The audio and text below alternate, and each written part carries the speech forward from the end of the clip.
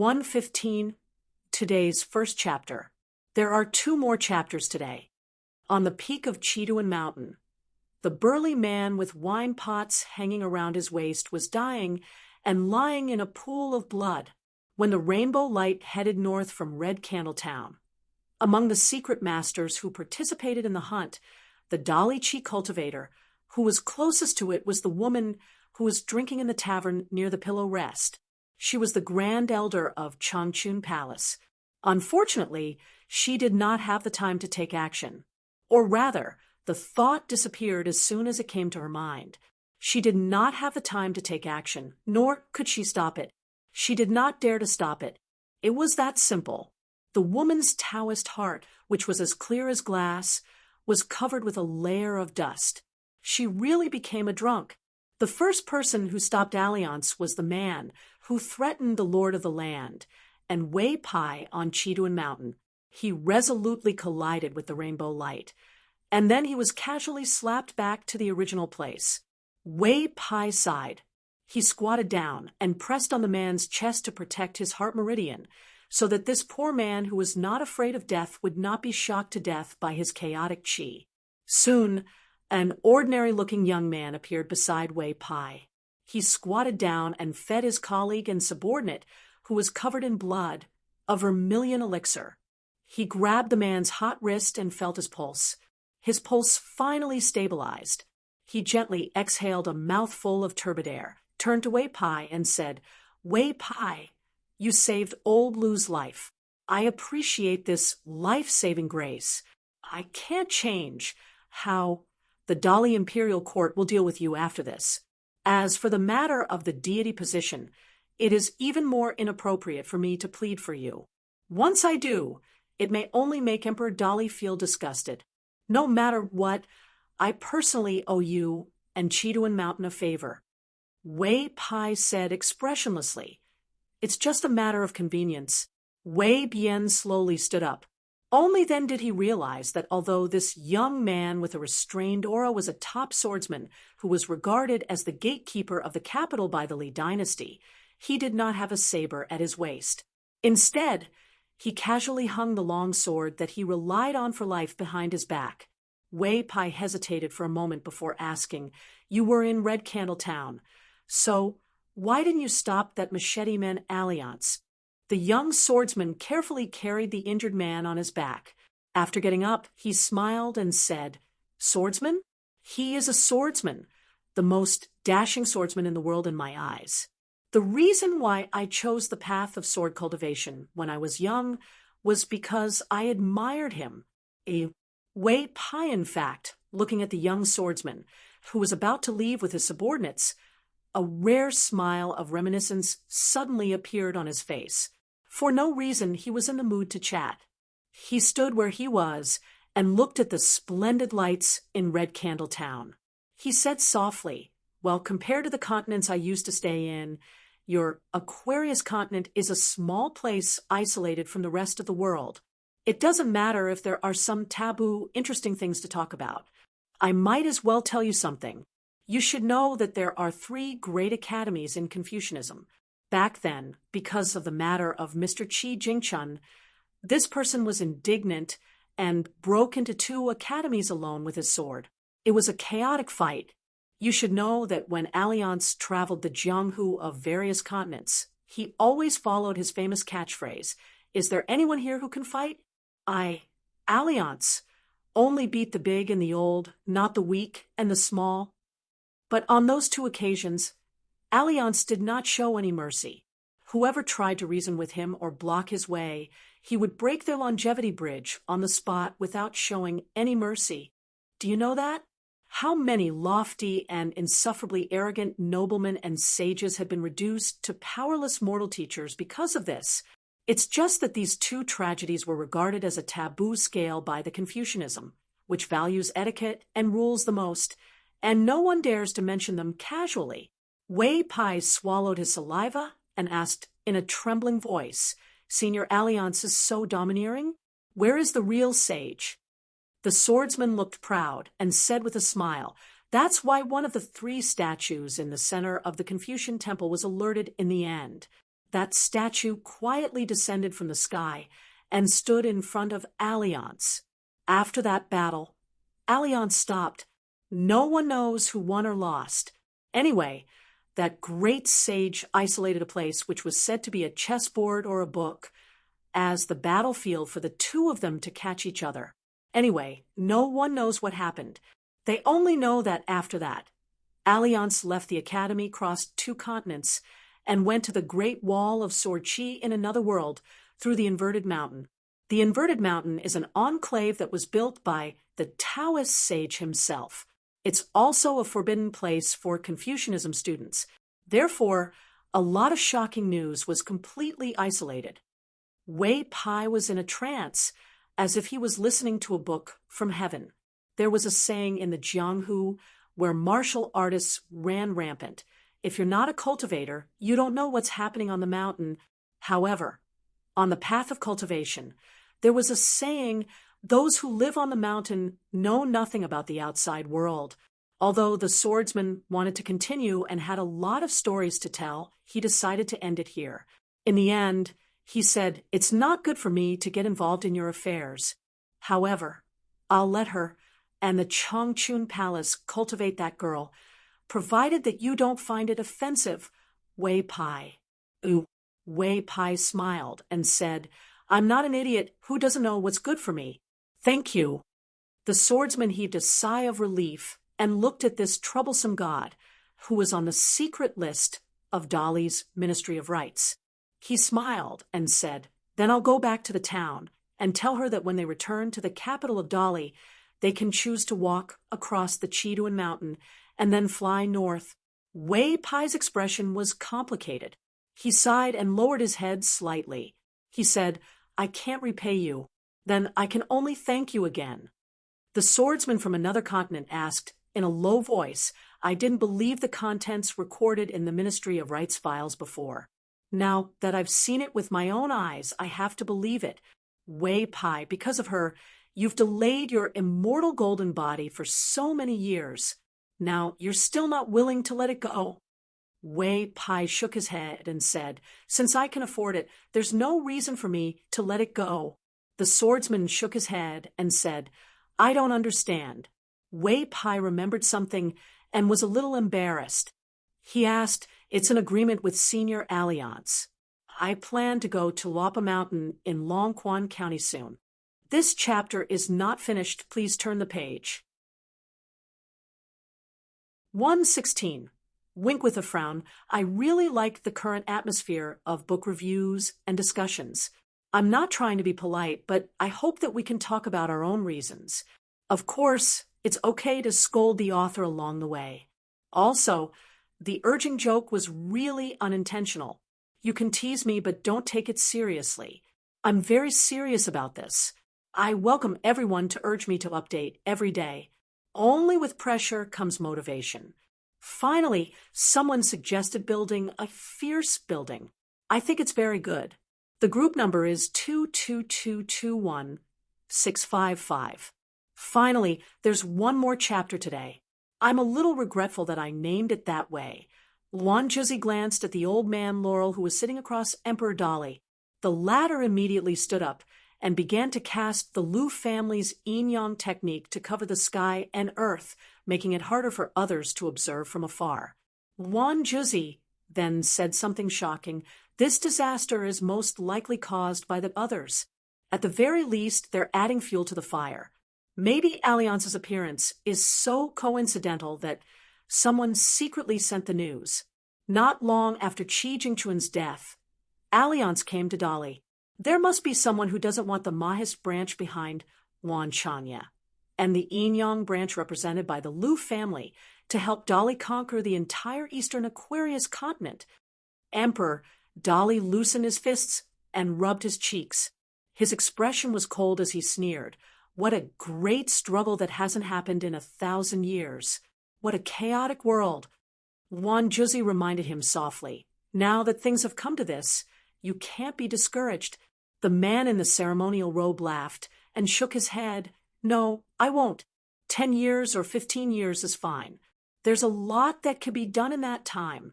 Thinking back to my Dali emperors, all the humiliation we suffered in the Aquarius continent, my internal injuries are nothing.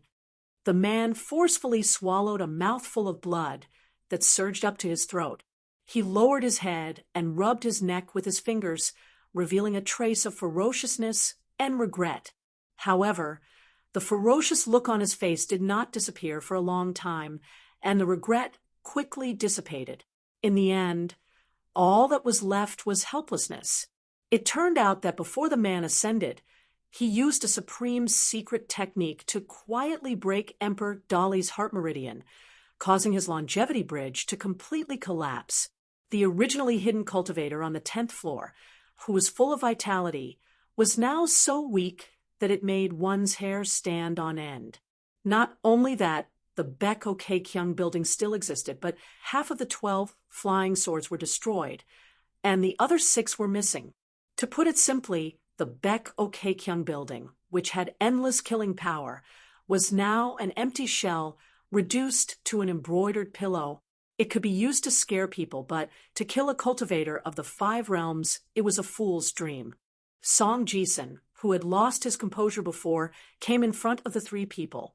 He had already regained his composure, but he still asked one, "Juzi, Mr. Liu, can you tell me what happened? Why can't I sense any of the flying swords?" On the 12th floor of the Baek Kyung building, there were 12 flying swords. Incense Pillar, Zhenyu, Shanhai, Taoji, Lei Xiao, Zidian, Sutra, Sanskrit, Haranchi, Hongzhuang, and Cloud Pattern.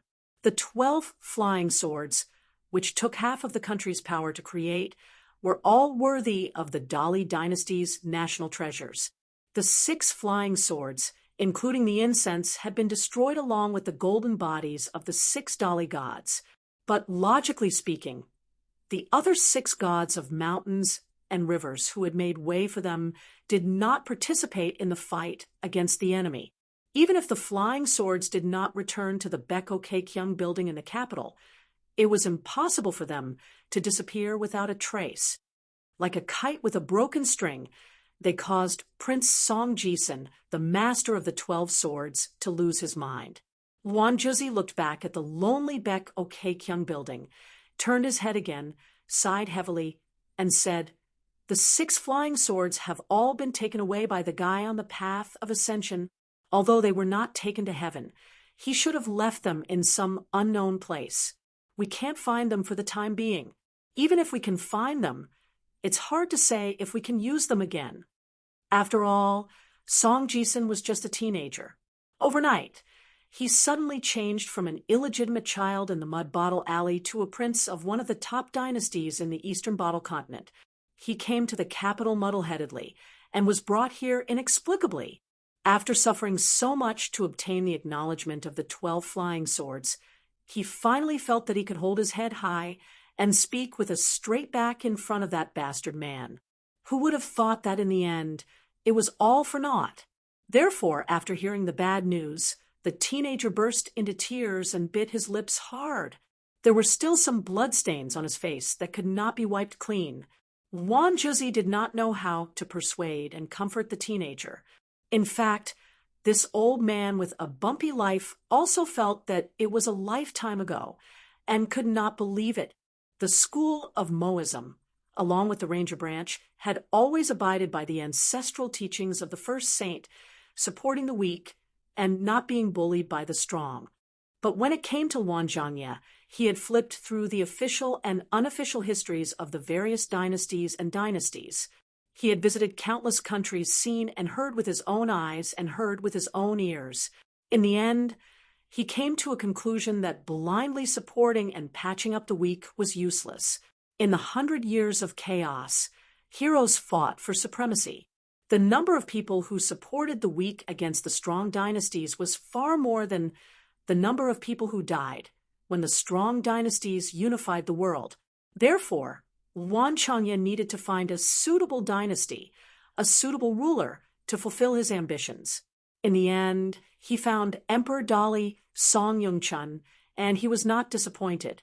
Even though the encirclement of Alliance had caused Dali's powerful nation to suffer heavy losses, Wanzhangye never felt that this matter was wrong. The fault lay in the fact that man proposes, but God disposes. Even Juan Changya had to admit that he was not as good as some of the big shots behind the scenes. However, he still wanted to gamble. He staked everything on one throw and bet on the unstoppable trend of the world. Emperor Dali opened his mouth and laughed. "You two, can you go and see if there are any mistakes in the Beko Kekyung building? If that guy has a backup plan, then I really want to kill myself. It just so happens that Song Mu and I can be alone for a while. But first, you two must promise not to eavesdrop. We father and son are going to talk about our own things, please understand." The two old men quickly got up. One smiled and said they would not. The other said they did not dare. Emperor Dali looked up at the stubborn young man, patted the steps beside him, and then quietly crushed the jade pendant hanging from his waist. He said in a deep voice, "Sit down and talk. From now on, I am your father, Song Yongchun, and you are my son, Song Mu. I'll just call you Song Jisun. It's a good sign to pass on the torch and collect bits and pieces." Song Yuzhong's name is tacky, but he still put a lot of thought into it. The young man sat obediently beside the man. Emperor Dali first sighed. "I have to say, the Great Sui Kingdom's Gao family is really lucky. Also, your crow's beak stinks too much." When the two of them were alone, the young man was a little uneasy. Even if he was not afraid of this man on the surface, Song Jisun could clearly feel the man's control over the Dali dynasty from the attitude of his uncle, Song Zhengqiang, the servant GQ, and the two old men. The kind of magnanimity and sloppiness that only looked on the surface was actually filled with arrogance and self-confidence. It was a bit like the attitude of the swordsman named Alliance towards the eastern Aquarius continent, towards the whole world. The man smiled and said, "The remaining 6 flying swords that left Luli City, since they did not return, they are all gone. Gone, gone. The sky will not fall." Song Jisun was infuriated. "Gone? Gone? How can you say it so easily? Wan Juzi and Mr. Lu both told me that these 12 flying swords mean that Dali has a self-evident influence on the direction of the entire Aquarius continent." But the young man did not dare to continue, and Song Jisun quickly regained his senses. The creator of the Beko Kekyung building and the flying swords was not him, but the man beside him who had accepted his fate. The man looked at the roof of a big hall in the distance where there were squatting beasts lined up, and he said softly to the ruler of a country, "Do not be afraid of any big trouble. When there is trouble, as long as you can solve it, it means that you and the dynasty have become stronger. If you cannot solve it, it means that your ability to govern the country is not enough. In front of us, there is such a big threshold that caught us unprepared. Dali and I did not manage to cross it safely. It is a pity, but I do not regret it. What I said is true. I am not lying to you." Song Jisun could not understand it even if he was beaten to death, and asked, "Why?" The man's eyes were sharp without any of his previous helplessness and discouragement. He pointed to the roof of the big hall, "Because this proves that the Dali country policy that I made is right. The people in the mountains, regardless of whether they are good or evil, must be locked in a cage. Dali will not interfere with them in their pursuit of immortality, and is even happy to help them a little, happy to see them succeed. But a dynasty must have its bottom line. At the very least, it must make those people act within certain rules. They cannot do as they please. They cannot easily move mountains and rivers in a secular dynasty just because of their personal preferences. In a casual battle between immortals, the ones who suffer the most in the end are the unarmed commoners of the dynasty. It must make all the commoners in my Dali's territory be willing to worship immortals, not just because of fear. Even if it is a commoner living at the lowest level of society, if he innocently dies because of a battle between immortals, at that time, Dali, must have the confidence and ability to seek justice for that commoner, who is as insignificant as an ant in the eyes of immortals." Ooh. Song Jisun was shocked beyond words, his mouth wide open, and he could not say a word. The man stretched out two fingers, almost touching each other, and laughed now. The justice that I, Dolly, can seek is very small, only this much. But compared to the other dynasties of the Eastern Bottle Continent, those dynasties and countries that are slaves to the mountain immortals, it is already a world of difference. The man casually flicked his wrist and finally clenched his fist and raised it high towards the roof, as if he was demonstrating to someone, I sincerely hope that the justice that the Dolly can seek in the future can be as big, or even bigger. Song Jisun was already somewhat numb. It was just that for the first time, the youth felt that the man beside him had become flesh and blood, and was no longer a rigid existence similar to the dragon robe on the dragon throne. The man in the ceremonial robe turned his head and asked, "Do you know what that alliance said that angered me the most?" Song Jisun mustered up his courage and asked, "Was it that person who asked you to kowtow and admit your mistake?" The man laughed out loud and shook his head. "As the owner of Dolly's land, I can die standing, but I will never live kneeling. If I can't even do that, why would Dolly want to go down south and swallow the entire Aquarius continent? If a man deceives himself, the heavens will deceive him, but if a man is strong, the heavens will bestow him. You better remember this. Even if those immortals keep on saying that our Aquarius continent is the smallest continent in the world, but do you really know how big a continent is? You can go and flip through any history book in the world. Who has become the owner of a continent?" Song Jisun's face was firm, and he nodded his head. "If a man is strong, the heavens will bestow him. I will remember this." The man said sadly, "What truly angered me was that he said that Dolly does not have a single person who can fight. Not a single one." I sneakily walked step by step to reach the 10th level of Chi Cultivator, and in this Eastern Aquarius continent, it is already considered very impressive. Your uncle, Song Jianqiang, is even more exaggerated as a 10th level martial man, but what happened?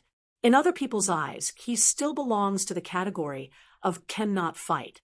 But fortune and misfortune come hand in hand, and that is the reason why I am able to live. One of the reasons.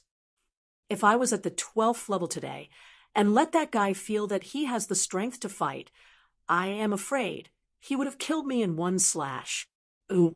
The man laughed out loud for no reason, but it gave off a feeling of a hero past his prime. Song Jisun touched the pot that did not boil. One slash. The man nodded his head. I can be sure it is a matter of one slash. That guy is a 13th level peak sword cultivator. A sword cultivator. That is why he is so unreasonable. Song Jisun's face was conflicted. He opened his mouth a few times but swallowed it back as though there was a question that was scratching his heart, but it was not convenient for him to say it out. The man leaned back, his elbows on the ground, and looked at the sky in this posture leisurely. Do you want to ask why he did not kill us, and then ascend to that other place where the world does not know where? Song Jisun used the back of his hand to rub his cheeks hard and grunted in agreement. The man said frankly, "Before I tell you the answer, let me tell you a piece of unfortunate news. Rumor has it that after breaking through the 13th level, the important people can come down again and return to our world. Although the number of times is extremely few, there is still a precedent. The 100 schools of thought, the 1,000-year-old aristocratic families, for some reason, have deliberately chosen to keep it a secret." Song Jisun was quick-witted, his face aghast. The man sighed. "That is why the path that our Dolly has chosen is still very long. There is still a long way to go. Don't be discouraged."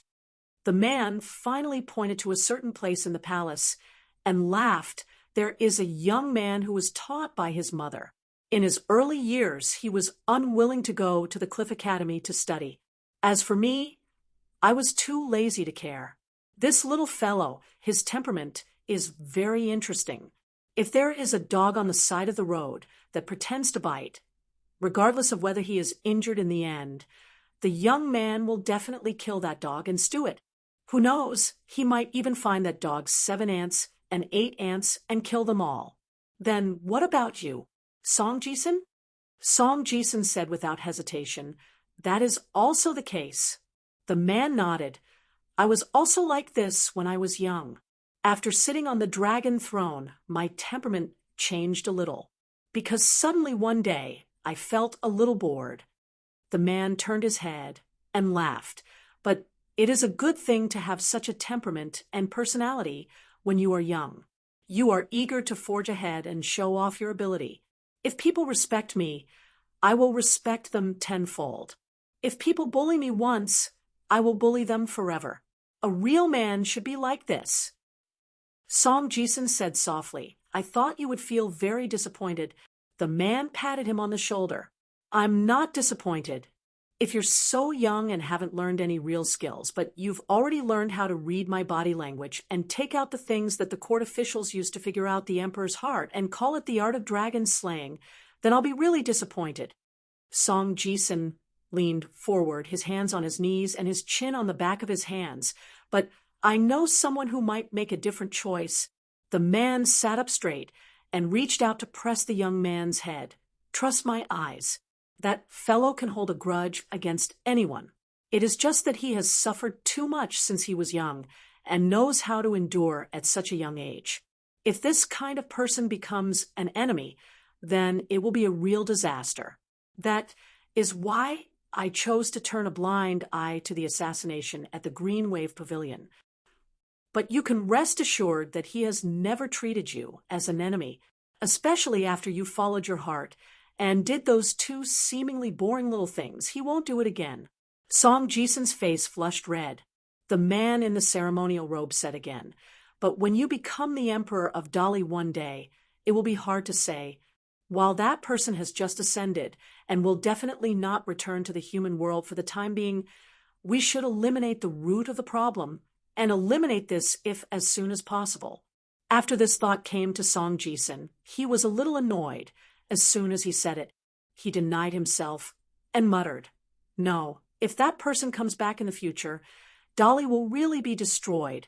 The man was happy and said with relief, do you think this problem is unsolvable? It's okay. That's because Song Jisun's position is not high enough. Song Jisun was a little discouraged. He could only silently comfort himself in his heart that it was a gift from the heavens to be strong. The man smiled. In this life, it is interesting to have one or two people who are both enemies and friends. I have had one since I was young. So do you. After a moment of silence, Song Jisun said doubtfully, you haven't said the answer yet. Take your time to think about it. I'm not so good-tempered that I like to expose my own scars after being beaten half to death. By the way, becoming the owner of the Beko Keikyung building will only bring benefits and no harm. I lied to your mother about this matter. I believe that after you lost control of the flying sword, you will know that I didn't lie to you. As for the meaning of this, you should think about it carefully. It's always good to think more about everything. Ooh, the man who revealed the heavenly secret had just lifted his butt and was about to get up and leave when he suddenly sat back down. He picked up the youth's palm and said with a smile, come, let me read your palm. I know some superficial knowledge, but I didn't have the chance to use it before. Today, I'll use you to try it out. The youth handed it over in a daze. The man observed the lines on the youth's palm and said casually, in 10 or 15 years, you can still be close to your uncle Song Jiankyung, but you must not rely on him. As for recruiting, it was better to forget about getting this martial arts genius to be convinced by a junior like him. This younger brother of mine doesn't even bother to hide his ambitions. Even I, the older brother who suppressed him since he was young, never dared to show the slightest attitude of taming a beast. No matter who you resent before you truly grow up, you can think about revenge in your heart, but you must not act rashly. But don't hold a grudge against your uncle because of my words. He is indeed a true hero. Otherwise, he wouldn't have said the true words, how can I, Dali, be the only hero in the world? So, in the future, as long as you have something stronger than him, he may acknowledge you. After a moment, Emperor Dali got up and left with a smile. The youth clenched his fists and continued to lie on his knees. The man said some polite words that he didn't understand, but during this time, the man quietly wrote 4 words on the youth's palm. Longevity. 3. Be careful. Song Jisun suddenly raised his head and shouted at the back of the man, who was striding away, "Father!" The man turned around and looked at the youth with a smile. His expression was not like that of an emperor looking at the youth. And this man's real ambition was to talk to all the immortals in the world about the rules at the foot of the mountain. His life's work seemed to have all gone down the drain, and it was silent. Song Jisun stood up. His eyes were moist, and his lips were bleeding from biting. The youth was about to speak. The man had already turned around. His voice was warm and mellow, and he left 2 irrelevant words. A journey of 1,000 miles begins with a single step. In the future, you must eat 3 meals on time. A travel-worn old scholar finally arrived at the foot of the Chiduan mountain. He adjusted the luggage behind him and held his waist as he lamented, "My old waist and old bones are suffering. What a pain, what a pain." 117. Wanjuzi and Old Man Laurel walked back to the Beko Keikyung building and went straight up to the 12th floor. There were 2 straw cushions on the ground. These were ordinary items that even the commoners could afford. They were not treasures that could help Qi refinement warriors to meditate and concentrate. After the 2 of them sat opposite each other, Old Man Lu smiled and asked, "When did you consult Qi Jingchun about the construction of the Beko Keikyung building?" Wanjuzi smiled and shook his head. "Never. If I didn't say that, who knows if that eccentric alliance would kill all of us without a second word." Old Man Laurel was stunned on the spot. He asked doubtfully, "Surely he wouldn't do that?" Wanjuzi laughed heartily. "Of course I'm joking. Alliance is not such a person. But I didn't lie to him. Alliance, Qi Jingchun's hard work, was indeed left behind in the Dali dynasty. Moreover, he had high hopes for the future of Dali and the Aquarius continent. I believe that Alliance himself is clear about this. Otherwise, Qi Jingchun would not have built the Cliff Academy here. Even though he was in Dali, he taught all the scholars in the Aquarius continent. Most of the scholars who graduated from the Cliff Academy have died of old age. There are some who are still alive. All of these scholars are the ones who are carrying Qi Jingchun's hopes for the next generation of scholars." Wanjuzi paused for a moment and asked, "Do you really think that these scholars have no resentment towards Qi Jingchun's deaths?" Old Man Laurel was silent. Finally, he said slowly, "In that situation, Dali could only choose the lesser of 2 evils." Wanjuzi chuckled. He did not say much about this matter and immediately changed the topic. "In my opinion, the root cause of today's crisis is not Dali. Because he wanted to use the opportunity to establish his power, he launched that encirclement and suppression against him. With Alliance's cultivation base and his temperament when he roamed the various continents, he would not care about such a small matter. I don't know what Alliance thinks." Old Man Laurel sighed. "But let me say what you didn't say just now. At the end of the day, the knot in that person's heart is still Qi Jingchun. It is because Dali did not choose to stand up for Qi Jingchun when he was under pressure from all sides. Moreover, after Qi Jingchun left, the Cliff Academy was abolished. The tea cools too quickly after he left, and there are suspicions that he is looting a burning house. But you and I know very well that in the case of Emperor Dali, this is the truly wise move. If it were any other emperor or monarch, I reckon that he would not even feel guilty. He would only feel that this is not the right thing to do. Speaking of which, if we put ourselves in Alliance's shoes, don't we look like a Qi refinement warrior of the lower 5 realms flaunting his prowess and wanting to fight the 2 of us to the death? Moreover, this little guy has a well-thought-out plan and victory is in his hands." Old Man Laurel raised his hand and lifted his sleeves. He changed his sitting posture slightly and said with a bitter smile, "Why do I feel that I am a little funny when you put it that way?"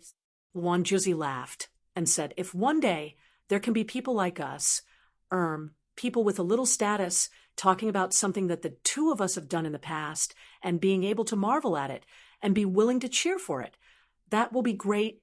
Old Man Laurel sighed and said, "Previously, if the 13th floor of the Beko Kekyung building was successfully built, there might still be some hope. Now, it is difficult." Wan Juzi sighed and said, "I wonder who among Dolly's batch of children will have the most unexpected achievements in the future." Old Man Laurel smiled and said, "I bet on Song Mu. What about you?" Wan Juzi smiled and said half-jokingly, "I bet on the little girl Wang Zhu." "What do you think?" The old man from the Yinyang school of Lu clan shook his head and said with a smile, "One branch can outshine others, but it is difficult to form a forest." Wan Juzi also shook his head and did not comment. He remembered something and asked, "Didn't Qi Jingchun accept some students and disciples in the Pearl Grotto heaven? For example, that Zhao Yao?" Other than that, it seems that the militarists and Taoists of the Aquarius continent also fought over a child with the surname Ma. Old Man Laurel said indifferently, "Let's wait and see. I only hope that the two of us old men can live until the end of the chaotic world." The servant girl GQ stayed on the 10th floor of the Baek Okekyung building and did not go out. When no one was paying attention, she climbed up to the windowsill and curled up her body. She leaned against the window and turned her head to look at the south. She looked at the sky and then looked at the south. She did this repeatedly and did not get tired of it. You just like to reason with ants. Even when it comes to me, you like to talk about your principles. You live more tediously than anyone else and die more miserably than anyone else. This guy who seems to be very familiar with you is very different from you. He does not even put any of us in his eyes and is very carefree. But why do I still feel that you are better? But I feel that even if you are better, as long as you know what you are doing, as for how you conduct yourself, you should be like this weird guy. The young girl finally squinted her golden eyes and laughed. "I don't seem to be human." She was in a daze. After a long time, the young girl extended a finger and wiped her cheeks below her eyes. On the top of the Capitol, the two former allies were at daggers drawn. The woman in the palace dress said sharply, "Cui Dong, you knew that person from the beginning, right? So in order to curry favor with him, you deliberately opened the Capitol's gate and let him kill all the way to the Baek Okekyung building. This is a capital offense. Dying once is not enough. Do you think that if I was beaten into the dust, you would be any better? Is there something wrong with your brain?" Cui Dong, who appeared in the image of a green-robed scholar, said indifferently, "If I did not remove the Capitol's formation, do you believe that other than me, there would definitely be people dying in front of the Baek Okekyung building? Unlike now, at least no one died." Cui Dong sneered. "I know that Song Jisun's existence is now meaningless. He has lost his value. In any case, your other son, who is also my good student, is no longer needed to be the head of the Baek Okekyung building, which is very likely to be destroyed by the sword. So I guess you can't wait for this kid to die and be reincarnated." The woman smiled sweetly and said with a calm expression, "How can Imperial Tutor lie?" through his teeth. Cui Dong did not linger on this topic and said, "The famous talisman in the capital, which no one can pull out, was originally proposed by Mr. Liu to be the flying sword on the 13th floor of the Baek Okekyung building. First, Wan Juzi felt that it was inappropriate. As the last sword on the 13th floor, it was not powerful enough. Second, in Longquan County, the predecessor of the Dragon Cave, it needed to consume 2 magical weapons as the price to split open the huge dragon beheading platform. The royal treasury was really stretched. Coincidentally, the talisman was known as the toughest. If it was lucky, it could withstand 3 attacks from a sword immortal. The woman frowned and said, "Cui Dong, what on earth are you trying to say?" Cui Dong said, unexpectedly, The dragon beheading platform was too big. After 2 attacks, the sword body cracked like the ice cracks on the porcelain of the dragon kiln in a small town. The sword's spirit inside was broken, and there was no way to restore it. His Majesty felt sorry for it, but he did not blame anyone. Later, he seemed to have a sudden idea and simply gave it to a woman named Yang Hua, who was the maid beside you. However, at the same time, he ordered that woman to become the Jiang god of the Tiefu River. Thus, Your Highness lost one of your left and right arms, right? Ooh. The woman in the court dress smiled and said, "Are you trying to say that His Majesty is reminding me?" Cui Dong said sarcastically, "You have always been beautiful on the outside and smart on the inside." The woman in the court dress sneered. Cui Dong clicked his tongue and said, "Why don't you think about the fate of the 5 mountain gods?" Her originally fair and tender face turned pale in an instant. The woman fell into deep thought, like a chess player starting to review the game. Cui Dong did not disturb her thoughts. Emperor Dali originally wanted to use the falling of the Liju Cave to promote the cloud-pinning mountain, which was full of fate, to the north mountain of the Dali dynasty.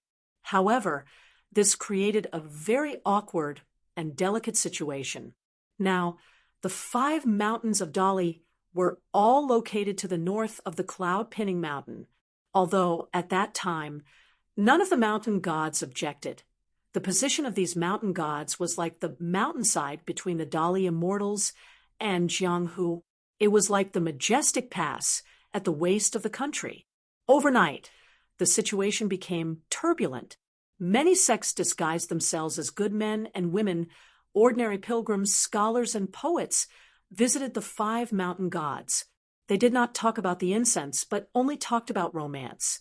The mountain gods around the 5 mountain gods fell into silence. In the end, for some reason, Emperor Dali, the man who was extremely arbitrary in some important matters, suddenly changed his mind and withdrew this important decision that was related to the throne and fate of the country. However, a very coincidental thing happened. A foreigner who dared to kill 2 grandmaster men of sacrifice appeared in Dali. Given Emperor Dali's iron-fisted character, he had this huge hunting encirclement because it involved the situation of Dali going south. It would determine how many Dali soldiers would die in the future journey south. Otherwise, given the Dali dynasty's inherent barbaric image in the entire eastern vase continent, the rolling torrent of Dali's iron cavalry was destined to appear.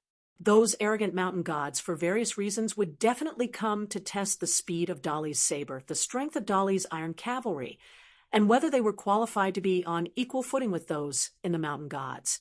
Of course, Dali had its own celestial forces, and many of them were affiliated with the Song dynasty on the surface, and even more so in the dark. However, this still could not stop those cultivators who were like moths to a flame. What they were most afraid of were those Qi refinement warriors who had thick skin and whose whereabouts were unpredictable. They would purposely choose the ordinary soldiers of the Li dynasty and kill them indiscriminately. Most importantly, they would run away decisively after killing them. What should the imperial court of the Li dynasty do? Thus, the sword tower of Baek-ok-kyung building came into being and began to surface little by little. The first to know this big secret were the 12 gods of mountains and rivers, who were on the same side outside the capital of Dali. Previously, when the Song clan wanted to take Cloud's splitting mountain as the North Peak and remove the titles of the original 5 peaks, even though Emperor Dali had secretly hinted to the 5 gods and made a different explicit promise, it was still suspicious that he was kicking them to the curb after they had outlived their usefulness. The silence of the 5 gods was barely reasonable. After all, when it came to the golden body of incense and the foundation of the Great Way, who would dare to easily believe in words and paper? Then the matter of resisting and killing the enemy became a righteous matter. The 12 gods, who had shared the glory and disgrace of the Dali dynasty, had no reason to shirk away. All of this before the real fight with the foreign swordsman Actually, there was no fault to be found. Perhaps even the 6 Dharma forms, whose vitality had been greatly damaged, did not feel that there was any problem at all with their real bodies left in the mountains and rivers. This was because in the secret order that Emperor Dali gave them, it was clearly stated that they were to kill a 10th or possibly 11th level cultivator. That was all. Even after the fight, it was still the same. The final outcome was obvious and extremely dismal. The Dali dynasty, from His Majesty himself to the builder of the White Jade Building and the 6 gods of mountains and rivers, seemed to have all lost. But all of this was because no one, including Emperor Dali, expected that the enemy would be so powerful. In the end, when the truth was revealed to the world, it even gave people an invisible illusion that Dali was honorably defeated. But at this time, Chui Dong, who was standing on the city wall, still had some lingering fears. Because in the loss, the great Li Emperor had achieved a part of what he wanted to achieve.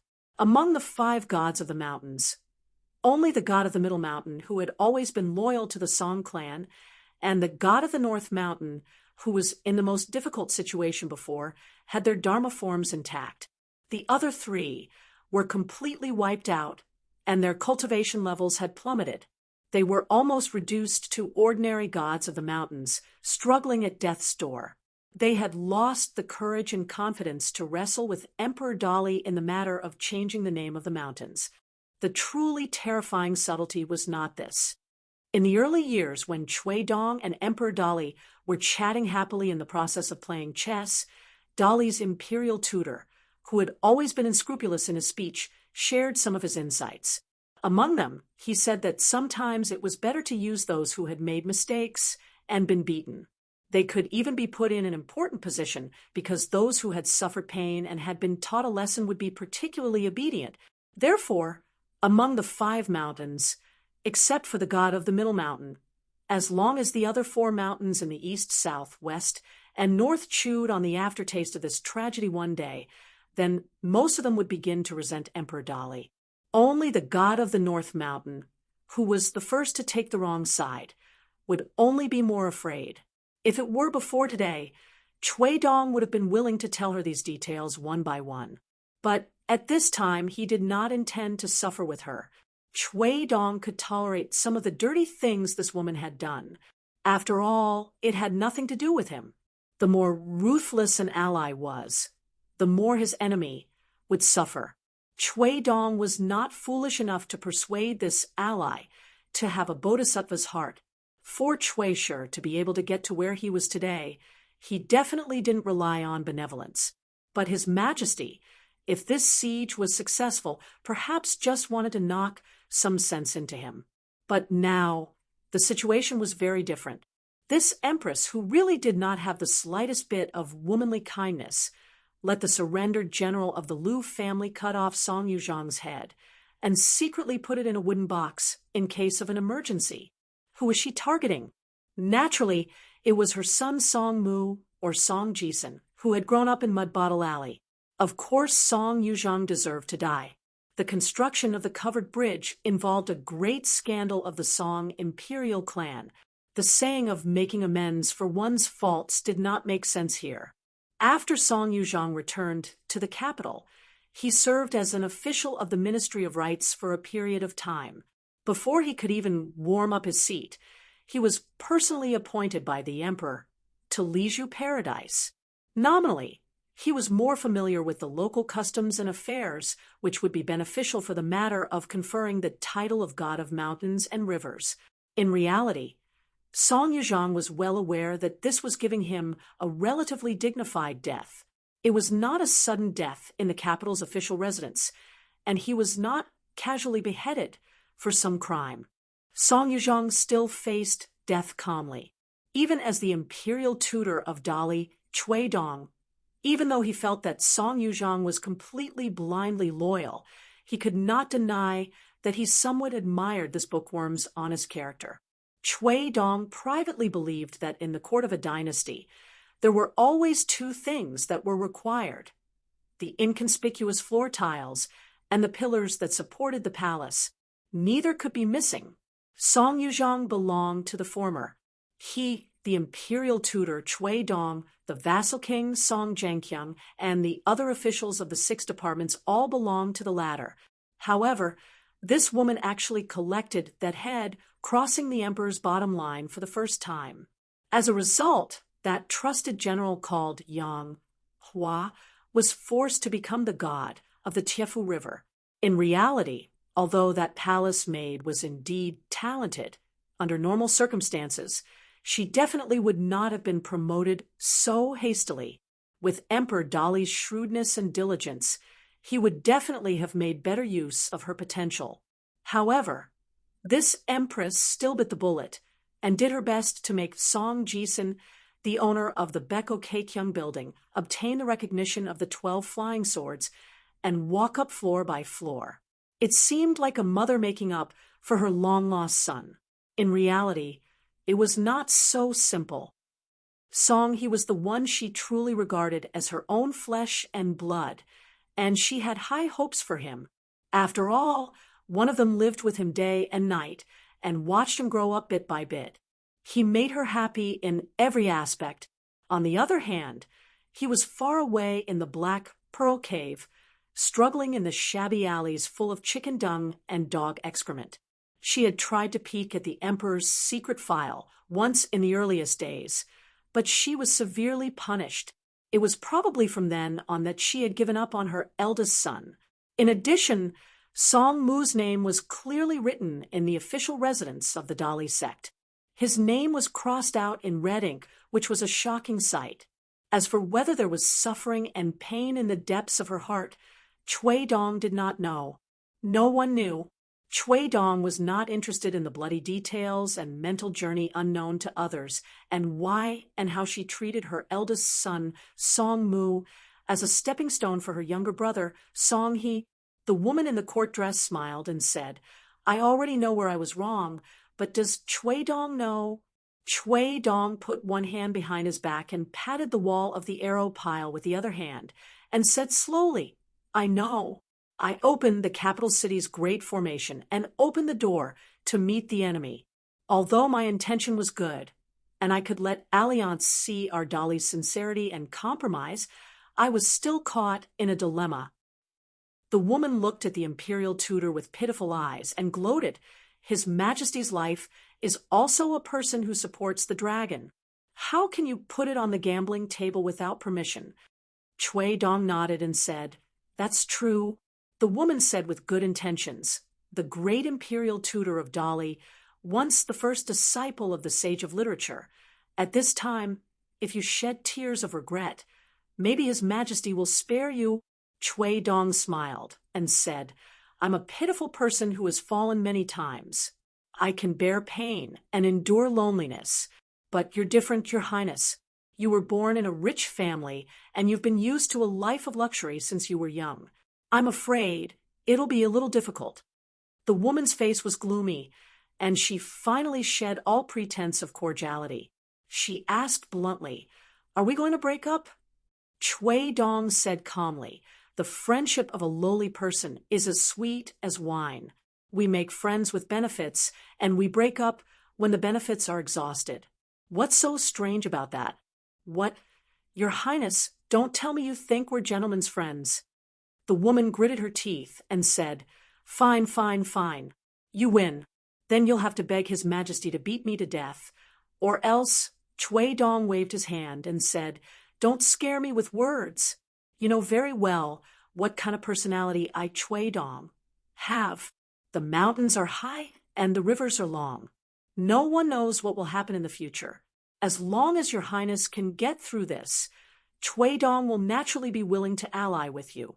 If you can't, rest assured, Your Highness, that I won't hit you when you're down.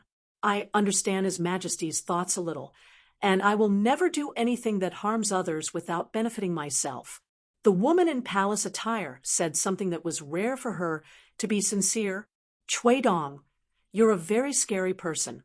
Cui Dong smiled and didn't say anything.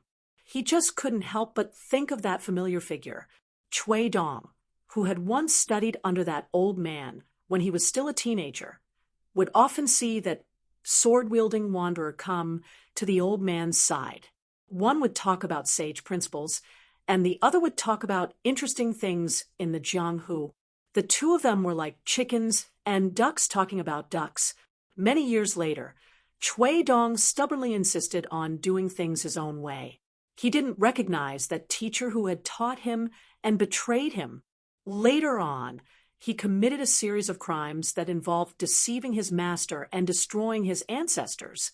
Chui Dong never regretted it. Everything was for the sake of the great Tao. However, losing that person's friendship also made Chui Dong, who had such a cold heart, feel regretful. So regretful that he somewhat regretted it. However, if Chui Dong was given a chance to choose again, it would still be the same. There wouldn't be any changes. On the great Tao, after taking the first step, there was often no way back. At this time, on top of the city wall, before Chui Dong's words landed, a golden-feathered eagle broke through the air and arrived.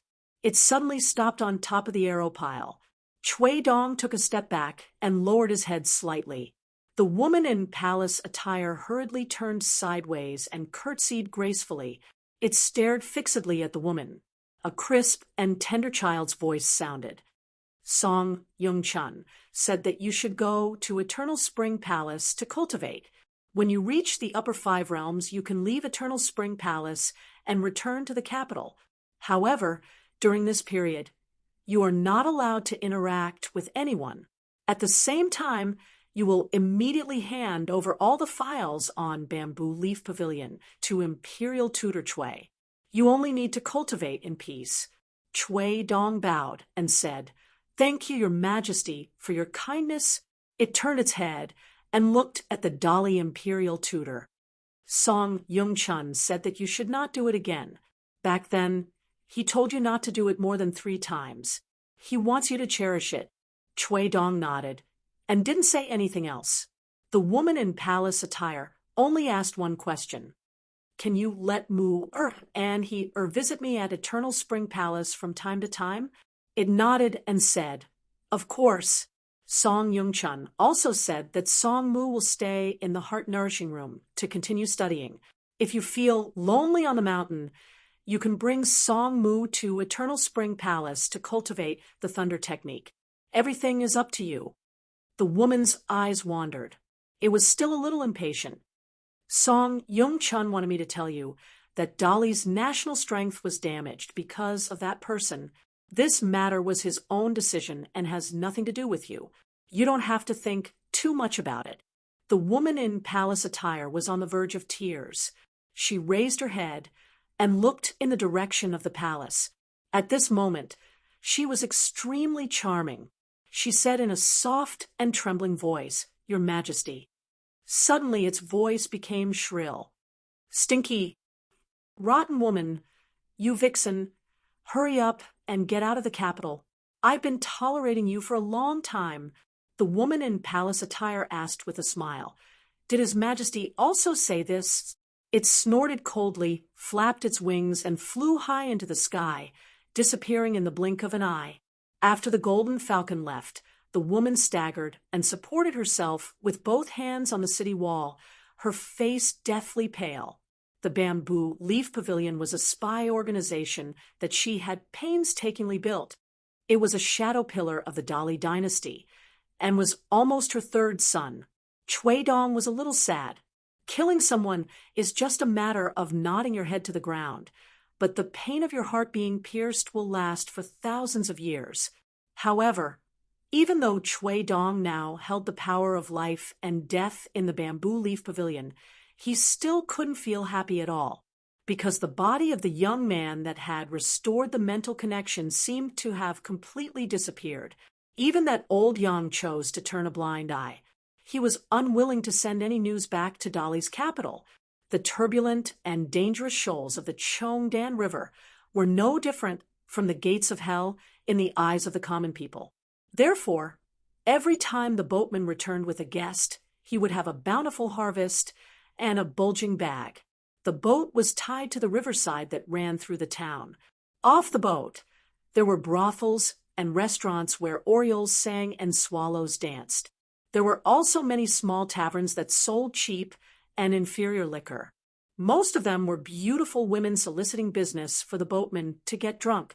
If the boatmen could persuade the scholars on the boat to take the opportunity to go to the taverns and brothels that they were familiar with, there would be an additional considerable income under the table. Today, someone hired a boatman to tour that section of the river, where the stone forest was as tightly guarded as spears and halberds.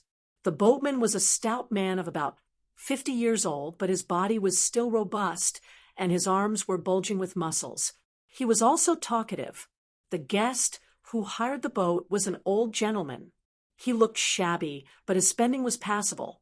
He gave 10 taels of silver and looked at least 60 years old. However, he still wanted to travel alone, which made the boatman somewhat puzzled. The boat bobbed up and down in the turbulent current.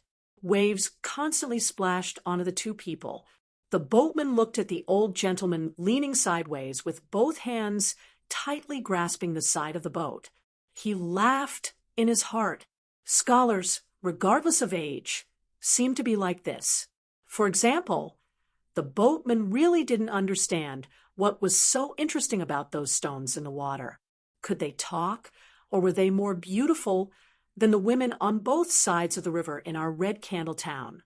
Spending money to buy suffering, the brains of scholars really couldn't understand.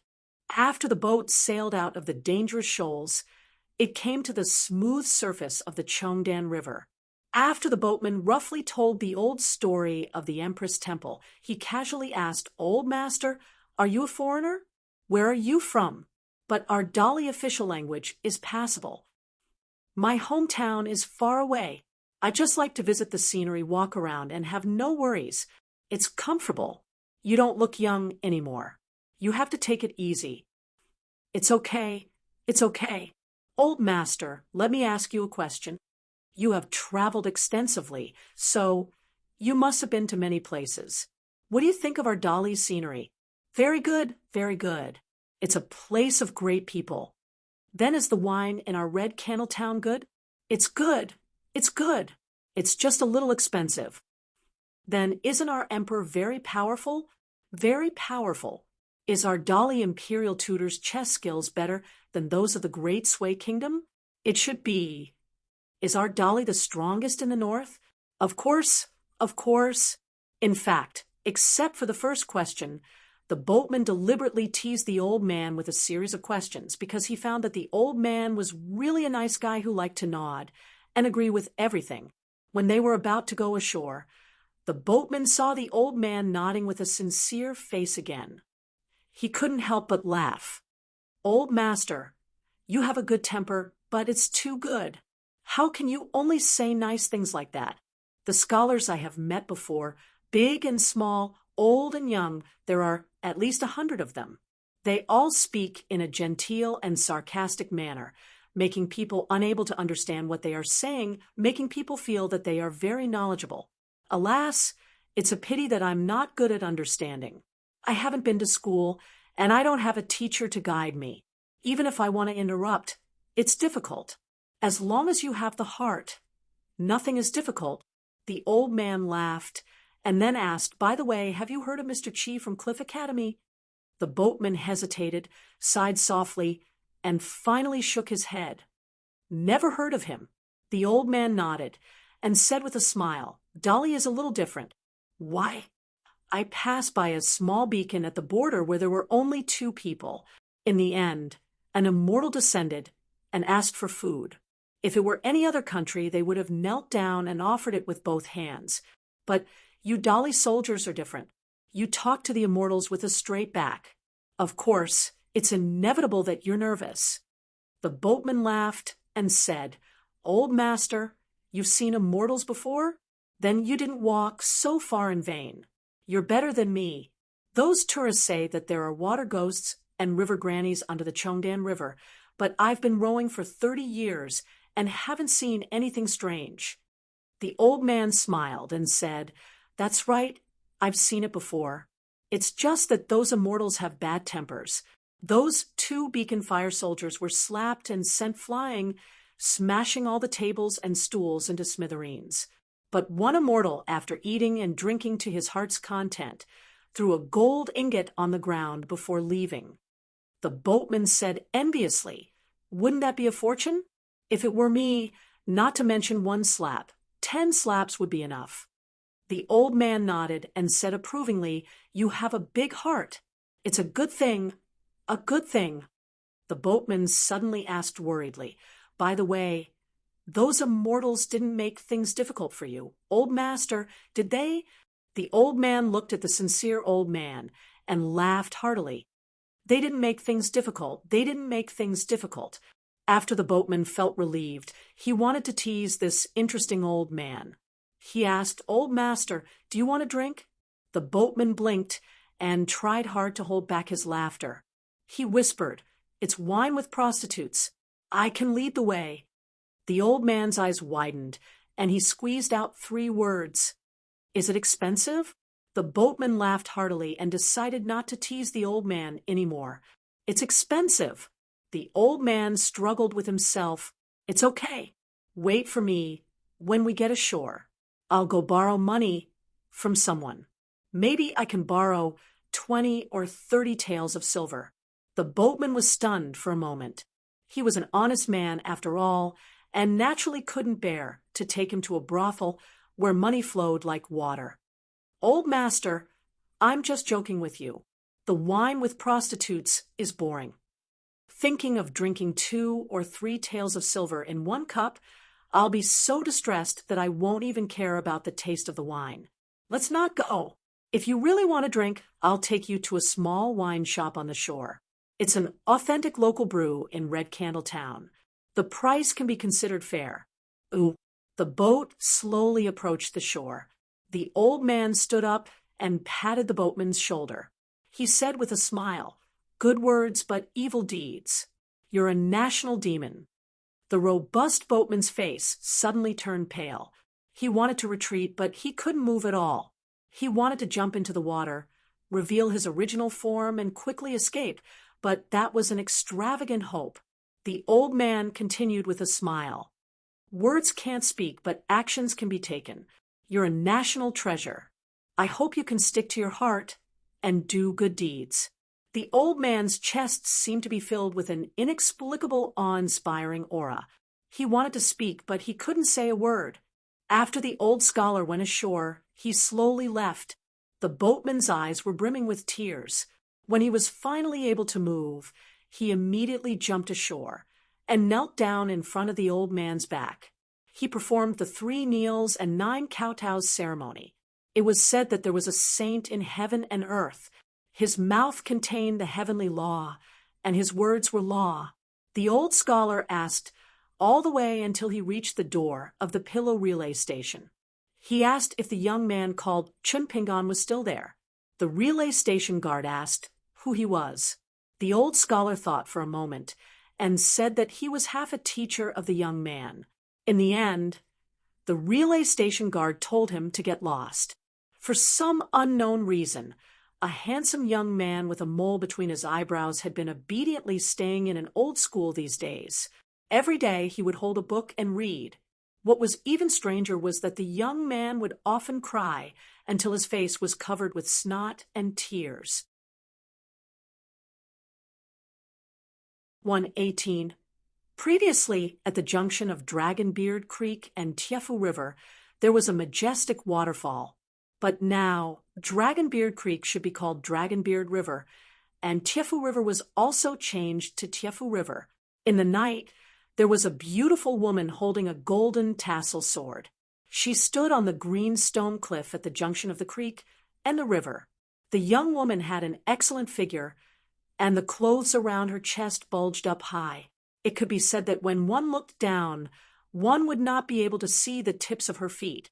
So much so that the golden tassel of her sword was entwined just like that. She was the personal servant girl of the Empress. Although she was extremely beautiful, she had a vulgar name of a countrywoman, Yang Hua. The woman first threw the Eastern treasured Bottle Island sword, which was originally called a talisman, into the river. She took a deep breath and began to take off her clothes. She took them off one by one and casually threw them into the splashing water of Tiefu River. In the end, she revealed a curvaceous, flawless, and perfect body. Bathed in the moonlight and mist, she looked even more ethereal. Then she took a step forward and her slender body fell straight down. She wanted to enter the water and become a god.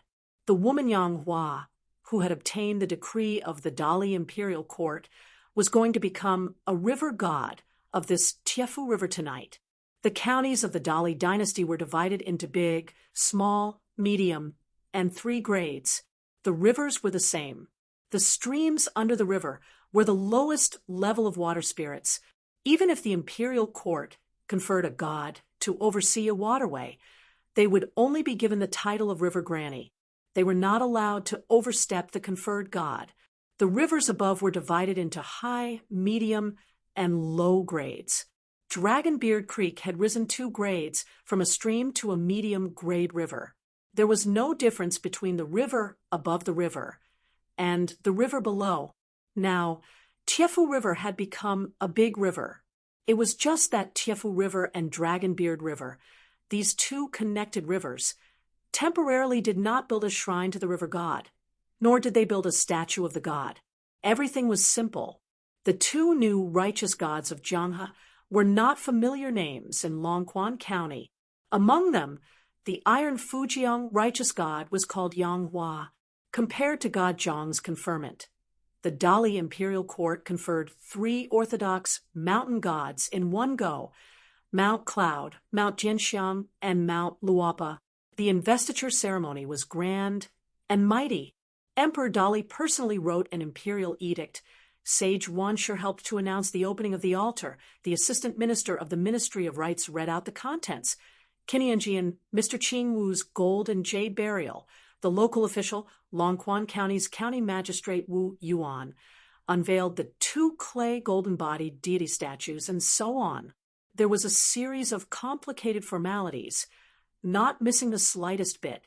The Eastern Treasure Bottle Continent's mountain deity was divided into the 5 mountain deities: the normal mountain deity and the earth deity.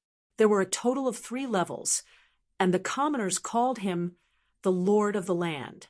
Generally speaking, the size of a mountain range was fixed even after hundreds or thousands of years.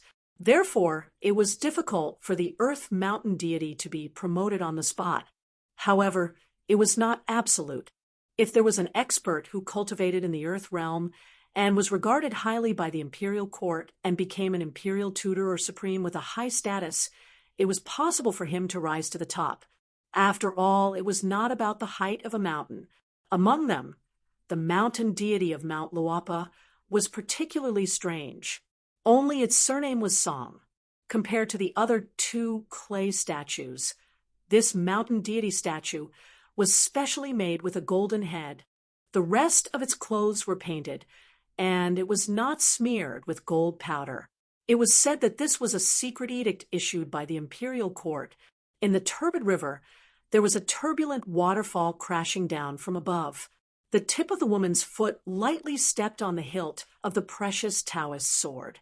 The golden tassel was like a vine, and it was unknown when it gently wrapped around her ankle. Treasures aroused the envy of others. The eyelashes of the woman who closed her eyes trembled slightly, and tears slowly flowed out of her eyes. Being at the bottom of the river, the tears naturally disappeared in a flash. Even though her physique was different from ordinary people, and she was close to the river since she was young, there was a wandering Taoist who came to her house when she was young and checked her horoscope. He said that she would easily attract all kinds of evil things in the water, so it was best not to go near the water source alone, especially the place where the rootless water temporarily gathered. The girl surnamed Yang, Minghua, gradually grew up. Very soon, she was chosen by a Mr. Qing Wu from the Great Li dynasty and was brought to the goddess' side. She practiced the superior water technique, and her cultivation base advanced by leaps and bounds. It was possible that just 3 years of practice would be equivalent to 30 years of hard work for other people or even longer. However, the real reason that forced her to embark on this road of no return. One had to know that becoming a river deity had always been regarded as a dead end by orthodox chi cultivators. It was not the right way to live a long life at all. Imagine a longevity bridge. If one knew that it collapsed halfway and people could not reach the other side, then what kind of longevity bridge was it? She knew in her heart that this was called possessing a jade ring becomes a crime. Because she was recognized by the capital city rune sword, she successfully controlled the talisman before the young swordsman Lu Baqiao of the Wind and Thunder Garden made his move. After obtaining this great opportunity, her cultivation level skyrocketed, just when she thought that the upper 5 states was just around the corner. But at the same time, bad news came one after another silently. First, the goddess asked her to take out the rune sword and give it to Wan Cheng, who was in charge of Diju, to split open the dragon-slaying platform twice. Then, the rune sword that was returned to her was already in a state where it was almost broken.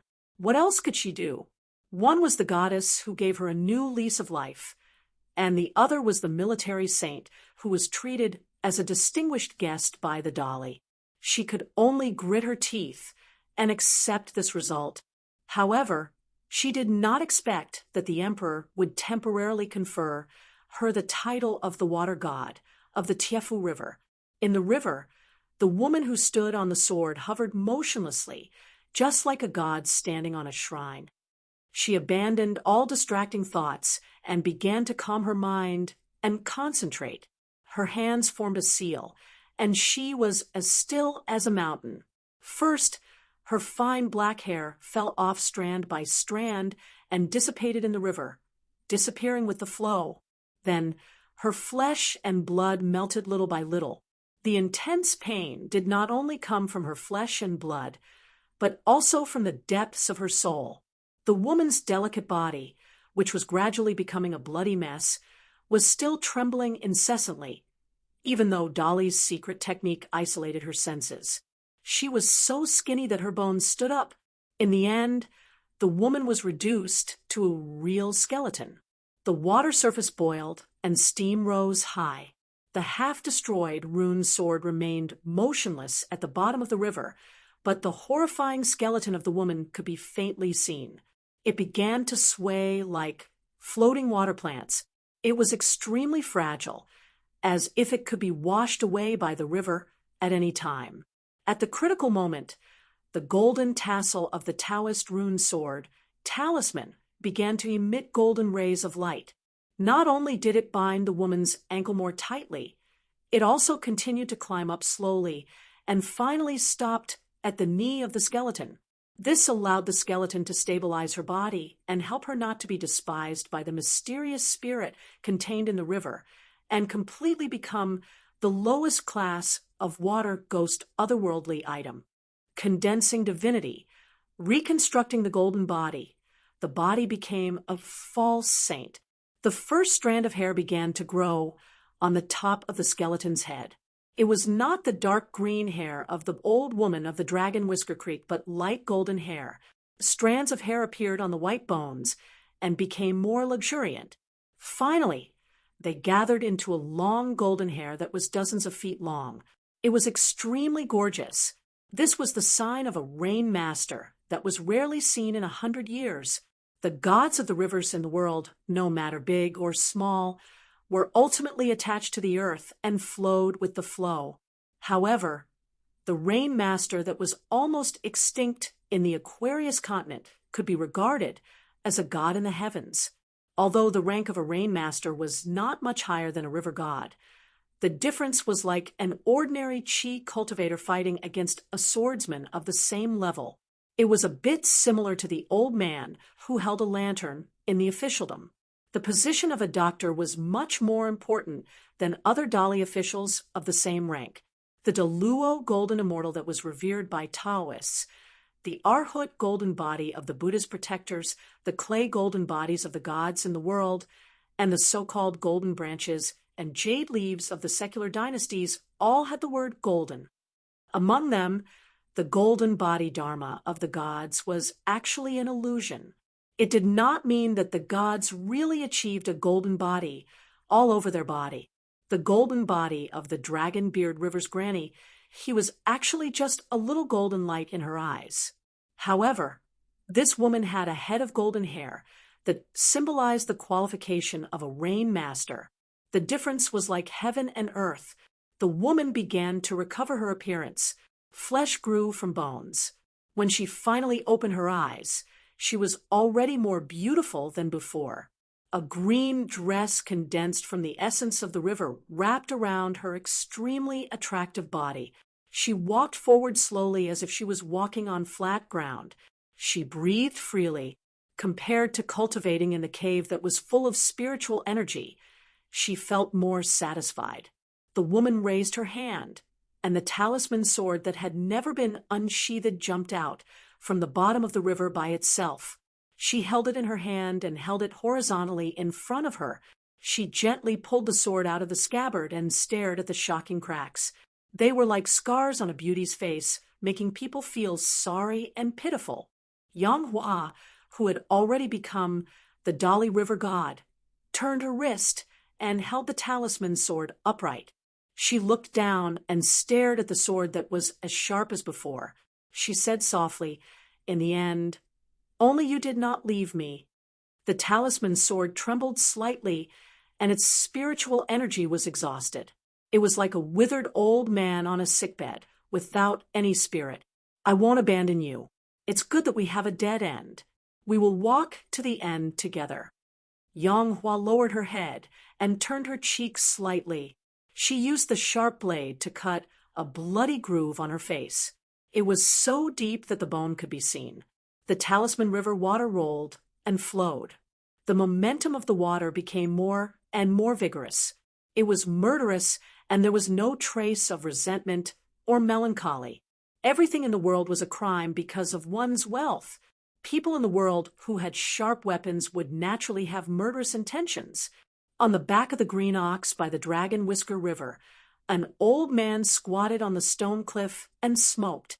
A young woman sat carefully on the edge of the stone cliff. Her hair hung down and extended into the river. Now that she had been promoted to the legitimate river god recognized by the Dali imperial court, she could rely on this method to go ashore temporarily. Don't underestimate this small step. Even if you practiced for hundreds or thousands of years, you would still be powerless. The woman whose long hair covered the water below the stone cliff timidly said, "Immortal, why can't I, Ma Lanhua, have a river god temple? Even if it's just a small temple, it'll be fine." The old man puffed and sneered. "With your rotten reputation, you still want to have continuous incense? I'm afraid it's only a few big water tanks worth of saliva. Moreover, do you think that by enjoying the incense you can guarantee a good harvest? Moreover, it's just a business where you can lie down and enjoy life without doing anything?" The woman smiled embarrassedly. "Immortal, you know that I'm a village woman with long hair and short knowledge. Please tell me, lest I commit another taboo and anger a certain big shot. I'm not afraid of being beaten, but if I cause trouble for you, I'll feel terrible." When she said that her hair was long and her knowledge was short, the woman glanced at her black hair from the corner of her eyes and felt slightly proud. Her hair was long, but it was really long. Those foolish women with short lifespans in the small town, many of them had gray hair when they were in their 40s. How could they be compared to her? In terms of identity and family background, what could they use to be compared to her? A dignified river god. The old man slowly said, "Once the temple is set up, the altar is set up, and the incense burner is set up. After the first incense is lit, you can be considered to be truly dependent on this land."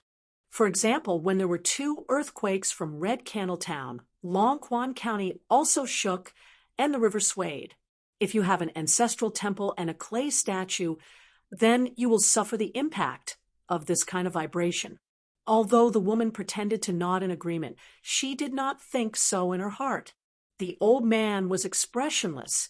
He held the pipe in one hand and casually knocked on the stone cliff with his free hand. The woman's flesh and blood instantly cracked inch by inch, causing her to fall into the river from the pain. She wailed with all her might under the water, and her body twisted and rolled crazily. The old man turned a blind eye to this, and said slowly, "Why did the righteous God of mountains and rivers choose to follow the king at the foot of the mountain to help keep the people on the mountain in check? Other than the source of incense, the fights between the immortals on the mountain will affect the rise and fall of the fate of the land. This is also the key. Who would be willing to be in a precarious situation? Who knows if their golden body will be severely injured tomorrow, and they will disappear from the world the day after tomorrow? Other than that, the folk customs, culture, education, weapons, and many other things will also affect your cultivation. It can be subtle or sudden, but it can't be changed by the will of the gods. The former is like cutting flesh with a blunt knife, while the latter is a disaster from the sky. You should cherish the current leisure time. This is the real carefree and happy life like a god." The woman didn't dare to go ashore anymore. Her pale head slowly floated to the surface of the water and begged for mercy. "Great immortal, I know the severity of the situation." The old man waved his hand. "Go away." The woman dived into the water and swayed her waist. Her figure instantly passed through the stone arch bridge and escaped 2 to 3 miles away on the waterway. The woman who used to be a river woman leisurely passed by the section of the river where the blacksmith shop was. Now she was not so afraid of the little girl with powerful means. After all, in addition to working diligently for the military saint and increasing the gloomy weight of the flowing water, she was occasionally called by the little girl to ask about the past of the small town. Over time, she felt that her waist had become very strong. As for the girl Shosho, who was very strange in the woman's eyes, according to their chat, the woman knew that in addition to forging every day, she continued to keep an eye on the old house that was about to be repaired. She also helped to clean a few houses every few days. She also moved the cage of old hens and chicks to the blacksmith shop. In fact, the woman didn't understand the girl's thoughts at all. How could the only daughter of the military saint live like a daughter of an ordinary family in a small town? Not to mention that it was boring and boring. She didn't have any great ambitions. However, she didn't dare to tell Shio her thoughts. After she became the legitimate river god, she felt the power of the fire dragon even more deeply. However, the woman now felt that she really had a backer.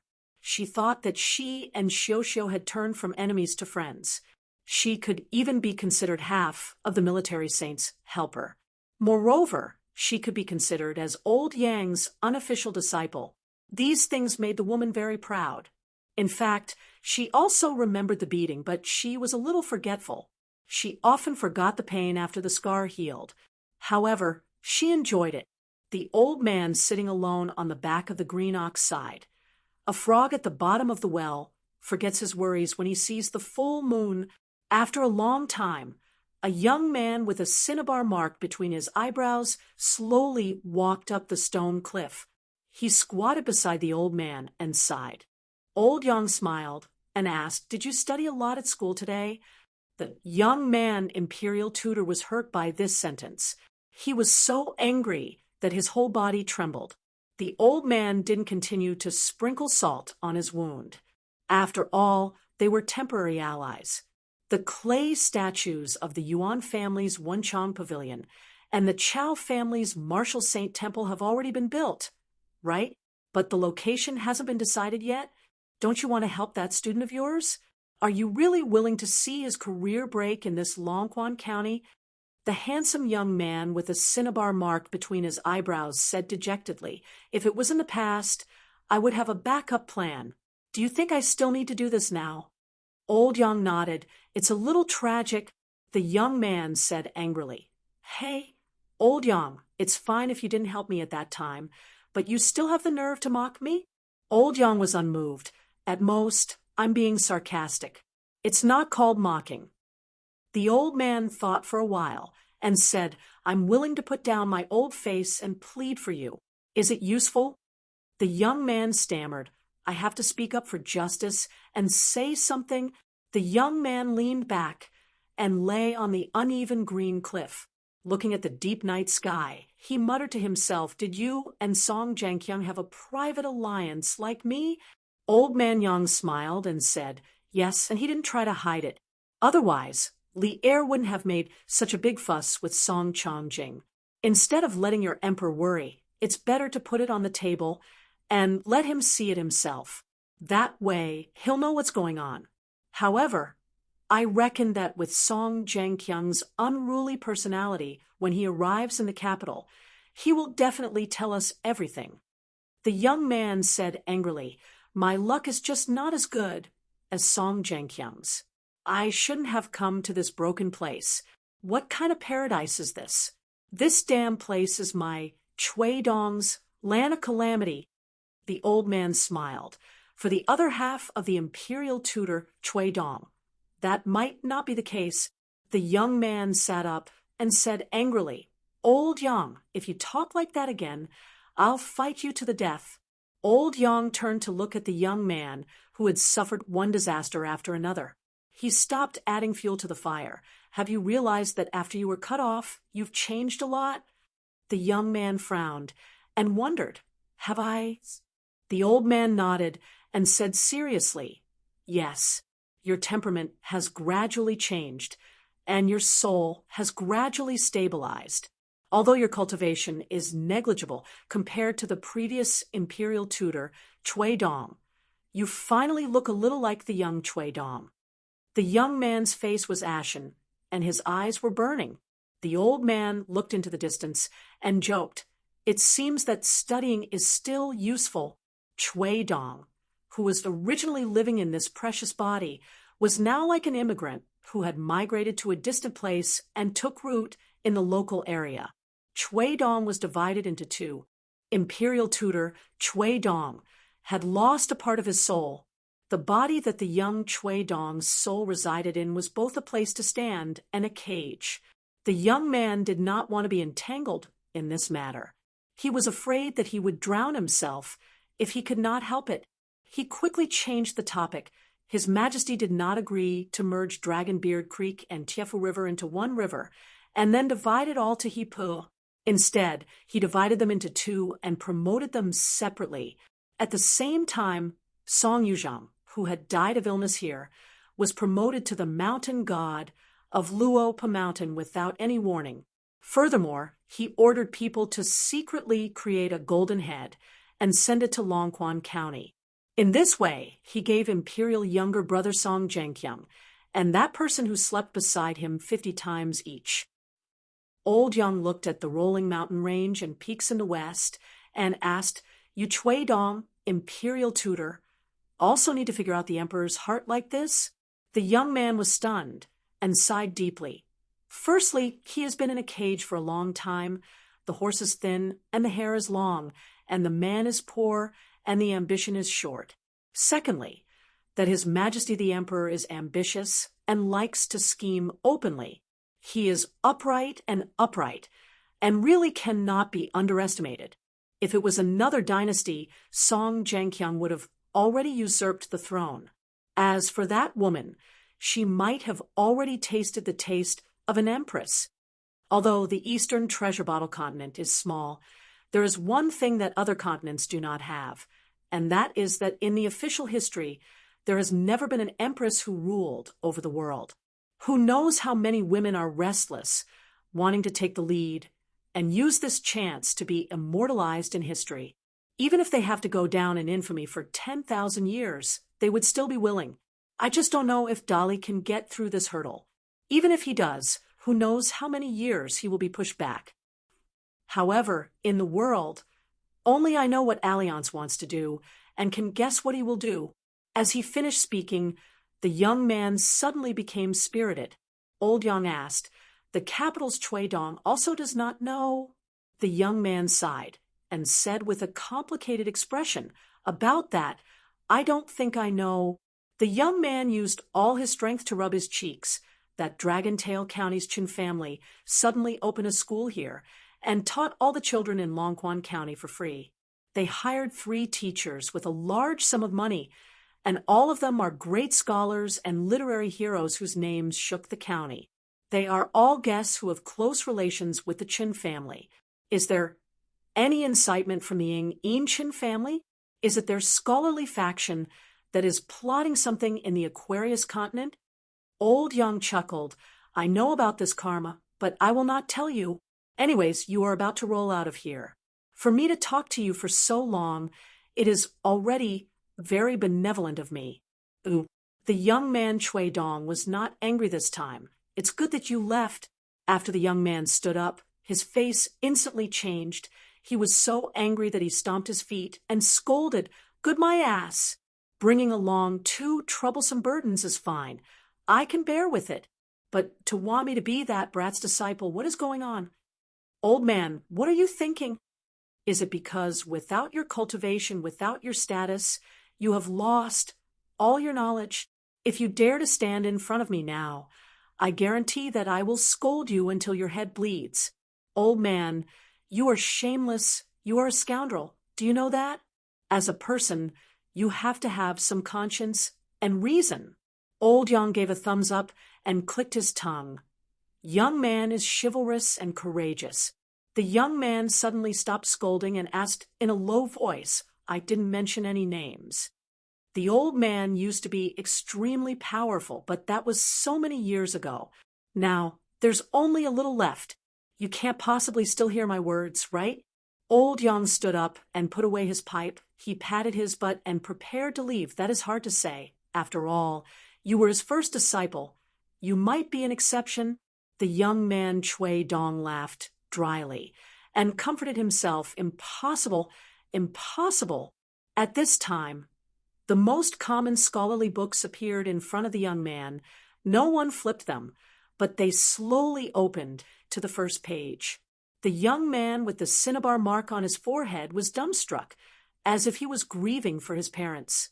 Old Yang walked away. Sigh, someone wants to read again. The young man's eyes were lifeless as he straightened his clothes. He straightened his back and began to recite loudly. Heaven and earth have righteous energy. The chaos is manifold. Below are rivers and mountains. Above are the sun and stars. The young man suddenly came back to his senses and looked at the old man's back. Damn you, did you deliberately leak my secret and pass my words to the old man? Old bastard. How can you bully people like that? I only exposed your identity. Do you have to bear a grudge? The young man's hand trembled for no reason.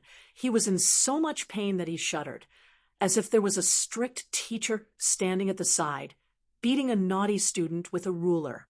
The young man continued to roar to people, it is vast and abundant, filling the sky.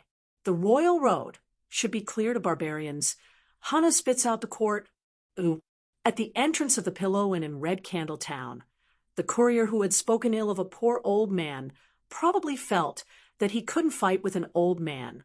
In the end, he cursed and told the old man the answer, saying that those people had left by boat during the day and were heading south along the Embroidery River. When the courier saw the old man turn and leave, he spat on the ground fiercely.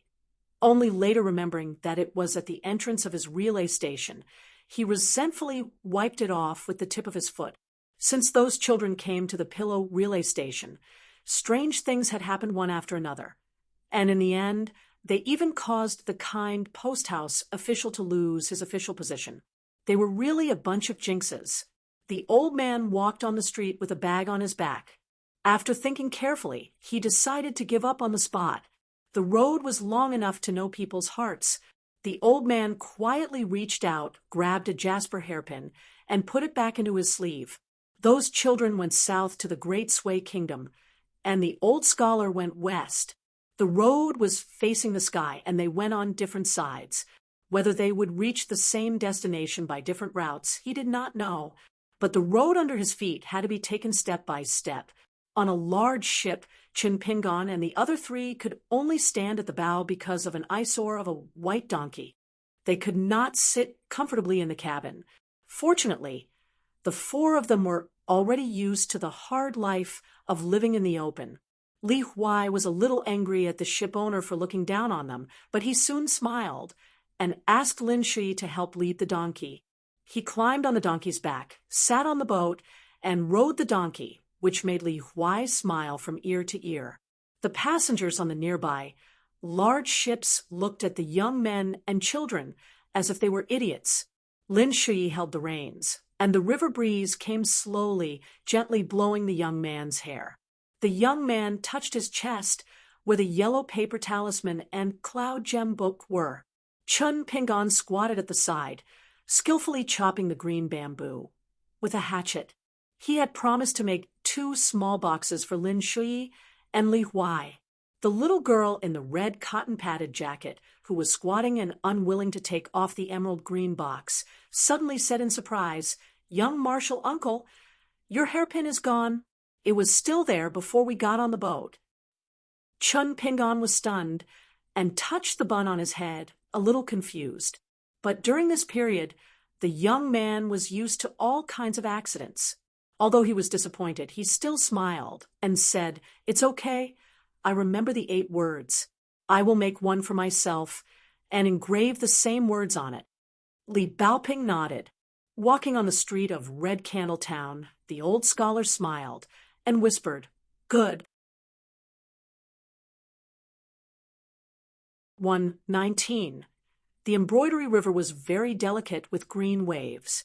There were no strong winds or strong waves. The water surface was wide, but it gave people a gentle feeling.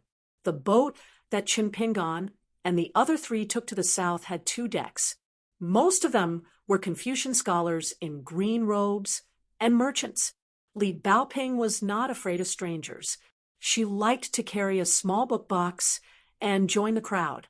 She would perk up her ears to listen to the people talking loudly. When ordinary scholars saw a young lady who looked lively and carried a small book box made of green bamboo that was used to travel far to seek knowledge, standing at a distance that was neither too far nor too close, the adults would smile kindly and not take the young lady to heart. They would continue to chat and talk without restraint. Li Huai carefully controlled the reins and rode the white donkey in a small circle at the bow of the boat. He was like a general patrolling the border, unparalleled in the world. It was strange that the white donkey was only willing to let Li Huai ride it. This made Li Huai very happy. As for Wei Jin of the Wind Snow Temple, he would be coming to take the donkey away in the future. At that time, he would ask Li Huai to remember to ask for remuneration from that person. He could just ask for an exorbitant price. These important matters were all ignored by Li Huai. Lin Shui came to Chun Pingon's side and sat with his back leaning against the inner wall of the boat. He hesitated for a while and asked, "Don't you want to know why Alliance said that I am a Qi refinement warrior? And how did I become a Qi refinement warrior?" Chun Pingon stopped the chopping action of the hatchet in his hand and smiled. "Of course I want to know, but there is no point in asking. I am afraid that you will think too much." Lin Shui was a little depressed. Among the 3 people in the school, even a blind person could tell that the only person that Chun Pingon really cared about was Li Baoping. Between him and Li Huai, Chun Pingon should be closer to Li Huai. As for whether it was because they both grew up in small towns, or because he was too quiet, Lin Shui wasn't sure. Moreover, the youth never really cared about these trivial matters that weren't worth mentioning. But Lin Shui couldn't help but feel depressed. Lin Shui asked, "Do you know how powerful that small silver gourd is?" Chun Pingon looked around calmly, then nodded and said in a low voice, "Even Alliance said that this is a rare sword-cultivating gourd. Of course, it's precious and rare." Lin Shui said, "Then do you know how big of an opportunity you missed when you refused to drink because you practice martial arts? The reason why I could officially ascend the mountain and become a Qi refinement warrior, an immortal on the mountain in the eyes of ordinary people, was because I drank the wine in the small gourd time and time again. After drinking the wine, I could feel that no matter if it was my blood, flesh, bones, vision, hearing, or even the strength of my legs, I could even keep up with your footsteps in the end. Can't you tell? Ooh. Chun Pingan's fingers subconsciously rubbed the cool, green bamboo. After leaving the Tiefu River and approaching the Chiduan Mountain, you'll actually have an easier time walking on the mountain road at the back. Lin Shuyi's expression didn't change. He said lightly, "Oh, so you've already seen through it." Chun Pingan smiled and said, "Alliance is very lazy. He's very capable, but he's not willing to take care of small matters. Since I'm leading the way, of course, I have to take care of the strength of each of your legs. You have to know when to stop and rest. Not only do you not have to be so tired from walking, but you also have to try your best to increase your strength by walking. We still have a long way to go in the future. I hope that everyone won't have to suffer so much in the future." Lin Shuyi looked at Chun Pingan's expression and eyes. He crossed his arms and snorted for no reason. "I won't believe it if others say this." Chun Pingan raised the bamboo in his hand and asked with a smile, "It's getting better and better. However, the last bamboo box is definitely the best. Then, I'll give this one to Li Huai first. I'll make it smaller then." Lin Shuyi glanced at Awesome, who was riding on the old donkey. He shook his head and said, "Forget it, make it for me first. At most, I'll be nagged by him." Chun Pingan smiled. "Then I'll try my best to make it sturdier for you. Use more rope. You're an immortal after all. If you can really fly around like Alliance, if it's not sturdy enough, I'm afraid you won't be able to carry it for more than a few days." Lin Shuyi sighed. He felt that he wasn't stupid, but it was really difficult to keep up with this guy's thoughts. He thought of something that he couldn't figure out and asked, curiously, "Why did you tell Li Baoping everything about Zhu, he and Zhu Lu not long after Alliance left at the Pillow Inn?" Chun Pingan's expression turned serious and asked back, "Do you think I have a better relationship with Baoping or with that pair of father and daughter?" Lin Shuyi said angrily, "Nonsense." Chun Pingan nodded and said, "So I have to let Baoping know clearly what the people who came out of her house did. I have a rough idea of what kind of person Zhu Lu is. When Alliance deliberately set a trap for her, she wasn't just hesitating. She was hoping that her father, Zhu He, would stand up for her again. If we were in danger because of her messing around at Chiduan Mountain, but since everyone was safe and sound after the incident, I can think of it as her eagerness to save her father. If I put myself in her shoes, I might not have done better than her. So although I was angry, I would never complain to her face. However, in the corridor of the Pillow Inn, Zhu Lu's actions are really unforgivable. I think as long as she doesn't give too many benefits, Zhu Lu will betray everyone, let alone her daughter Baoping." Ooh. Chun Pingan was a little sad. If she still has such a character, one day her father will really be killed by her. I don't want a good person like Zhu He to die in the hands of his daughter after leaving Red Candle Town alive. Why doesn't she know how to cherish her father, even though she has one? Lin Shuyi's expression was cold. "Do you think that every parent in the world is good?" Chun Pingan said firmly, "I don't care about others, but my parents are very good." Lin Shuyi's expression was a little ugly. However, Chun Pingan's words eased the teenager's expression a little. "Zhu He is a good person, but he doesn't seem to know how to teach his children how to behave. For some things, if it's so obvious who's right and who's wrong, why don't he teach them? I can't figure it out." "Lin Shuyi, you're a smart person. Do you know the reason?" Lin Shuyi looked a little tired. "Maybe it's because it's dark under the light. However, parents in the world couldn't be summed up with a simple phrase, the heart of parents in the world. Chun Pingan, every family has its own difficulties. Your parents left early, so there are some things that you don't have to worry about. Of course, I don't have any other meaning. If it's unpleasant to hear, don't take it to heart." Chun Pingan waved his hand and smiled. "Of course not." Lin Shuyi glanced at Chun Pingan's bun.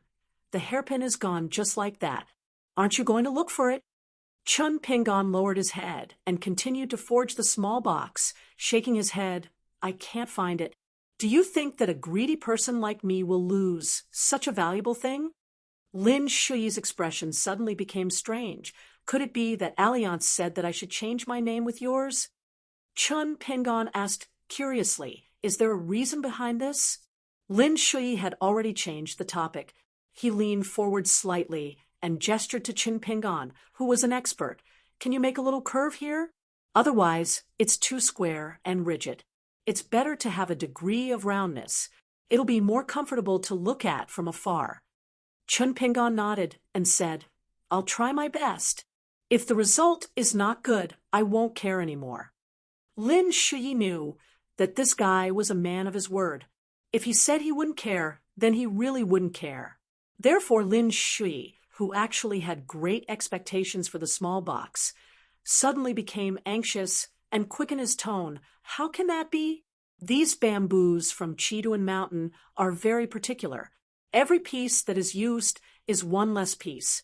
My box must be pleasing to the eye, and at the same time, take into account the advantages of practicality and firmness. Chun Pingon, you can slow down when you're chopping. Think more when you're building the frame of the bamboo box. Chun Pingon was still chopping as if he was flying. Small pieces of bamboo kept falling from the ground. And then Chun Pingon put them into the basket on his back one by one. Lin Shui was shocked. Chun Pingon caught a glimpse of the cold teenager's anxious look from the corner of his eye and held back his laughter. Why don't I make your box last?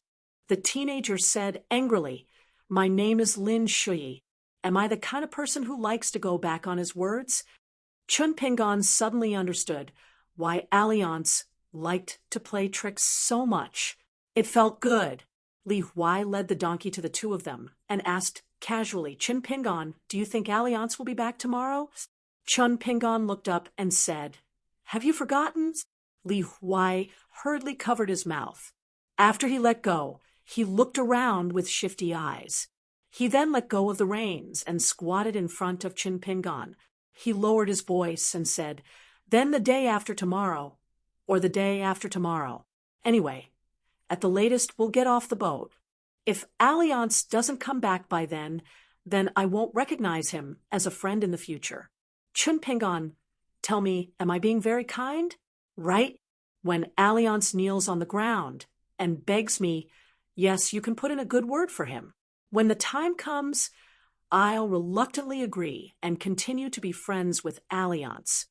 Lin Shui simply closed his eyes. Turning a blind eye to Li Huai, his classmate, was a very good choice.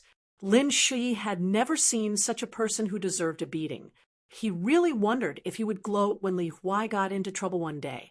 He heard the neigh of a donkey, followed by the sound of a child falling down and crying. When Li Huai turned to look, he was a little stunned. It was the white donkey that had caused trouble. The unlucky child probably thought it was fun and ran over to tease the donkey, but the beast had a bad temper. Although it would not hurt people, it would definitely scare the little fellow who dared to mess with it. For example, it was raising its hooves and stomping heavily on the deck of the boat again and again. It was so scared that the child sitting on the ground did not dare to cry anymore. Chun Pingon suddenly put down the knife and bamboo in his hand and quickly walked over to carefully help the child up. He then reached out to press the white donkey twice. When the white donkey saw Chun Pingon's hand gesture, although it was still a little anxious, it still stopped and stood quietly on the spot. The child was wearing a satin shirt. He waved his hands randomly and tried his best to break free from Chun Pingon's support. When he saw the elders and his family walking down the stairs from the second floor of the boat, he quickly rushed over and immediately burst into tears. A sturdy man in black took 3 steps at a time and instantly came to the child's side. He squatted down and asked softly, Young Master Yu, what's wrong? Who bullied you? I'll stand up for you. Chun Pingon waved at Li Huai, who was trying to sneak away. The latter shrunk his neck, and when he met Chun Pingon's eyes, he dared not continue to be a coward. He walked to Chun Pingon's side, lowered his head, and said in a weak voice, My little white donkey won't bite people for no reason. I'm not lying to you, Chun Pingon. Chun Pingon nodded and said softly, But no matter what, You have to apologize to them. Li Huai raised his head and said with an aggrieved expression, Why should I? That child provoked my little white donkey, and he didn't hurt it. Why should I apologize? That ignorant child should apologize to me. Chun Pingan was about to explain something to Li Huai. Li Baoping ran back from afar and stood next to Chun Pingan. Lin Shui also stood up, but he stayed where he was as he needed to help Chun Pingan look after the basket. A dignified and angry shout came from the group. How dare you, evil creature! How dare you hurt people? It turned out to be a middle-aged man with an official's aura. His face was gloomy, and his eyes swept across the four people. Where are your elders? Come out! Chun Pingan's face was calm, and he said softly, Li Huai. Li Huai, who was half hiding behind Chun Pingan, said timidly, I scared your child. It's my fault for not controlling my little white donkey well. I'm sorry. After apologizing to the strangers in one go, Li Huai choked with sobs.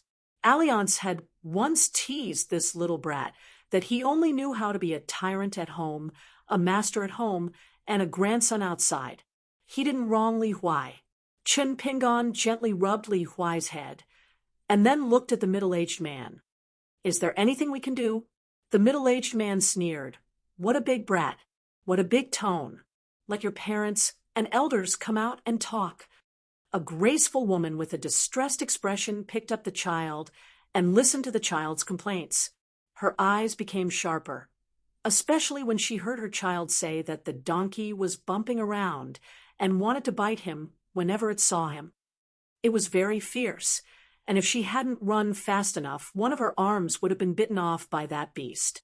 The woman was so angry that the corner of her mouth twitched. She said angrily, You don't care? You've been sitting on the cold bench in the capital for so many years. Now that you're here, you're being bullied by a beast. You don't think it's embarrassing, but I'm a woman. I'm embarrassed for you. Chun Pingan took a deep breath and looked at the middle-aged man with an uncertain expression. He said slowly, Our elders didn't go with us. I can make all the decisions. The woman shifted her gaze and looked coldly at Chun Pingan.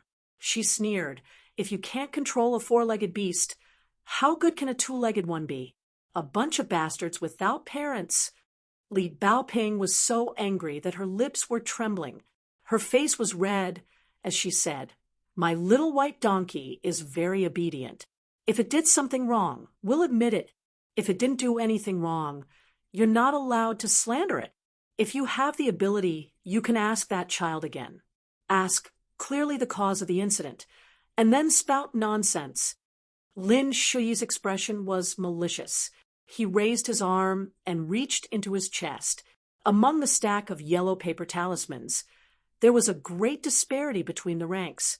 With Lin Shui's body and mind that had just started cultivating, he could only control the 3 lowest talismans, the beads on the plate. Chun Pingan quickly looked at Lin Shui and gave him a subtle questioning look. The latter nodded and signaled with his eyes that the Yin spirit was not far away. He had already contacted it, and the Yin spirit could appear at any time. After Chun Pingan retracted his gaze, he said to the man seriously, I hope that Madam can apologize to us. That scholarly middle-aged man seemed to feel that it was beneath him to compete with a group of children. He more or less knew his son's temper. When the anger from before subsided, he somewhat realized what was going on. After hearing the absurd words of the youth with straw sandals, he only felt that it was funny. He only thought that it was a common youth who didn't know the immensity of heaven and earth. He said disapprovingly, Since you have apologized and you are in a situation where your elders aren't around, I won't make a fuss about it. However, to prevent that beast from hurting people, I think it's best to kill it. Otherwise, if it really hurts people, the consequences will be really difficult to deal with. It's not something that you children can bear. The woman sneered. Respect. Don't you know the principle of death when the master is humiliated? The man in black looked a little embarrassed. He quickly turned around and bowed to the woman. The child suddenly whispered in her ear and pointed at the young lady who was carrying the small bamboo chest. The woman nodded and said with a smile, "That's right. After killing that beast and throwing it into the river, remember to teach those three little fellows a little lesson, and that will be enough. As for the little girl in the red cotton-padded jacket, I think she's quite pleasing to the eye. It's not bad for her to be my Yuber's personal maid. It's also a blessing for her." Li Huai was extremely terrified. He grabbed Chen Pingan's sleeve with all his strength. "It doesn't matter if they beat me or scold me, but the little white donkey can't die. I'll apologize to them again.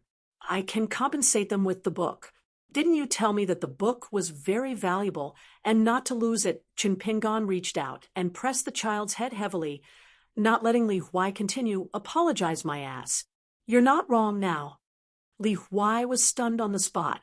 Chen Pingan pressed Li Baoping's head with his other hand and said softly, "I'll try. It's hard to say whether young martial uncle can help you vent your anger. We'll only know after we try." Lin Shuyi was about to speak when Chen Pingan gently shook his head at him. Finally, he looked at the seemingly reasonable middle-aged man and asked, "Is it because you can't reason with me, and there's nothing to talk about?" The man was a little upset. He narrowed his eyes and said gloomily, "Do you know who you're talking to?" The man waved his sleeve and ordered the retainer in black beside him, "Kill the donkey." Chen Pingan took a deep breath. The young man's momentum changed completely. Alliance had once taught him a method to circulate qi for 18 stops. Chen Pingan had tried it many times. At most, he would be in unbearable pain after 7 stops. It should be known that Chen Pingan's tolerance for pain was far beyond his peers. The only time he made it to the 7th stop was when Chen Pingan almost rolled on the ground. Only in the first 6 stops could Chen Pingan, who only had the physique of the second realm of martial arts, complete the 6-stop journey relatively smoothly. It was obvious that there was an extremely crucial divide between the 6th halt and the 7th halt. But for Chen Pingan, being able to compare notes with Zhu He, who was at the peak of the 5th realm on Qituan Mountain, he still had the strength to fight. The two sides fought back and forth. Although Zhu He had said in advance that he would suppress his qi operation to the level of the 3rd realm, Zhu He had never really entered Jianghu, so he didn't quite understand the meaning behind it. Only the military swordsman from Martial Mountain in the small town could tell at a glance that the young man's extremely crude walking stance by the river was already filled with the intent of the fist. If you don't practice the truth, you'll be possessed for 3 years. If you practice the truth, you'll kill the god with 1 punch. Of course, Zhu He knew these 2 sentences, but because he had not reached the 6th realm and had not experienced the higher levels of martial arts, he didn't really understand the truth. Zhu He didn't even know that the limit he firmly believed in was the 9th realm. But above this, there was the legendary 10th realm. To reach the peak of the mountain, I am the peak. On the path of martial arts, after crossing the threshold by chance and talent, one would enjoy as much fortune as one could endure. It was the most fair. No matter how much the qi cultivators on the mountain looked down on the pure martial artists of the lower 9 classes, when their fists really landed on the heads of these immortals, it was really painful. The strong man in black strode forward and walked out from the side of the family head. He said casually, "I advise you to get out of the way." Chen Pingan didn't say anything and took a step forward. The sound of the ship's boards was dull. To outsiders, the momentum was ordinary. At most, it was the young man who had some brash strength. The Hans Han manual boxing technique had a total of 6 staggered steps. After Chen Pingan memorized the 18 stops, he tried to stop 1 step at a time. Once Chen Pingan started to compete with him, there was really no saving him. Just like when Chen Pingan decided to practice the boxing technique 1,000,000 times just because of Miss Ning Yao's words. After that, he didn't slack off every day. As a martial artist of the 3rd realm, although the strong man in black was surprised to see a poor young man who he met by chance walk a decent boxing stance, he still didn't take any precautions. Instead, he felt a little lucky. After all, if he only bullied a few children after killing the donkey, he didn't know where to put his face. There were many people on this ship who were the retainers of the family clans. After the 6-step boxing stance, Chun Pingon exerted force on the last step. The ship's boards creaked under his feet. His whole body was like an arrow, instantly arriving in front of the strong man in black. The stunned man could only take a deep breath in a hurry and protect his chest with his arms. A sharp pain came from his arm, as if he was hit by a hammer. His whole body was knocked back, and he could only stagger back.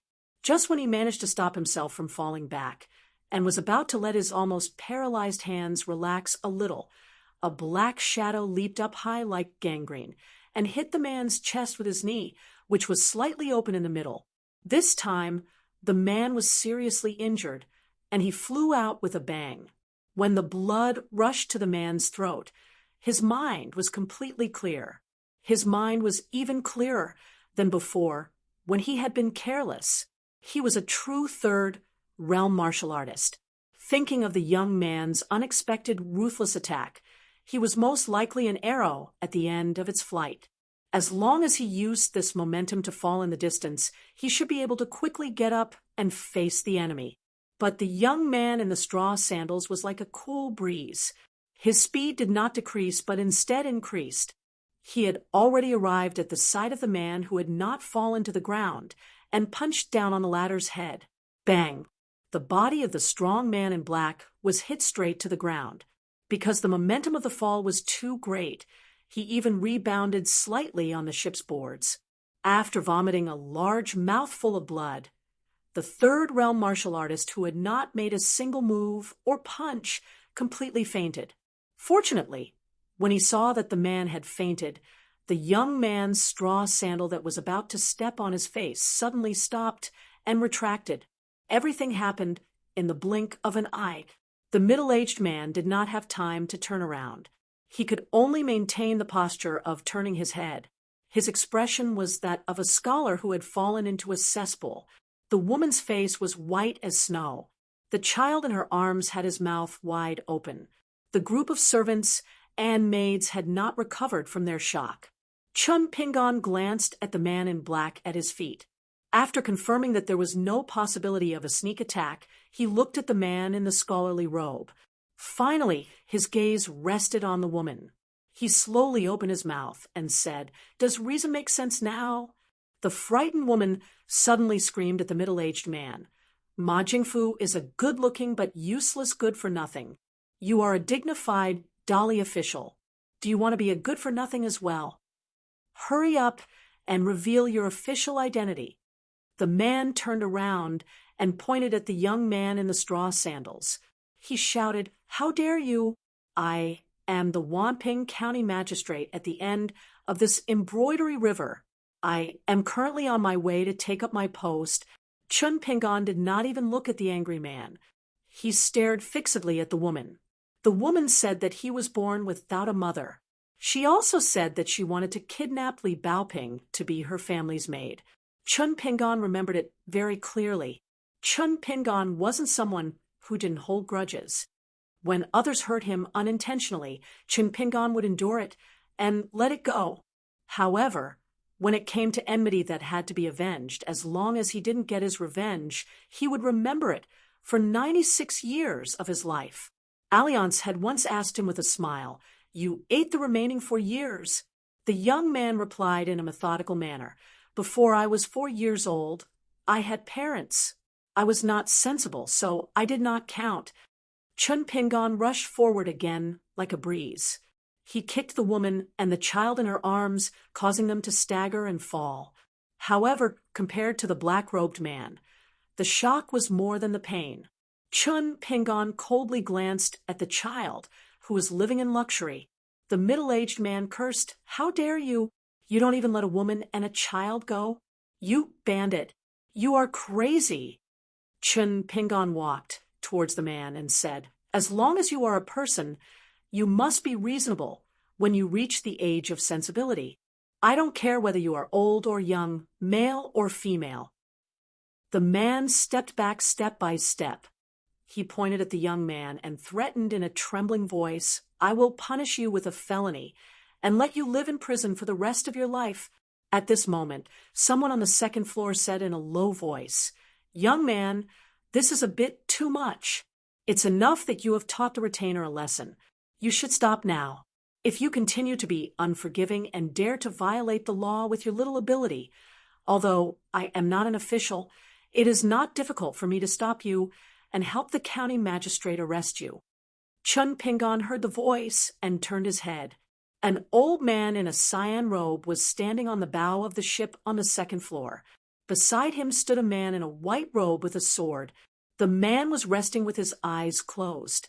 Chun Pingon withdrew his gaze and said to the man who claimed to be the county magistrate, "Apologize to us." Seeing that someone was speaking up for justice, the man was emboldened and said angrily, "Don't even think about it. When we are in the jurisdiction of Wamping County, I will let you, a bandit, know the law of Dolly." Chun Pingon took a deep breath and said, "Apologize." The man in the Confucian robe was a little timid. He looked at the second floor and shouted, "I hope you will be brave enough to do what is right. I will be grateful." The old man was expressionless. He looked at Chun Pingon's back and said, "Young man, I advise you for the last time. Stop and stop." Chun Pingon signaled to Lin Shuyi at the bow of the ship not to act rashly for the time being. He turned around and asked, "Senior, what were you doing just now?" The old man smiled calmly and said, "Of course, I was watching with folded arms. Of course, if the county magistrate really dared to kidnap a woman, I would definitely stop him." Chun Pingon asked again, "What about the donkey they killed? Would you stop them?" The old man laughed involuntarily and said, "I am not a living bodhisattva. Of course, I would not stop them. It was just a donkey."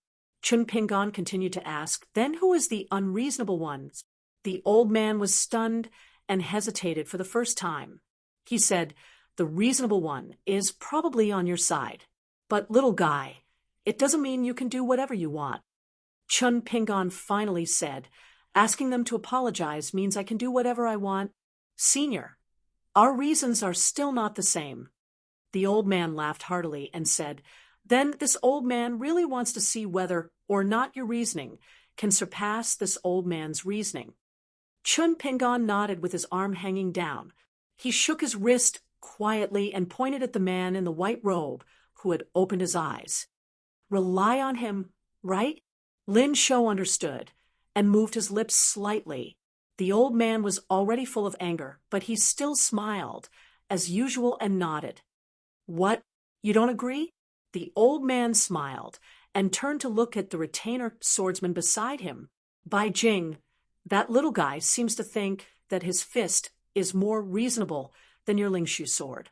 The swordsman in the white robe twitched the corner of his mouth and sneered. At this moment, a strange scene suddenly appeared. Before the experts on the ship could figure out the significance of the words Lingshu sword, the swordsman in the white robe, who was like a sword immortal, was grabbed by the neck and flew out from the bow of the second floor.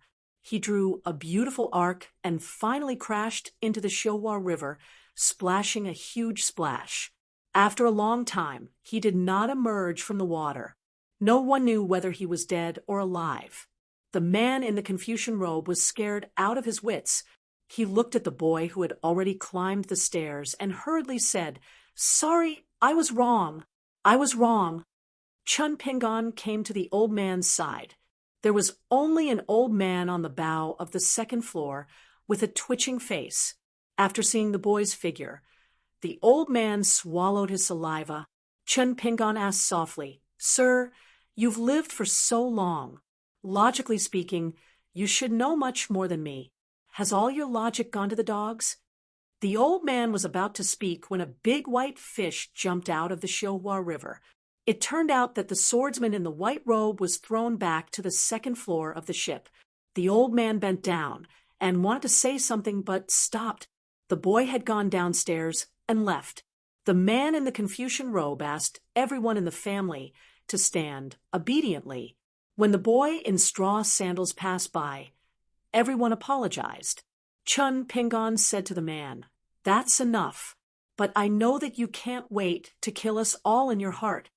The man in the Confucian robe's knees went soft, and he wanted to kneel down to the boy. Chun Pingon ignored them. He returned to the bow and sat down. Li Baoping gave him a thumbs up. Lin Shi still leaned against the inner wall of the ship with a calm face. Li Huai was full of guilt and held the reins of the white donkey tightly for fear of causing trouble to Chun Pingon again. Chun Pingon thought seriously and whispered, "I will practice boxing more diligently in the future. And Lin Shui, if possible, don't be lazy." Lin Shui nodded with a smile. "You don't have to remind me." Li Huai whispered, "I'm sorry, Chun Pingon."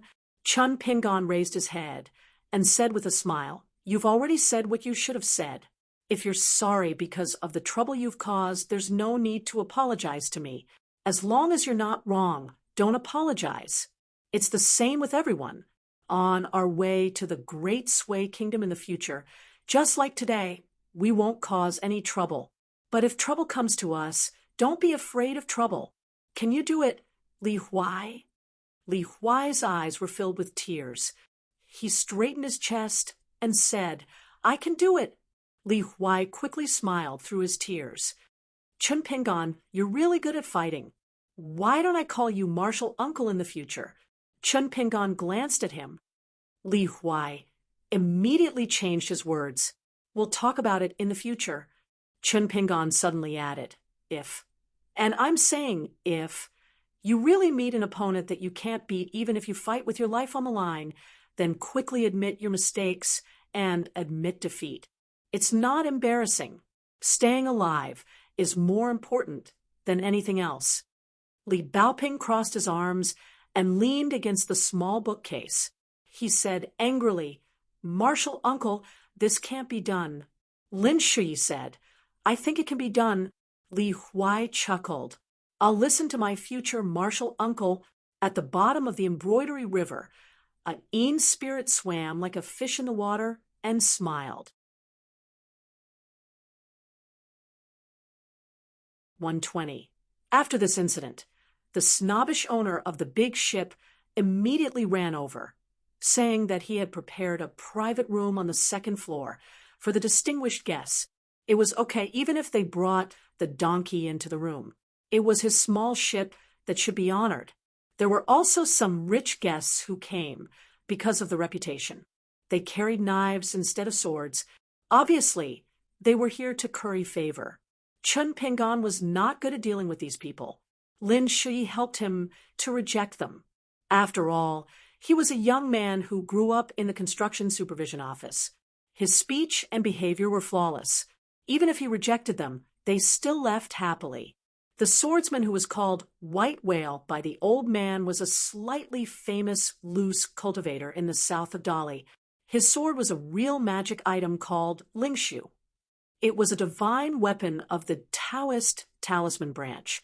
It was said that it was a wandering master who went down the mountain to cultivate his mind. After he passed away in the wilderness, it was accidentally obtained by the white-robed swordsman. With his good swordsmanship, he comprehended the true meaning of swordsmanship. Since then, he became famous. However, he did not like to be restrained, so he was not recruited by the Dali government and the border army. Instead, he liked to travel with his sword in Jianghu. It was not easy for this person to be remembered in the Jianghu of Dali, where dragons were everywhere and masters were everywhere. It was not easy to be recognized. In the end, he did not even have the chance to unsheath his sword. He was played in the palm of his hand from the beginning to the end. He was defeated in such a humiliating way. Maybe his sword heart would be covered in dust, and his sword would be stained with dirt. In that case, the wealth of the young man with straw sandals and his group could be considered. Most of the people on the ship were scholars, merchants, and heroes of the Jianghu. Regardless of whether their temperament was good or bad, there weren't many fools. When Lin Shui saw that no one came over to exchange pleasantries, he rubbed his temples. The young man was a little upset. If it wasn't for the fact that he was able to see the green book box in Chun Pingan's hands little by little when he was resting, with Lin Shuyi's indifferent temperament, he would have been unable to hold back his anger. Chun Pingan couldn't bear it and said, "Don't worry, I will definitely make this book box to your satisfaction." Lin Shuyi sat cross-legged, his face full of exhaustion. For the first time, he opened his heart and said softly, "I really want to find a place with beautiful mountains and limpid waters to cultivate alone. I just want to stay in the mountain for 60 years and let the world go on for 1,000 years. However, Alliance once said that this method of cultivating one's heart is called withered burial. It is feasible, but it is exclusive to chi refinement warriors who have reached a certain level. I have just started. If I were to do this now, I will definitely go crazy and fall into the unorthodox path without knowing it." "Ooh." Chun Pingan nodded. "Then you really have to be careful." Li Huai squatted at the side with his chin in his hands and said happily, "Lin Shuyi, maybe Alliance is just scaring you. I think the Chidun Mountain is not bad. It is suitable for you to be an immortal. When you are bored, you can chat and banter with that Wei Pai, the lord of the land. You can sit on a big turtle or ride a black snake or a white python. It is so impressive. However, in this case, since you are not going to the Great Sway Kingdom with us, can you leave this book box to me? I can't carry it now. In a few years, when I am taller and stronger, I can change the small book box to a big book box. I will remember your kindness. In the future, when I return from the Great Sway Kingdom, I will return it to you." Lin Shuyi glanced at Li Huai from the corner of his eyes. He sneered and said, "I would rather stay in the Chiduan Mountain to cultivate the method of longevity than leave the book box to you." Li Huai said, "Oh, then you should continue to follow me to the Great Sway Kingdom." Lin Shuyi rubbed his glabella. He felt that only Alliance could deal with Li Huai. No, Li Baoping could do it. Chun Pingan seemed to be able to do it too. Was he the only one who could do nothing to Li Huai? Lin Shuyi, who was in a bad mood, stared at Li Huai, making the latter's hair stand on end. He quickly expressed his loyalty and said, "What are you doing?" "Lin Shuyi, I actually want you to go to the Great Sway Kingdom with me. I am just a little covetous of your book box. I can't help it. It is bigger than mine. I don't deny that. But if you really want to get off the boat and go back to the Chiduan Mountain, I will certainly not be happy. Think about it. Among the four of us, you are the most sanctimonious, but you are the most evil. In the future, if we meet a bad person who does not have the word evil engraved on his face, such as the kind who harbors evil intentions, you must be the only one who can see through it at a glance. Am I right, Chun Pingan, Li Baoping?" Li Huai looked around, looking for help. Chun Pingan lowered his head to build the book box. He was so focused that he turned a deaf ear to him. Li Baoping was thinking about some strange questions. Her mind was wandering thousands of miles away without any distractions. Lin Shuyi was a little heavy-hearted. "Do you think our trip to the Great Sway Kingdom to study will be easy? In addition to the dangers of the mountains and rivers, there must be a lot of trouble that we can't even think of." Li Huai blinked. Lin Shuyi slowly said, "Our Li dynasty was founded on martial arts, and our influence in Jianghu is not to be underestimated. There are very few scholars who are expelled. Before Mister's Cliff Academy was established, it had always been scolded as a barbarian land by the entire eastern bottle continent." Li Huai nodded and said, "I know that. Our Mr. Qi has never avoided talking about these things. It's not like he hasn't talked about the situation of Dali." Lin Shuyi sighed and said, "I remember when I was young, Supervisor Song once told me something. He said that in the early years of Dali, a scholar managed to get into Lakeview Academy with his own ability. As a result, he was humiliated from all sides. It wasn't just verbal abuse. According to Supervisor Song, 2 scholars from the Great Sway Kingdom and the Lu dynasty worked together to set up a series of traps. The scholar from Dali had his state of mind shattered and became insane. Many years later, when he finally regained his sanity, he was stabbed in the back by love affairs. Then, he committed suicide by jumping into the lake. Because of this matter, our Great Li was enraged by the entire nation, which was why we started a war with the Liu dynasty. Before that, the Great Li had always tolerated the Liu dynasty, who used to be the Great Li's upper nation, for making things difficult for them. Now, of course, the situation has changed a lot. Now, there are more and more scholars in Dali. The Qi trainers on the mountain have also started to go down the mountain to serve the Dali imperial court. They are fighting bravely at the border. Then a new pattern has emerged. That is, the literati in the Li dynasty are very noble. When scholars become officials, they will think highly of themselves. For example, the man who claimed to be the Wamping County magistrate is most likely someone who was sent to other places from the capital and has a formal background in the imperial examination. So now I'm worried that after the man gets off the boat at the border crossing of Wamping County, he will choose to reveal his true intentions to us, whether because of his scholarly spirit or because he wants to be a new official. At this point, Lin Shui smiled and said, "Fortunately, he is a civil official who used to be a scholar. But among us, there is also a mountain immortal who has never shown up. Maybe he can be deterred. After all, no matter how noble scholars are in Dali, they can't be compared with Qi trainers. But I am afraid that the county magistrate is not smart enough. Or, even if he is from the capital, he has never really seen the power of Qi trainers. Then we will have a series of troubles." Li Huai was very worried. He turned around and slapped the white donkey lying on its side behind him. He scolded angrily, "Troublemaker, little white donkey, do you think you are a virgin who throws a tantrum just because someone touched you?" Li Baoping suddenly said, "Now, that old man must be the distinguished guest of the Wamping County magistrate. They are complaining to each other. I believe that the higher the old man's status is, and the better the swordsman's swordsmanship is, the more the Wamping County magistrate won't dare to do anything openly. My big brother said that a scholar can't rebel for 3 years. As for making trouble secretly, we are not afraid. As long as that guy doesn't dare to use the power of the imperial court, we can deal with whatever comes our way. Lin Shui, what are you afraid of? Don't be confused."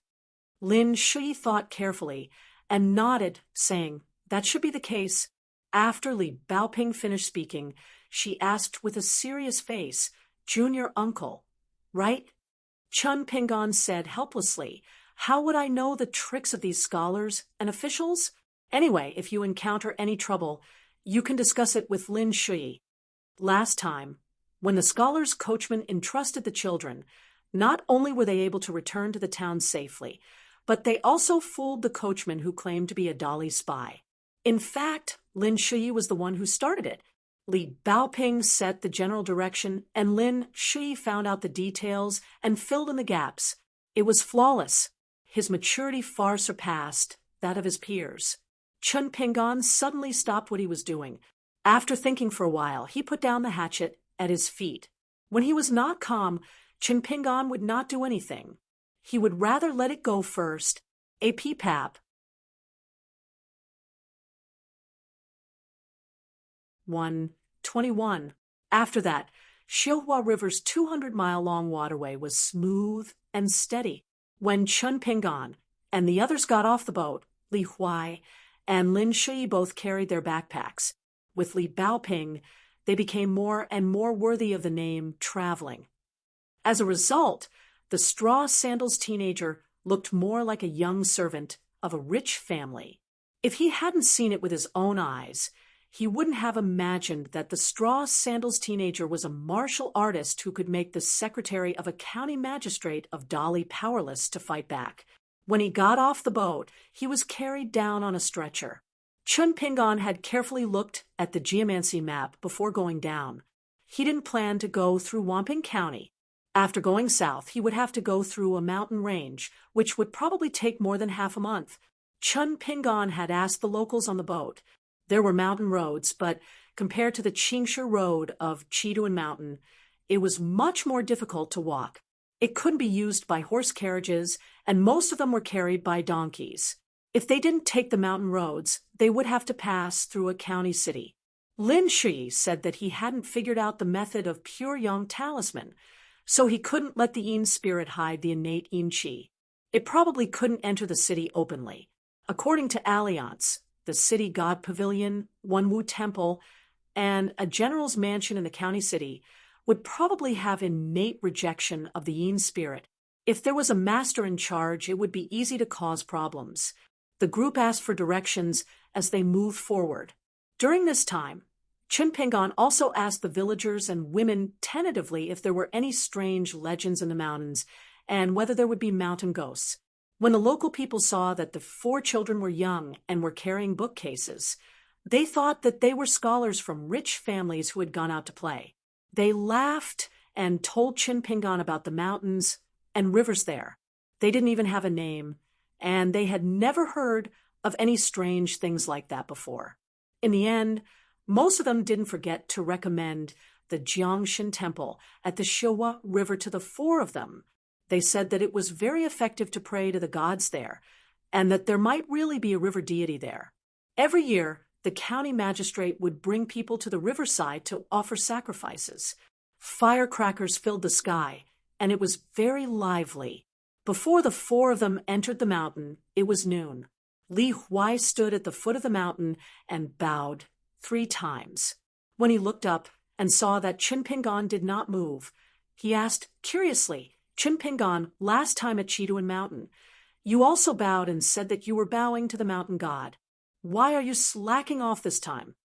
Chen Pingan hesitated for a moment, but still answered, "I used to go to the mountains with the old man, so I learned a little bit of the ability to observe the mountains and eat the soil. When the old man was in a good mood, he would talk about the direction of the mountains and where the mountain god would place his golden body. He was very particular about it. Generally speaking, whether a mountain has a mountain god's seat, you can look carefully before entering the mountain, and you can see a little bit of the signs. In addition, the locals said that there was no such thing here, so we can roughly be sure that the mountain road we are going to take is not the territory of the mountain god." Lin Shui's mind moved slightly, and he said, "Senior Inshin said that there is a limited number of mountain gods in a dynasty. It is impossible for there to be gods everywhere. Otherwise, there will be a disaster, and the fate of the place will be in a mess. In addition, the competition for mountains and rivers is similar to the competition for land and water at the foot of the mountain, which is disadvantageous to the dynasty. Therefore, generally speaking, if there is no clear record of the mountain god temple in the local county records, it is impossible for there to be a mountain god." Li Huai was a little disappointed. "Alas, I still want to have a few more painted puppets." It turned out that he had profited from the disaster at Chiduan Mountain and obtained a lifelike painted puppet for free. This made Li Huai look forward to it very much. He could not wait to get one every time he walked past a mountain. Then, when he walked to the academy of the Great Sui Kingdom, wouldn't his small book box be full? Otherwise, the bamboo box on his back would only contain a puppet and a book. It would be too bare. Lin Shui laughed angrily. "What face do you have to say that Chen Pingan is a money grubber?"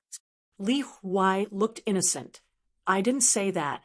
I only said that Chen Pingan is a gentleman who obtains wealth in a proper way." Lin Shui snorted coldly. "Bootlicker." Li Huai was furious. "If I had not begged you, would you have a small book box? Lin Shui, can you have some conscience?" Li Baoping said angrily, "Shut up." When there was no one around, Chen Pingan would practice the walking stance.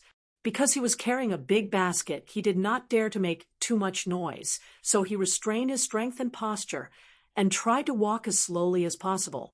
After all, when Alliance taught the 18 stops of Qi circulation method at the pillow relay, he had said that slow was the essence of the 18 stops. Chen Pingan was now stuck between the 6th and 7th stops and could not cross this hurdle no matter what. It was just right for him to practice the walking stance of the mountain shaking fist manual. After walking for about 4 hours on the mountain road, Li Huai was already panting, and so was Li Baoping. Chun Pingon knew that this was the end of the so-called one breath, so he just picked a stream to rest next to. Lin Shui was indeed an immortal who had climbed the mountain with one foot. He was calm and composed, but his forehead was slightly sweaty, which was not as good as Chun Pingon's. After finding a place to sit down, Chun Pingon took out Li Baoping's saber from his big basket. It was a narrow saber that Alliance called the auspicious symbol. Although Alliance had said the word last, Chun Pingon was not blind. He was used to using kitchen knives and hatchets, and had even borrowed Miss Ning's skirt saber for a period of time. He knew that this saber must be very expensive, so as long as there was no one around, he would take out the small beheading dragon platform that appeared out of nowhere and carefully sharpen the blade. After unsheathing the saber, he first dipped it in water on the shiny black beheading dragon platform. Chun Pingon squatted by the stream and began to slowly sharpen the saber. His movements were slow and unhurried, as if he was treating the town's most precious and fragile porcelain. Chun Pingon liked to concentrate on one thing, especially if he could do it well. Set a small goal first, such as 1 second to remember. Book Guest House Mobile Version.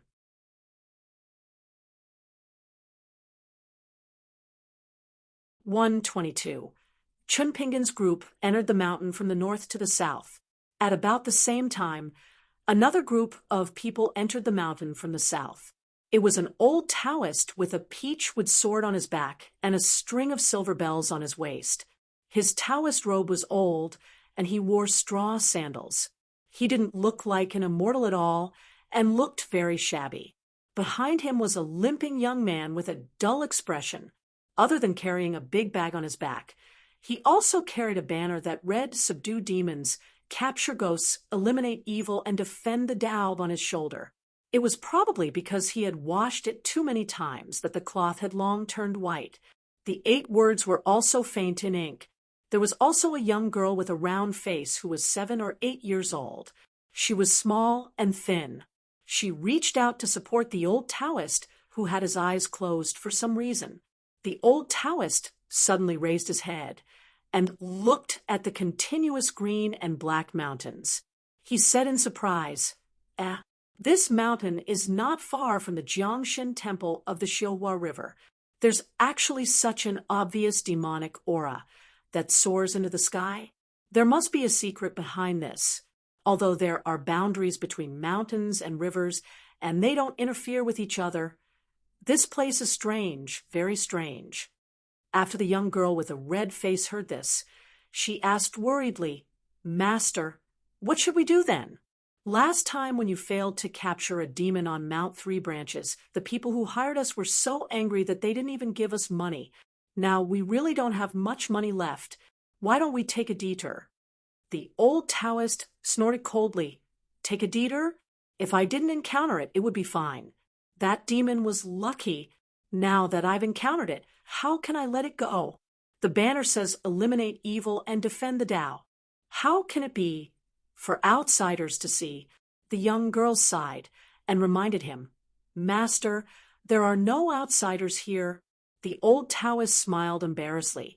"It's just a slip of the tongue. I haven't recovered from Mount Three Branches yet. It's really too infuriating. Even if there's no merit, there's still hard work. They're actually not willing to give me even half a copper coin.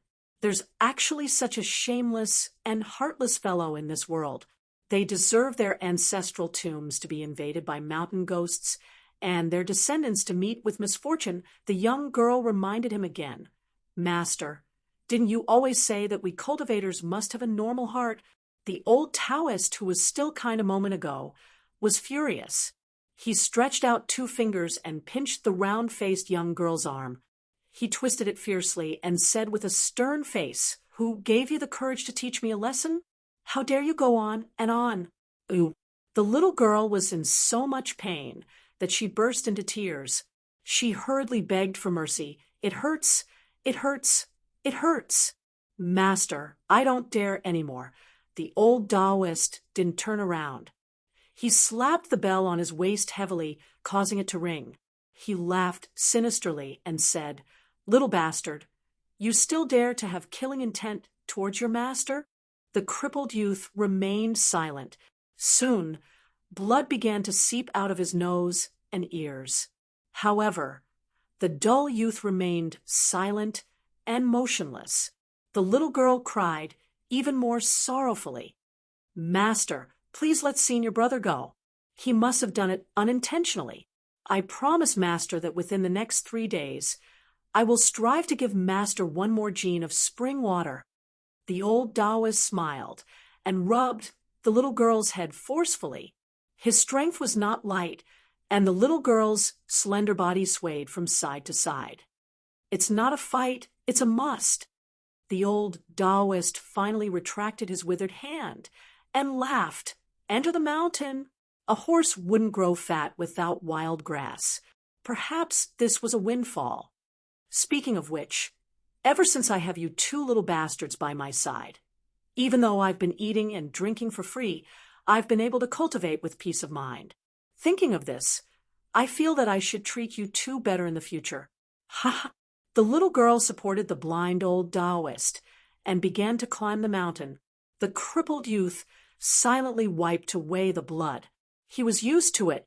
The little girl secretly turned her head and smiled. The youth grinned, indicating that he was fine. After the three of them entered the mountain, they had been going around in circles for more than 10 days.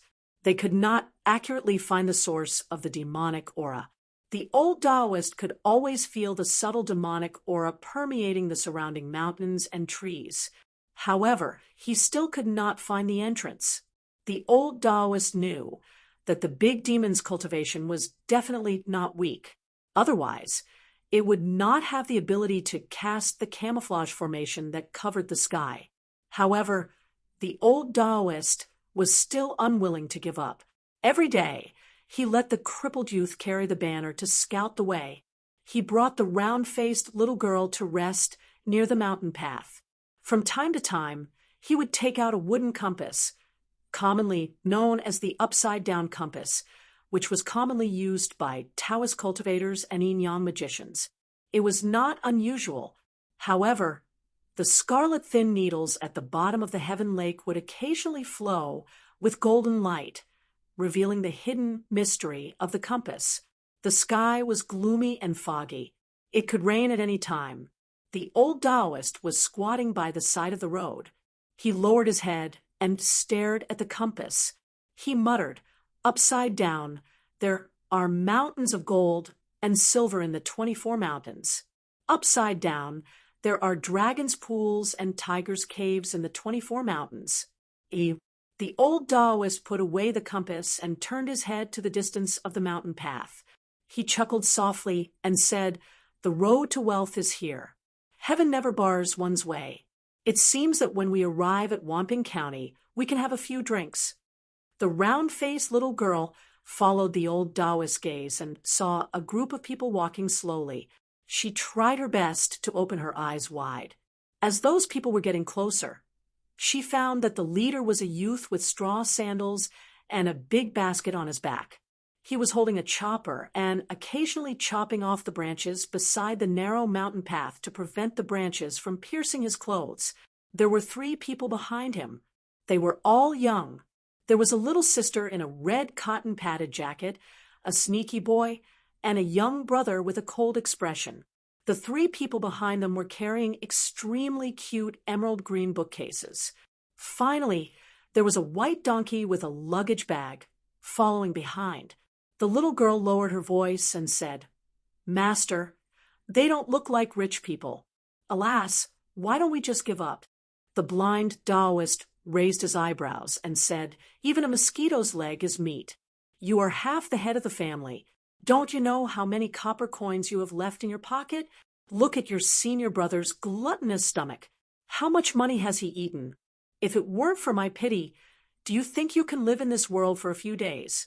The sensible little girl hurriedly patted the old Taoist's shoulder and said gratefully with a sincere smile, "So my brother, and I have never complained that we work like cows and horses for you.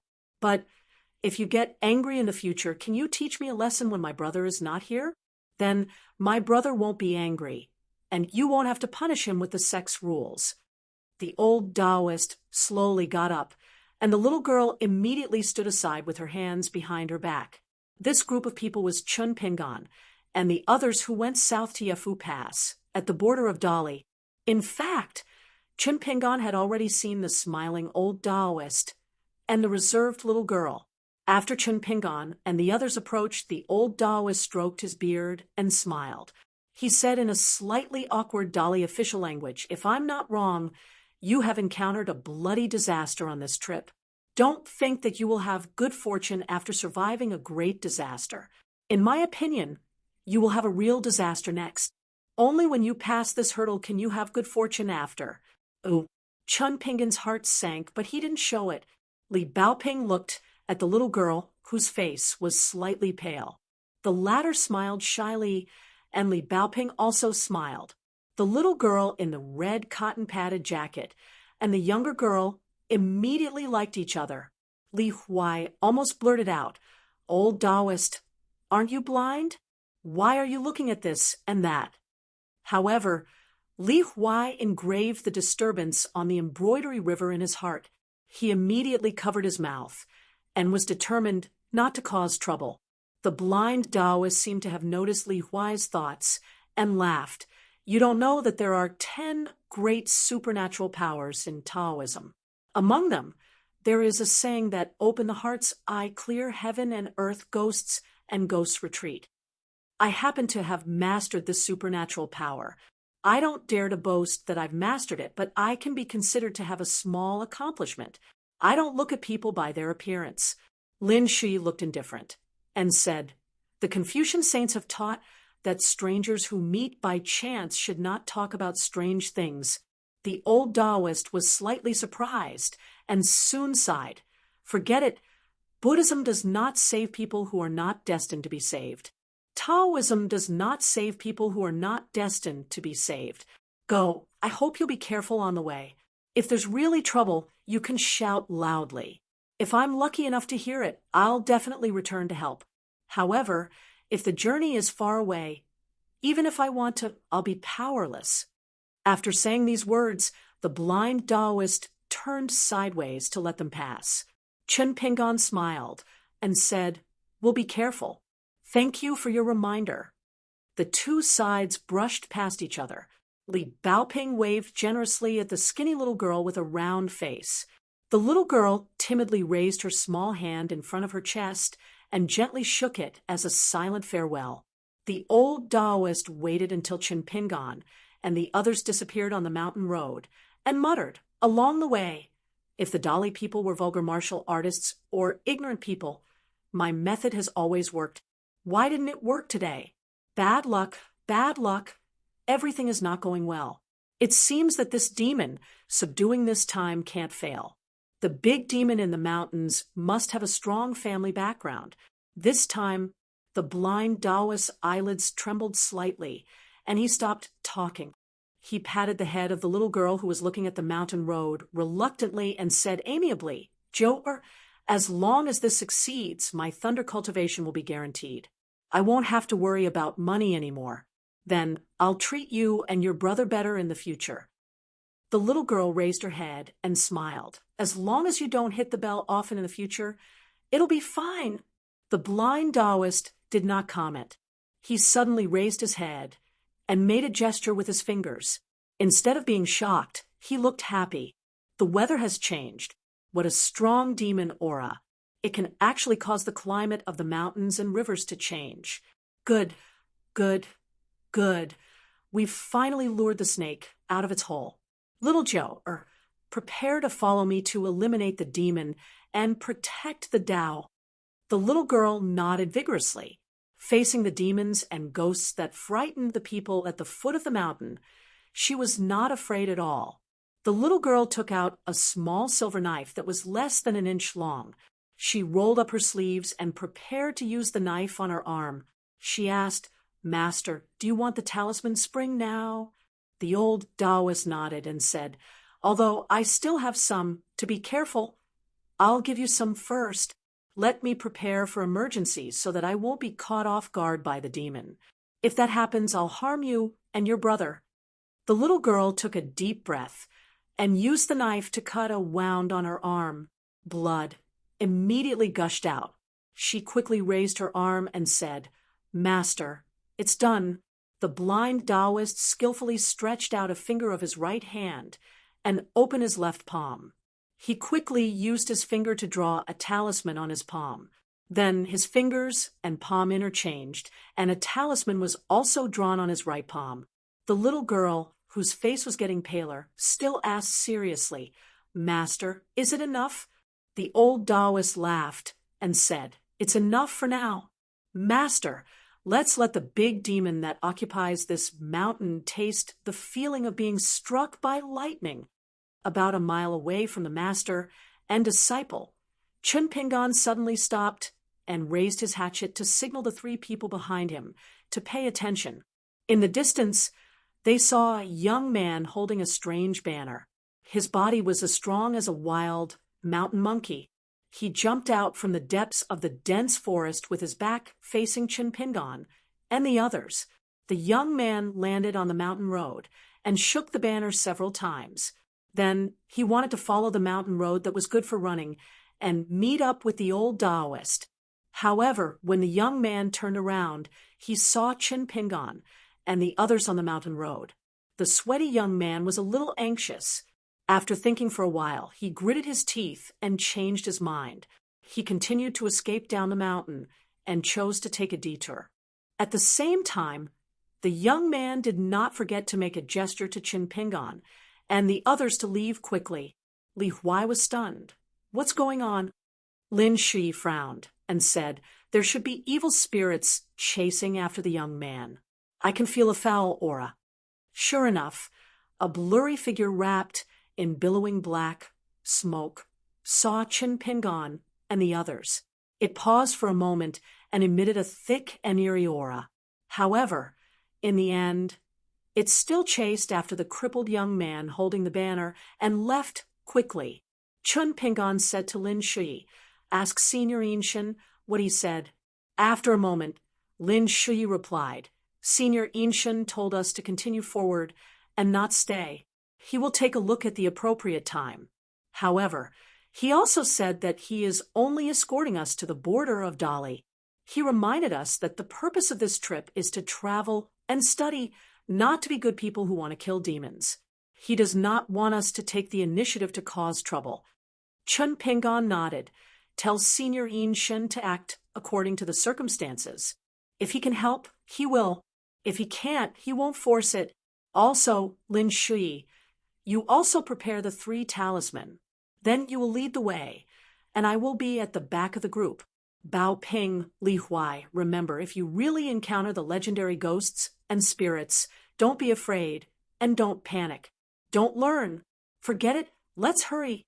Chun Pingan originally wanted to say that they should not learn from Zhu Lu from Kaidenshin Shiping. She was clearly at the peak of the second realm of martial arts, but she did not even dare to make a move when she encountered the demon white python. However, when he thought of Alliance's casual remark, "Those who talk about others behind their backs must be inhuman," Chun Pingan swallowed his words back into his stomach. Lin Shi's expression was calm. The stack of talisman treasures of the small Townsley family. Among them, there were 3 yellow paper talisman of the lowest grade. Lin Shi could now barely control them. A pearl on a plate was a water talisman, a fire talisman called Fire Rain. The last one was the 5 mountains barrier-breaking talisman, which belonged to the category of mountain spirit talisman. However, Lin Shi's real reliance was still not the 3 talisman of unknown power, but himself. It was the secret thunder technique recorded in that book. However, Lin Shi certainly would not ask for trouble and put everyone in danger just because he wanted to test the power of this hand thunder technique. The group of people walked quickly. Li Huai raised his hand as he walked and wondered, "It's raining now. Why didn't you tell us in advance?" The rain was not heavy, but it made the cold air in the mountain forest much thicker. Chun Pingon took out 4 bamboo hats from the basket on his back. All of them were purchased in Red Candletown for this kind of hurried journey in the wind and rain. After everyone put on a bamboo hat, they did not stop walking. Chun Pingon looked back from time to time. In the distance, the blind old Taoist faced the limping youth running all the way towards him and laughed. "Come on, little evil spirit, you're courting death. Die for this poor Taoist." The old Taoist stepped forward, and after drawing a talisman with his palm, he reminded the limping youth, "Get down." The youth threw himself forward and rolled on the muddy mountain road. The old Taoist's palm glowed with golden light. Every stroke of the talisman lit up with golden light, and there was a faint sound of thunder from his palm. This dazzling golden light was particularly eye-catching in the middle of the wilderness where the wind and rain were obscuring the sky. The black smoke behind the youth suddenly stopped. Just as it was about to escape, it was already hit by the golden light. It was like a big golden net covering the youth's body. With a sizzling sound, the black shadow wailed and soon disappeared. The youth bent his back and ran behind the old Taoist. Panting, he inserted the spirit-summoning banner into the ground. Seeing the worried look on the little girl's face, he grinned and shook his head, indicating that he was fine. After killing the ball of Een with one palm, the old Taoist laughed heartily. A low-level otherworldly item born of withered bones dares to show up in front of this poor Taoist. A wisp of gray seemed to be pulled into the banner. The old Taoist rose into the air and waved his palm. "Come, come, come, come. Turn it all into this poor Taoist's immeasurable merit." The otherworldly item behind the youth, and the little girl was blown away by the old Taoist's thunder technique. Soon, another wisp of gray flew into the banner. On the mountain road, the old Taoist's body twisted and turned. His hands moved quickly, and he waved his palms. Every time, golden light shone and thunder rumbled. The momentum was astonishing. The old Taoist laughed heartily. In the rainy weather, the lightning reflected on the blind old man's old face. His imposing manner was domineering, and he indeed had the ability to slay demons. This poor Taoist's thunder technique is mighty. Otherworldly items, like you can't compete with it. Does that sneaky big demon behind the scenes still want to send these minions to their deaths? Quickly surrender and hand over half of your belongings. Maybe this poor Taoist will be merciful and let you go. For thousands of years, the thunder technique had always been at the top of all Taoist techniques. Once it was used, its power was acknowledged to be vast and unstoppable. However, the so-called Five Thunders technique was only understood by a few Taoist sects in the Aquarius continent. Most of the other inheritances were incomplete, or they only had the appearance but not the will of the gods. Therefore, there would be a backlash to the person who used the technique. After a long time, his vitality would be depleted, and it would become the source of his lifespan. Therefore, this old Taoist blindness might not be inborn. The rolling black smoke that was moving quickly in the forest around the mountain road gradually reduced. The disgusting sounds of whimpers, howls, and growls that were gathered together completely calmed down. The little girl said softly, "Master, there are many lanterns behind us." The blind old Taoist turned his head and looked.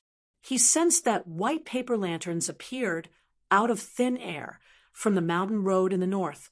They were lit up out of thin air like a fire dragon that was thousands of feet long, slowly swimming in the wilderness. The old Taoist's expression was solemn. He rubbed his palms. The talisman that was painted with his female disciple's blood was almost used up. The old Taoist reached for the peach with sword on his back, as if he was facing a great enemy. A woman in a bright red wedding dress came slowly with an oiled paper fan in her hand. Her lips did not move, but a gloomy voice sounded in the ears of the master and disciples. "This Taoist priest, you can continue to draw talismans. It's okay even if you draw all over your body. I can wait. After that, I will invite the three of you to my residence as guests. I will personally wash your faces, pull out your tendons, and drill your hearts. The red-clothed female ghost with the paper fan seemed to be most interested in the round-faced little girl. Her hoarse voice continued to sound. At the same time, she reached out her hand to cover the little girl's snow-white face. For example, washing your face like this. The next moment, the round-faced little girl was so frightened that she quickly closed her eyes.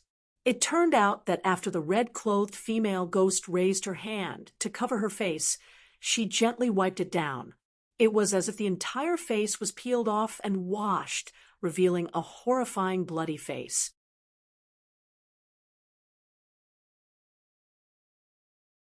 (123) The blind Taoist held the peachwood sword and pointed it at the ghost in the wedding dress. Are you a demon or a ghost?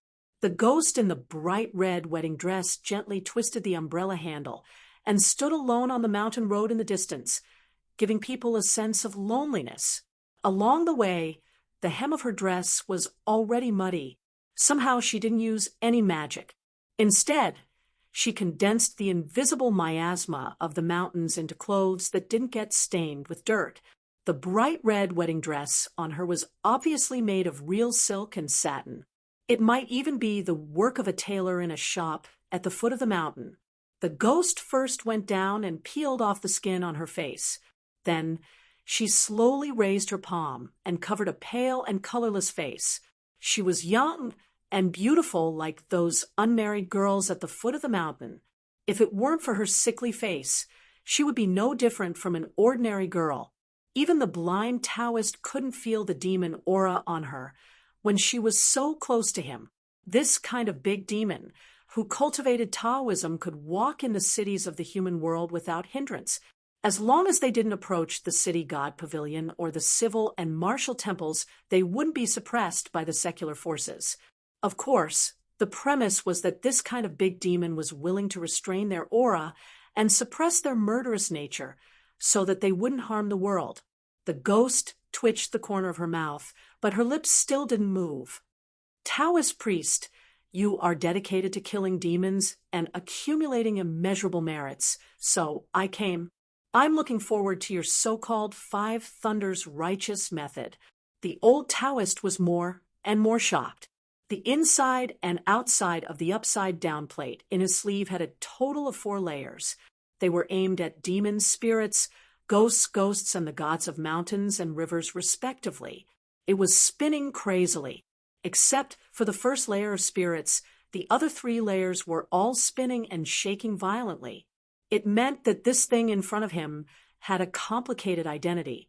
It was very likely that it was a big demon who cultivated Taoism before it died. After it died, it became a fierce ghost. However, before it completely fell into the evil path, it already had the qualification to be promoted to the gods of mountains and rivers. The blind Taoist was complaining in his mind. Compared to the treacherous mountain ghost in the 3 Branches Mountain, this one was much more difficult to deal with. The old Taoist tried his best to keep a straight face and not let the female ghost notice his guilty conscience. He slowly put away the peachwood sword and held it upside down to show his goodwill. He laughed loudly and said, although this young lady has a majestic demonic aura and has the aura of being in charge of a region, what is commendable is that when I observe with my heart and eyes, there is very little murderous aura and not many sins on you. Even if there is some lingering resentment, it is the remnants of many years ago and is not worth mentioning. As an itinerant cultivator from the mountains, I can be considered to be half of the same kind as this young lady. I have offended the Dragon King Temple and disturbed your cultivation. I have sinned. The wedding dress ghost, who had been looking up at the umbrella, suddenly retracted her gaze. She stared at the wandering Taoist, who was skilled in thunder spells. This time, she opened her mouth to speak. Miss, can't you see my clothes? Call me madam. The last few words were practically a roar from the woman's lips. In an instant, torrential rain poured down, and the mountain winds howled. Pa! The female ghost put away the umbrella. She held the umbrella in one hand and stroked the umbrella with the other, gently wiping away the rain. But when she looked at the master and disciples, her face was constantly distorted. You are indeed blind. Oh, blind! You can observe with your heart and eyes, right? I will take you back to the mansion and let you, a wicked old Taoist, know what is the pain of having your heart pierced. The old Taoist tried to ease the atmosphere and sighed. Why do you have to be so aggressive, madam? It is not like there is no room for negotiation. The female ghost began to move forward slowly, step by step in the mud of the path. She held the umbrella in one hand and lifted her dress with the other, revealing a pair of wet and dirty embroidered shoes. She smiled and said, You are not good at Taoism, yet you dare to have evil intentions. It is good that you are dead. It is good that you are dead. Otherwise, you will delay Long Juan's study and his achievement in the imperial examinations. At the end of her speech, the female ghost murmured softly with a gentle look in her eyes. Those words that seemed to be whispering were completely covered up by the storm. The blind Taoist sneered and said, Madam, do you really want to perish together with me? The old Taoist saw that they were in a situation where they would fight to the death. After decades of traveling, he had visited half of the Aquarius continent. He was not a person who was afraid of trouble. He said softly, Little cripple, as long as we can work together to defeat the enemy this time, I promise you that Xiao Zhou will not have to hand in the talisman spring for a year. The crippled youth nodded and reached out to hold the spirit-summoning banner with the words, Subdue demons and ghosts, eliminate evil, and defend Taoism. He said in a low voice, It is done. The blind old man stomped heavily on the ground. He put 2 fingers together and made a Taoist sword gesture. He quickly recited a series of sword gestures and finally finished with the words urgent as the law command. All of a sudden, the originally rolled-up surface of the spirit-summoning banner stuck in the ground fluttered in the wind. The 8 words on it turned pale, white, like 8 soldiers in silver armor on the battlefield who began to listen to military orders. They began to run on the banner and arrange the soldiers into formations. Then the 4 words, Subdue demons and ghosts, moved along the banner, the wooden pole, the crippled youth's arms and shoulders. They moved rapidly and finally ran into the youth's ears and nose. The youth's eyes turned pure white. Every time he breathed, black smoke would curl around his 7 orifices.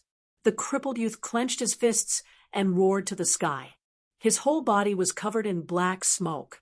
The raindrops the size of soybeans evaporated into water vapor 3 feet above his head. Compared to the female ghost, who had restrained her yin qi, the crippled youth was more like an otherworldly ghost who chose people to devour. The ghost in the bridal dress had been sizing up the round-faced girl. When the boy began to run towards her, she looked at the blind old Taoist who looked relieved. She said indifferently, I'm so disappointed. You can't even be counted as a heterodox sect. You're just an unorthodox sect, a thief crying, Stop thief. You don't deserve to die. You deserve to suffer a fate worse than death. The crippled youth reached the ghost in the blink of an eye. He jumped high and swept his leg toward the latter's head. The ghost in the bridal dress did not evade or block. She held her dress with 2 fingers and moved forward in a straight line. There was a bang. The ghost's head was uprooted and flew down the mountain. The headless woman continued to move forward. After landing, the youth swept his leg again, but this time it was aimed at the headless woman's waist. The hand that held the umbrella only used the back of her hand to lightly block the youth's powerful kick. The youth's kick did not move the back of the ghost's hand at all. With the help of the rebound force, the youth twisted his body in the air and pushed his palm toward the ghost in the bridal dress's heart. He said in a low voice, Demon subduing, The silver characters appeared on the back of the youth's hand. Then, with each stroke, they broke up and gathered into a murderous silver short sword.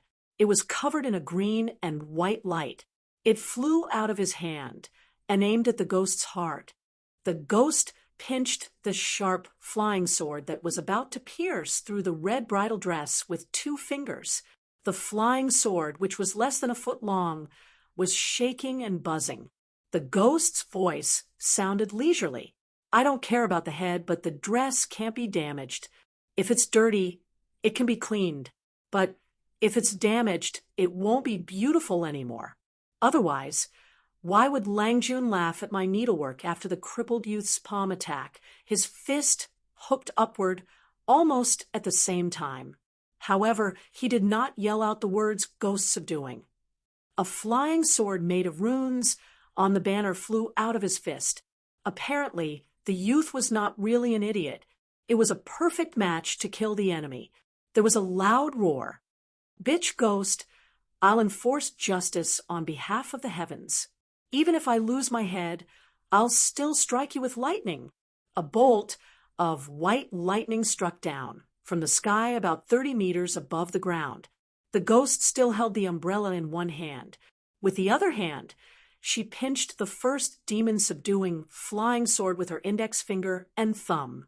Then she raised her arms slightly and caught the second demon-subduing flying sword with her ring finger and little finger.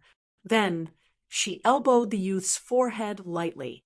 The latter flew backward and fell on the muddy path. He slid back about 3 meters. The ghost raised the hand holding the umbrella and opened it gently with a snap. The white lightning struck the top of the umbrella and exploded brilliantly. The ghost standing under the umbrella increased the strength of her 4 fingers. The 2 flying swords were broken in the middle. They fell to the ground and turned into 2 puddles of silver liquid. Soon, they mixed with the mud. With a wave of her hand, the head flew back and landed on the neck again. Flesh and blood grew, and the head soon returned to normal. The ghost in the bridal dress raised her free arm and picked 1 or 2 strands of grass on her head. Again, the blind old Taoist's heart trembled. He knew he couldn't do it again. He was ready to die and let go of all his strength. After taking a deep breath, his face became dignified and covered with a pale yellow color. The old Taoist's foot left the ground. He clenched a fist on his abdomen and hammered it heavily. His other hand was facing the sky. His sleeve slipped down, revealing a red talisman on his arm. The old Taoist said in a low voice, "Shu for clouds and rain, he for thunder. The clouds are full of jewels. Immortals show the way." The female ghost held the oil paper umbrella, and the corners of her mouth twitched. She passed by the crippled young man who was seriously injured and couldn't get up. She felt that he was blocking her way, so she casually lifted her leg and kicked the young man down the mountain. The round-faced girl cut her palm and arm with a knife and smeared the blood on her face. Then she charged at the ghost desperately. However, the little girl forgot that it was raining heavily. She didn't have the immortal skill of the blind old Taoist to keep the talisman's aura. When she rushed to the ghost in the bridal dress, her face was already clean. Only the rainwater was left. The blood had been washed away by the rain. The ghost casually slapped the little girl's cheek. The petite and thin body immediately flew into the air and flew out. Like the crippled youth, she disappeared in a flash. After that, with every step the ghost in red took, a white thunder as thick as a bucket fell on the surface of the umbrella. Electric sparks flew, and the white thunder shattered. If someone were to look at the mountain from afar, they would see streaks of white, snake-like lightning descending from the sky time and time again before splashing brilliantly between the mountains and forests. A continuous rain that could be withstood with a bamboo hat turned into a torrential rain without warning. It was really difficult to move forward. When Chun Pingon suggested finding a place to hide from the rain, Lin Shui reached out to hold the bamboo hat so that it wouldn't be knocked askew by the rapid rain. He said in a low voice, "Something's wrong." Li Huai pulled Li Baoping's sleeve and shouted, "I'm a little scared." Li Baoping scolded, "Senior Yin spirit is a ghost, isn't it? Then what are you afraid of?" Li Huai's eyes lit up. "Oh, right." He turned around and scolded the white donkey behind Lin Shui. "Little white donkey, don't lose track of them." The donkey snorted. The Yin spirit appeared beside Qin Pingan and said in a hoarse voice, "There's a female ghost guarding the surrounding mountains and rivers. Now she's fighting with the old Taoist. If there's no accident, she'll definitely win. Her origin is unknown and her cultivation is not low. If it's any other place, I can capture her. But now, it's very dangerous." Yin Shin looked around cautiously and explained, "In the mountain and sea register, as long as the mountain and sea god has a name, they will have their own territory or territory. If they fight in their own territory, they will have a significant advantage in terms of time and place. Other than that, the imperial court didn't specify the mountains and rivers of the gods. Even if there are demons and ghosts with outstanding strength and all kinds of spirits that can stand out, it's harder than ascending to the heavens to have something like the Confucian school's palace, the Taoist sect's blessed land, or the military's ancient battlefield ruins. It's not just about having a strong cultivation, but also a great opportunity. But the heavenly axiom has never liked us otherworldly items. If we want to openly occupy a territory, it's no different from a secular dynasty's vassal towns. It's easier said than done." "Ooh," Li Huai muttered to himself timidly. "This Senior Yin spirit must have been a scholar when he was alive." Yin Shin's tone was solemn as he pointed at the mountain path beneath everyone's feet. "I have a piece of bad news. The female ghost who is leading the evil group here is no less than a mountain god. She might even be Granny He at the same time. She has been acting strangely from the start. Furthermore, the path beneath your feet has been cast by the female ghost since the beginning. You are now walking on the Yellow Springs Road that she had secretly paved. I'm an otherworldly item, so I can enter and exit freely. But if I try to force you out of this road, I might hurt your bodies and souls." Lin Shui said indifferently, "Senior Yin spirit, since you can't win against her, and we can't leave, what should we do?" The Yin spirit said in a low voice, "Let's wait for her to appear. Don't worry, I won't let you get hurt." He felt a little guilty. He regretted going against the flow of the Great Spirit, although it would be beneficial to his cultivation in the future, and it could even be said that the benefits were immeasurable. The problem was that his cultivation had been reduced to only 70 to 80%. He had also fallen into the trap of the female ghost. Her target from the beginning was most likely Qin Pingan and his group, and not the blind Taoist master and his 2 disciples. Those white lanterns that were a few miles long on the mountain path were just a diversion to lure him to find out what was going on. The Yin spirit had mixed feelings. The blind Taoist master's cultivation was not high, but his nonsense mouth was really vicious. The Yin spirit said, "All of you, stand behind me." Soon, the Yin spirit stood at the front of the path. Chun Pingan and Lin Shui stood at the back, one on the left and one on the right. Chun Pingan had already replaced his hatchet with the auspicious symbol. Lin Shui's hands were hanging down, and there was a talisman in each of his sleeves. Li Baoping and Li Huai stood further behind. The white donkey at the back was a little irritable and restless. It stomped heavily on the ground, splashing mud. A female ghost, in wedding dress, holding an oil paper umbrella, slowly walked over from the distance. She was holding the leg of the blind Taoist master. She finally stopped when she was several feet away from Qin Pingan and his group. On the mountain path, lanterns were lit. Even behind Qin Pingan was no exception. Red lights shone on everyone's faces. The female ghost casually threw the blind Taoist master between the 2 parties. With a very surprised expression, she stretched out her finger and pointed. She said, "There are so many distinguished guests. 1, 2, 3. There are 3 scholars. Which one is the Confucian gentleman?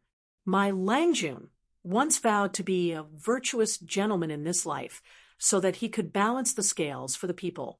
I didn't expect that at such a young age he would achieve my Longjuan's long-cherished wish. Chun Pingon wanted to take a step forward, but Inshin shook his head and said in a low voice, "Don't rush." The female ghost tilted her head and looked left and right, sizing up the 3 little guys who were carrying small bookcases on their backs. Langjun used to say that only well-behaved scholars could be called scholars. So, whenever I miss Langjun who has not returned from his travels, I will ask people to invite some scholars who pass by here to visit my house.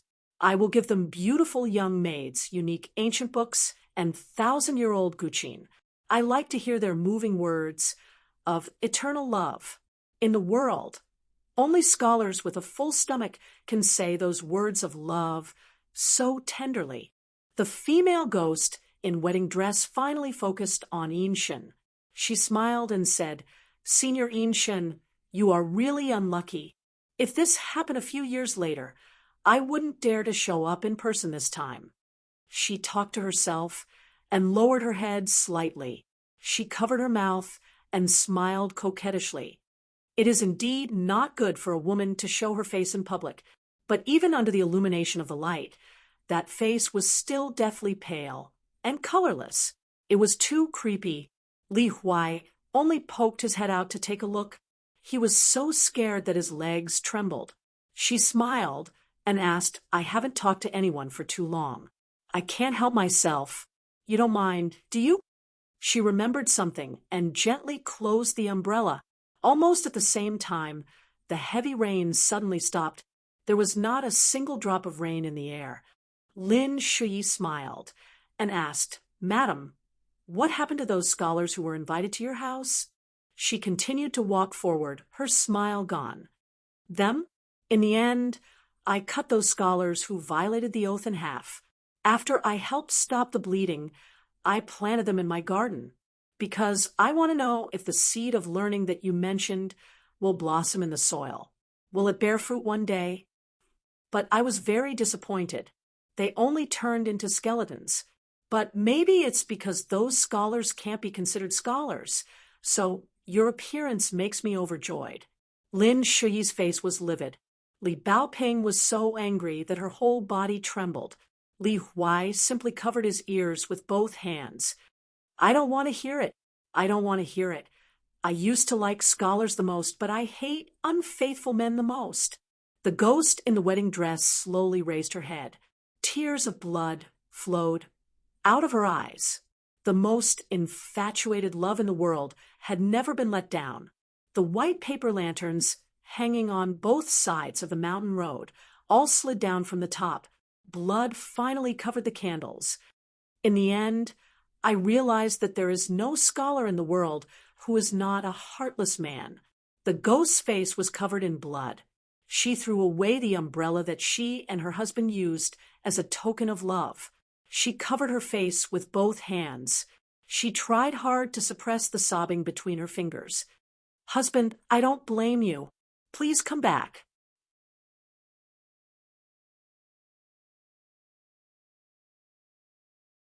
(124) On both sides of the mountain path, white paper lanterns without branches hung in the air, swaying in the wind.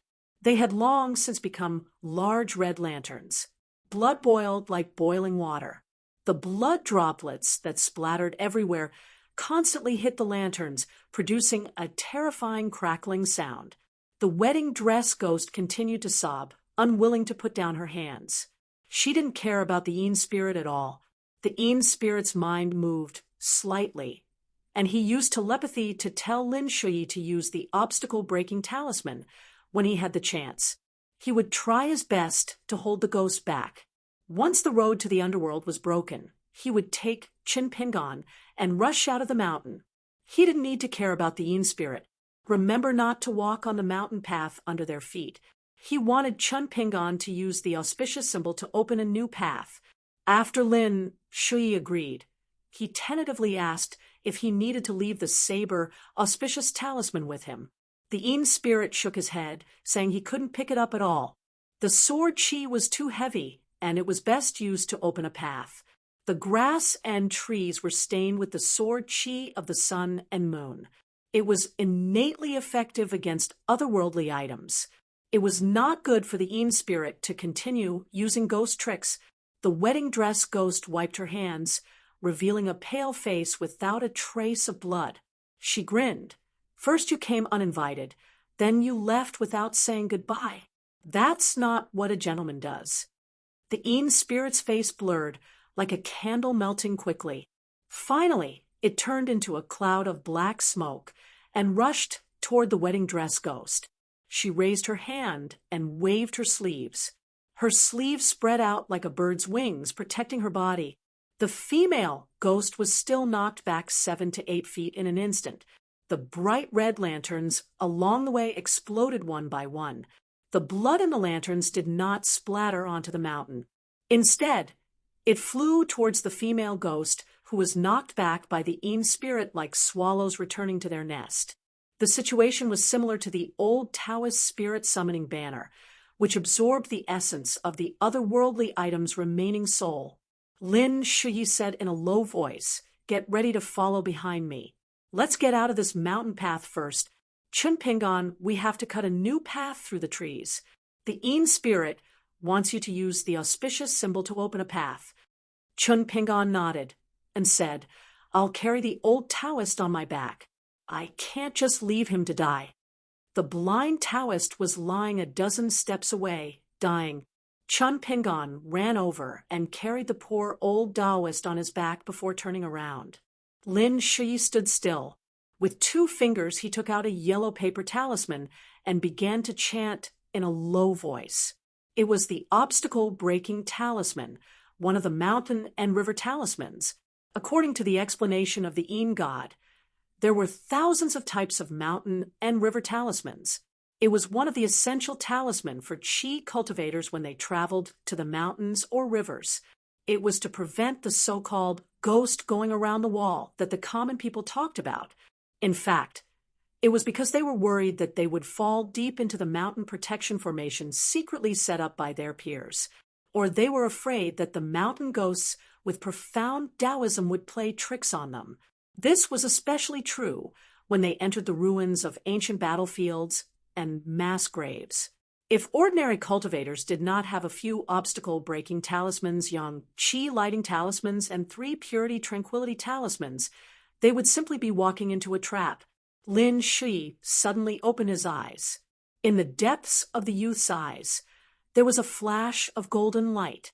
He said in a deep voice, "Let's follow the talisman." The obstacle-breaking talisman between the youth's fingers floated away. After it was suspended in the air, it began to wobble like a drunkard trying to find his way. The talisman came to the side of the road near the mountain wall and stopped. Li Huai asked, "Are we going to crash into it?" Lin Shuyi took the lead and stepped forward. His figure suddenly disappeared.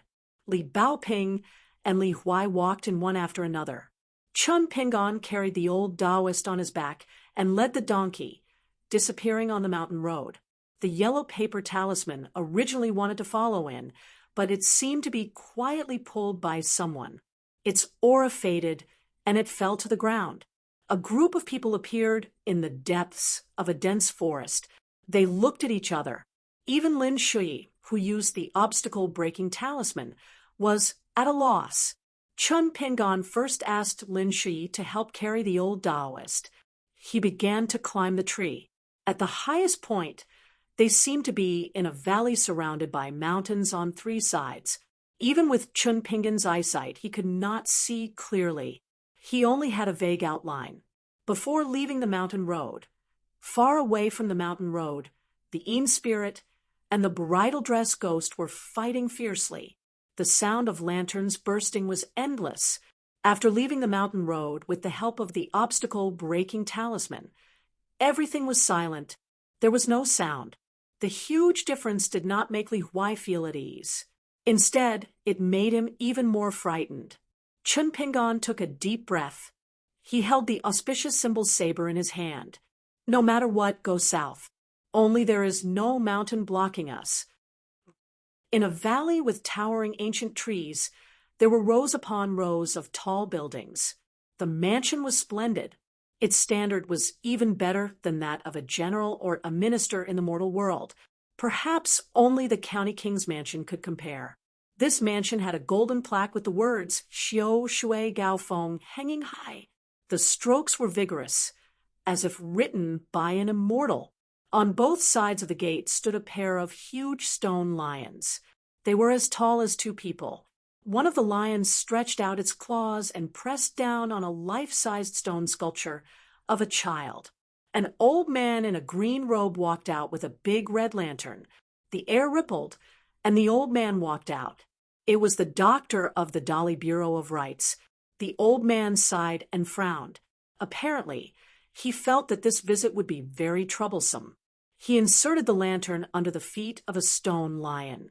Almost in an instant, the originally gloomy and deserted mansion lit up. Thousands of lanterns in the mansion were lit up at the same time. Countless doors were pushed open, and out walked delicate and pretty women, old stewards, coachmen, cooks, maids, and guards. There were no less than 100 people, and they seemed to have received the orders of the master of the house at the same time, and they were about to start working. However, almost all of them looked pale, and their eyes were dull. In a garden, a crippled boy and a round-faced girl were leaning against the wall. The crippled boy was bleeding from his 7 orifices. He was seriously injured. Even if he was allowed to leave, he would not be able to walk more than a few steps. Earlier, in order to deal with the female ghost in the bridal dress with amazing Taoism, the boy pulled the banner into the aperture acupoint on his face. It was an insidious method that damaged the divine will and soul. The girl had cut her skin several times and lost a lot of blood. Even now, she was more or less contaminated by the female ghost's yin qi. She was still dizzy and nauseous. When the lantern was lit, the crippled boy looked worse and worse. He quickly covered the girl's eyes with his hands. In the boy's sight, there were decaying skeletons. Only half of the body was exposed on the ground. They were densely packed, like vegetables planted in a vegetable garden. There were no less than 40 or 50 of them. The crippled boy was in despair, because one of the skeletons with the spine as the center was actually pale gold. The bones of the limbs were as white as jade, showing the appearance of a cultivator of the middle 5 realms with golden branches and jade leaves. Moreover, according to the blind old Taoist, only great Qi refinement warriors of the middle 5 realms with very high levels could have such a scene. For a wild Qi refinement warrior like the old Taoist, who barely touched the threshold of the middle 5 realms, he did not even have golden branches, let alone jade leaves. No wonder he lost so badly. The difference in strength was too great. At the entrance of the mansion, the middle door was wide open. One of the 3 most powerful doctors in Dolly was welcomed with a grand ceremony. The old man did not cross the threshold. Instead, he sat on the threshold and looked at the wide street outside the mansion. He said softly, "Madam Chu, can you listen to my advice and not make things difficult for those boys and girls?" The big red lantern placed at the foot of the stone lion outside the door shook violently. Someone had written the words, "Soul comes and goes," in red ink on the lantern. As the lantern swayed, it rippled with traces of bright red light. The old man emphasized and reminded, "Madam Chu, once something happens to those children in your territory, not to mention this mansion of yours, even our great Li will suffer together with them." Unfortunately, there was no news. The old man was a little angry. Madam Chu, an old man who looked like a steward, stood inside the door. He wore a felt hat and had his hands behind his back. He bent over and coughed. He laughed softly and said, "Dolly has divided these mountains and rivers into my young lady's territory for countless years. My young lady and your Dolly have always lived in harmony. Even before this old man became a steward, I heard that my young lady had once been indebted to an ancestor of your Dolly. Even now, our mansion still has the golden certificate of eternal harmony with mountains and rivers. After that unfortunate incident, your late emperor and the current emperor all tacitly agreed to my young lady's venting of anger. Why can't she do it today? The old man in green stood up and turned to look at the old man in the felt hat. He said slowly, not only today, but also in the future, I will tell Madame Chu the reason in person. However, if Madame Chu is unwilling to stop and is unwilling to see me, then don't blame my Dolly for not remembering our old friendship. The old steward patted his chest and stopped coughing. He said with a smile, Dolly's mountains are in turmoil now. Unless that Master Wan personally takes action, my young lady really isn't afraid of anyone. Even if she can't defeat some of the secret consecrators of your Dolly Imperial Court, if my young lady really wants to hide, do you really have the courage to dig up hundreds of miles of mountain roots in one breath and cut off the Shilhua River at the same time? Aren't you afraid that this will implicate Chiduan Mountain and the fallen Pearl Grotto heaven? Ooh, the old man in green's face was gloomy. Our Lord is not one of those consecrators of Dolly who are more arrogant than the sky. He has always been disgusted by others who want a yard after taking an inch. The door slowly closed. The old steward stood at the threshold and said with a smile, My young lady has spoken. She wants your Dolly to try. Then let's try. The Dolly Minister of Rights shook his head. He was also a straightforward person. Without further ado, he walked down the steps, took back the big red lantern, and threw it into the sky. His figure disappeared. The lantern rose into the sky like a red moon. On the street at the entrance of the mansion, Chin Pingon and the others stood in the same place with heavy hearts. No one thought that they would suddenly walk to the front of this rich mansion from the mountains and dense forests.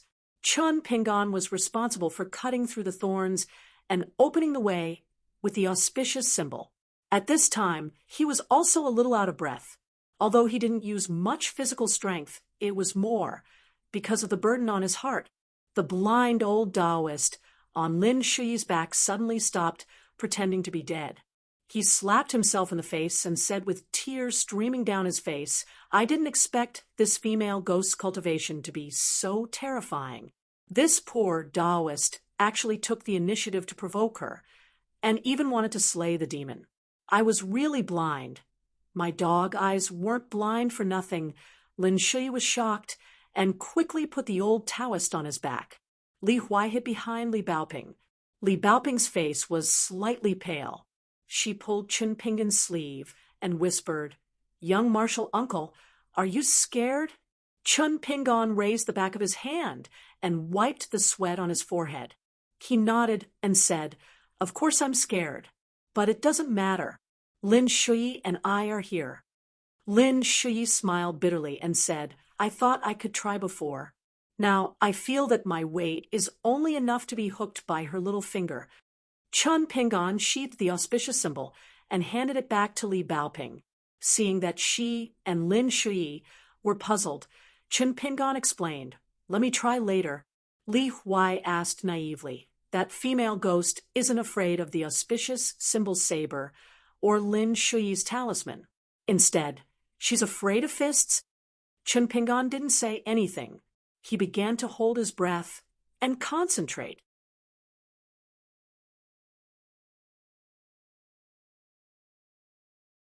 "125. In front of the mansion that hung the plaque Xiao Shui Gao Feng, the blind old Taoist who was seriously injured probably felt that he was about to die, so he spoke carelessly as if he had lost his mind. Lin Shi held the two talisman of Pearl and Pan and Fire Rain in his hands in his sleeves. He did his best and left the rest to fate.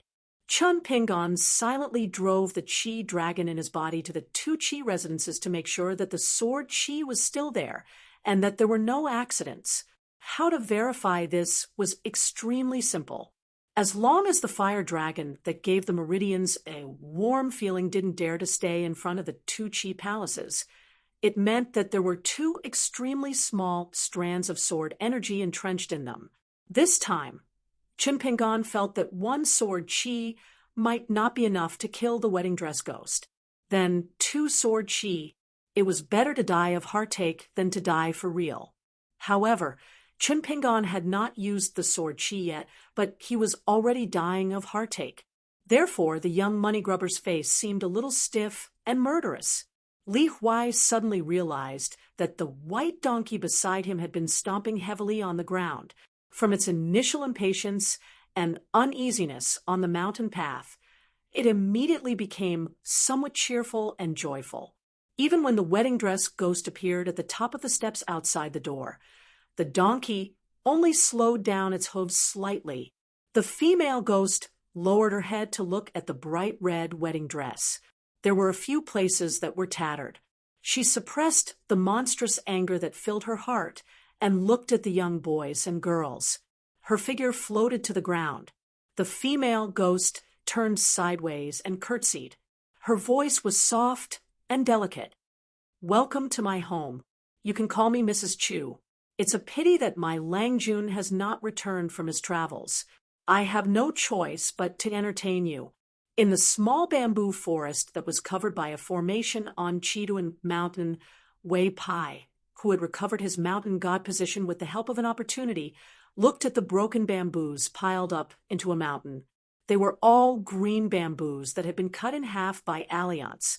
Even though the gains from this incident far outweighed the losses, when he saw the green bamboos that had absorbed the spiritual chi of Chiduan Mountain for thousands of years, they were like beauties that had been cut in half at the waist in Wei Pai's eyes.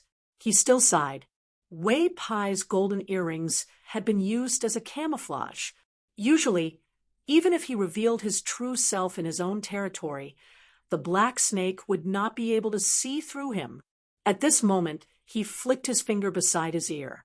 The broken bamboos on the ground began to disappear into thin air. After everything was tidied up, Wei Pai walked out of the bamboo forest. Other than the black snake, who was curled up not far away in fear, there was also a young swordsman with a sword behind his waist. There was also an acquaintance who was holding a wine pot and drinking wine with his head tilted back. It was the Dolly Master who had been knocked back to Kaidenshin Shiping by Alliance's rainbow light. Wei Pai only knew that his surname was Liu. In the end, he was carried away by the swordsman. Wei Pai revealed a trace of doubt. The man who had been on the verge of death not long ago still looked a little dispirited. However, he was able to walk so quickly. Even if he had cultivated a superior secret technique to temper his body, it should not have been so miraculous.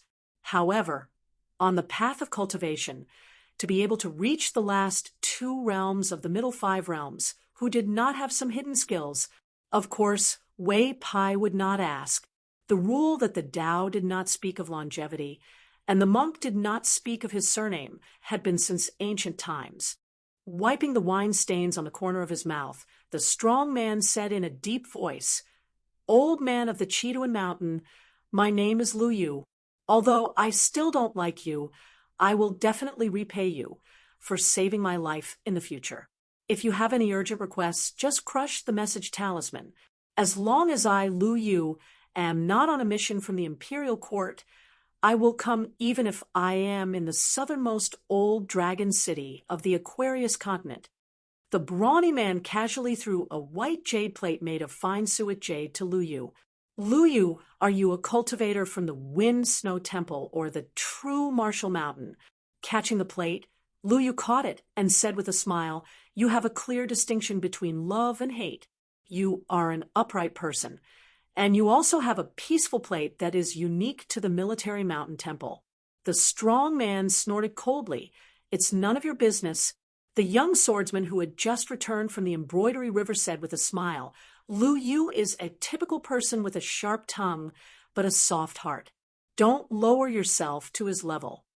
Wei Pai hurriedly waved his hand. "I don't dare. I don't dare." The swordsman casually rested his elbow on the long sword and said with a gentle smile, "It just so happens that I have something to deal with in Longquan County. If you don't mind, why don't we go out together? Although I have already informed the Longquan County Magistrate, Wu Yuan, there shouldn't be any twists and turns, but it's better to be safe than sorry. After all, in the Lapa Mountain area, there are now Kintianjian, Mr. Qing Wu, and many other foreign forces. I don't want your relationship with Dolly to be broken again. Wei Pai said casually, looking at the movements of the previous battle. Could it be that one of your Dolly's 5 mountain gods has unfortunately fallen? What could it be that I, Wei Pai, can take this opportunity to get a small share of the soup? Sir's so-called temporary mission, could it really be related to me? The seemingly rough and reckless Lu Yu narrowed his eyes. The young swordsman was still calm and said with a smile, "Don't worry, I won't burn the bridge after crossing the river.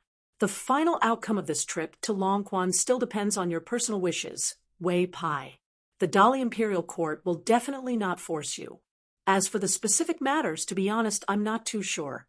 I only know that after His Majesty heard about this matter, he attached great importance to it, and added the words treat with courtesy in the end." Wei Pai sighed. "I've always had a bad temper. In this case, do I still have the nerve to refuse? I'm really afraid of you." Lu Yu sneered. "You're the one who's unmoved, right?" Wei Pai said with a smile, You flatter me. You flatter me." The young swordsman glanced at the obedient and docile black snake and joked, "You have good eyesight. Remember not to cause trouble when you go to Luapa Mountain in the future. There's a snake of your kind living in the mountain lake nearby. Even if you want to fight, it's best not to involve mortals. Other than that, there's nothing else worth paying attention to. Now that you have the identity of a Dali Mountain spirit, at least you don't have to worry about being casually killed by passing cultivators." The black snake nodded its head heavily after swallowing the bag of snake gallstones from the Pearl Grotto. Its body size decreased instead of increasing. However, its 4 dragon claw-like claws became thicker, and its body was covered in shiny, pitch-black scales. An imperceptible thin golden line appeared on its abdomen. There was no one on this trip to Longquan for the time being, so even with the black snake, they still didn't need to hide during the day and come out at night. After entering Tiefu River and receiving the young swordsman's nod of approval, the black snake carefully slid into the river. Although it was extremely happy, it still tried its best to suppress its instincts and didn't dare to wantonly shake its body and splash the river water. The 3 of them stood on the black snake's body. Like travelers on a boat, they easily went north along Tiefu River. Wei Pai frowned and gently flicked his sleeve. He scooped up a handful of water in his palm and shook it as if he was weighing its weight. He said in surprise, "From a river to a river, I know, but..." The young swordsman explained. After the river god successfully merged into Tiefu River, she had a fortuitous encounter and alarmed one of the Mr. Qing Wu. He hurriedly reported it to the imperial court. His Majesty the Emperor was overjoyed and promoted her by another level on top of the previous 2. Wei Pai gently shook his palm, and the water of Tiefu River slowly rotated in his palm. He clicked his tongue and said, "Doesn't this newly promoted lucky one have already reached the peak of the human world? Interesting, really interesting." In just a few days, she completed the journey that her colleagues took hundreds or even thousands of years to complete. This kind of talent and opportunity is simply fate. The most important thing is that this river god's ascension doesn't seem to occupy the fate of other rivers. I have to say, Dolly is really lucky. The young swordsman showed a solemn expression for the first time. Wei Pai, are you sure that her ascension didn't steal the fate of thousands of miles of mountains and rivers? Instead, it all came from the small Tiefu River in the past? Wei Pai smiled, but didn't say anything. In the past, the North Mountain God of the Holy Water Country had a unique vision. Naturally, he was not comparable to Kindianjian Mr. Qing Wu, who was an outsider among insiders. Due to the previous battle in Dali Imperial Court, the country's fate was unstable. 3 of the 5 mountain gods were greatly injured, so they could only hand this matter to Mr. Ching Wu for the time being. The young swordsman said in a deep voice, Wei Pai, I believe that you will be rewarded by the imperial court for this matter alone. Wei Bian raised his head. A cool breeze brushed past his face, making the young man, who already looked like a banished immortal, look even more ethereal. His eyes were gentle as he smiled and said, Can you exchange it for a small opportunity? For example, let a new disciple of Changchun Palace, who already has the aptitude of the middle 5 states, walk more smoothly on the longevity bridge in the next 100 years? The young swordsman smiled and said, What's so difficult about that? Wei Pai murmured, I owe the Lu family of the Holy Water Country. Lu Yu said impatiently, It's been so many years. Even the gods of the mountains and rivers who live as long as the country are not as sentimental as you. It's already a great fortune that the statues didn't collapse after the change of dynasty. If you can choose a good master to rely on and continue to enjoy the worship of incense, it's a good thing that you can only dream of. Even if you are indebted to the Lu family of the Holy Water Country, it's been hundreds of years. Those who deserve to die have all died. Why are you, Wei Pai, being so pretentious? Wei Pai turned a deaf ear to him. All he could hear was the sound of the river. Lu Yu, who had a strong temperament, said angrily, A stinky stone in the latrine. I can't believe I owe you a favor. Lu Yu, am so unlucky. The young swordsman laughed heartily and said, Ill fate is also fate. You two just accept it. Lu Yu smiled casually and asked, I wonder if Old Lantern will have a conflict with Madame Chu on the way to the south? If they fight, I think Old Lantern will have to bear the consequences. The young swordsman shook his head and said, I hope there won't be any trouble. Madame Chu means a lot to Dolly. Moreover, Madame Chu has a strong temperament. If you weren't seriously injured, and she didn't need to rush back to the Eternal Spring Palace to pick up that Empress, I wouldn't have let Dr. Han escort us to the south. Dr. Han is outwardly, but inwardly, outwardly. His temper is worse than yours. Lu Yu laughed and said, It's fine, there's no handsome scholar in the group. Madame Chu won't like him. Old Lantern, if you were 30 or 40 years younger, you might have been left in that mansion to be the commander-in-chief, right? The swordsman teased, If you have the ability, say that in front of Madame Chu. Lu Yu laughed and said, If she dares to walk out of that mountain, I dare to say that. The young swordsman sighed and said, The reason why saints are called saints is because they have their own little world. If they sit in it, they can take advantage of the time, place, and people. Lu Yu said regretfully, It's a pity that you're a sword cultivator. There's no such thing for sword cultivators. Otherwise, if you have a saint's little world with both offense and defense, then you, the young swordsman raised his eyebrows and laughed, I already have one sword. Isn't that enough? It was only at this moment that the young swordsman, who had a mediocre aura, gave off a dazzling feeling. Lu Yu smiled embarrassedly. Wei Pai suddenly stood up and looked over. He saw a willow tree sticking out of the water by the shore. A lady wearing a green robe and face armor was sitting on the branch of the willow tree. She had a head of rare golden hair that spread out on the surface of the Tiefu River and swayed slightly with the water. For some reason, Wei Pai thought of a popular poem for no reason. Yang Hua floats on the water like duckweed. When the young swordsman saw the lady, he explained softly, She's the Tiefu River's main god. She just formed her golden body not long ago, and the imperial court hasn't built a temple yet. Therefore, there are still some signs of her spirit being unstable. Wei Pai didn't even turn his head and asked, What's her name? Lu Yu snorted and said, This little girl's name is very good. Yang Hua, as in the water Yang Hua.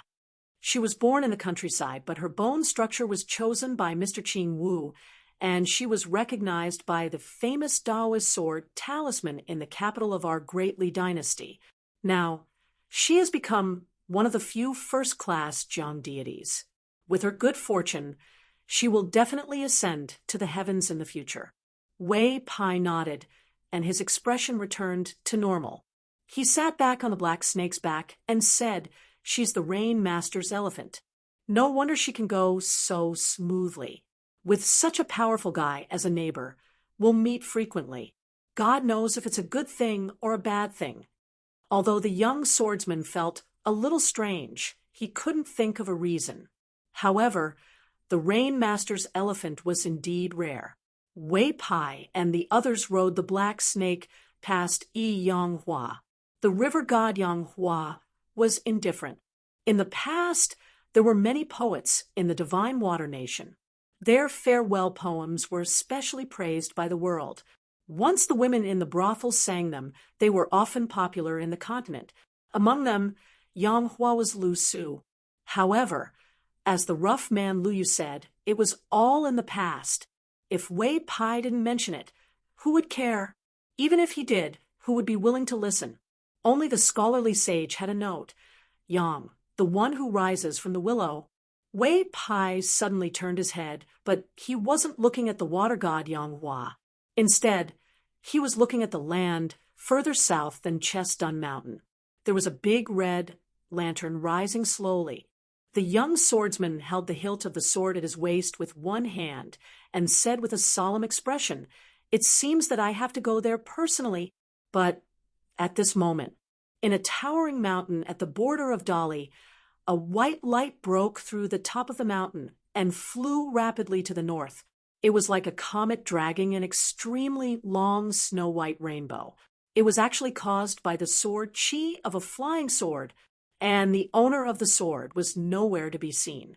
The sword chi was long and heavy. This sword landed not far from the Embroidery River. The sword broke through a powerful array that was close to the sage's domain and landed right in front of a white donkey. End of this chapter.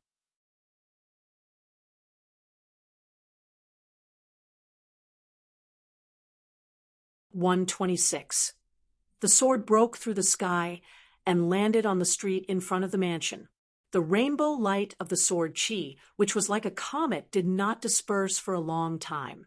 It was like a ray of dazzling sunlight shining through the window into the lifeless house. The white donkey ran in circles as if it had met an old friend in a foreign land.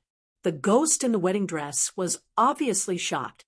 As the owner of this place, she felt the power of the sword more clearly than anyone else. The mountain was shaking and the water vapor was boiling. If she had not used her chi to cover the mansion behind her, half of the thousands of lanterns in the mansion would have been extinguished. The ghost was shocked and angry. She did not look at the place where the flying sword landed, but at the gap in the gloomy sky that could not be repaired. At the same time, drops of blood seeped out from the surface of the bright red wedding dress. They rolled on the lotus leaves like water droplets. Eventually, there were more and more of them. The ghost shook her sleeves and roared angrily, "Trespassers will die. How dare you, sword fairy? I will take your head and plant it in the garden. I will let you live for 10 or even 100 years. Laughter came from afar. Eventually, the voice condensed on the flying sword on the ground. The voice was not only warm but also had a unique charm. It was like the romantic scene described by the children of aristocratic families. It gave people the feeling of bathing in the spring breeze. However, in his words, he did not hide his soaring heroism. "Miss, please wait for a moment.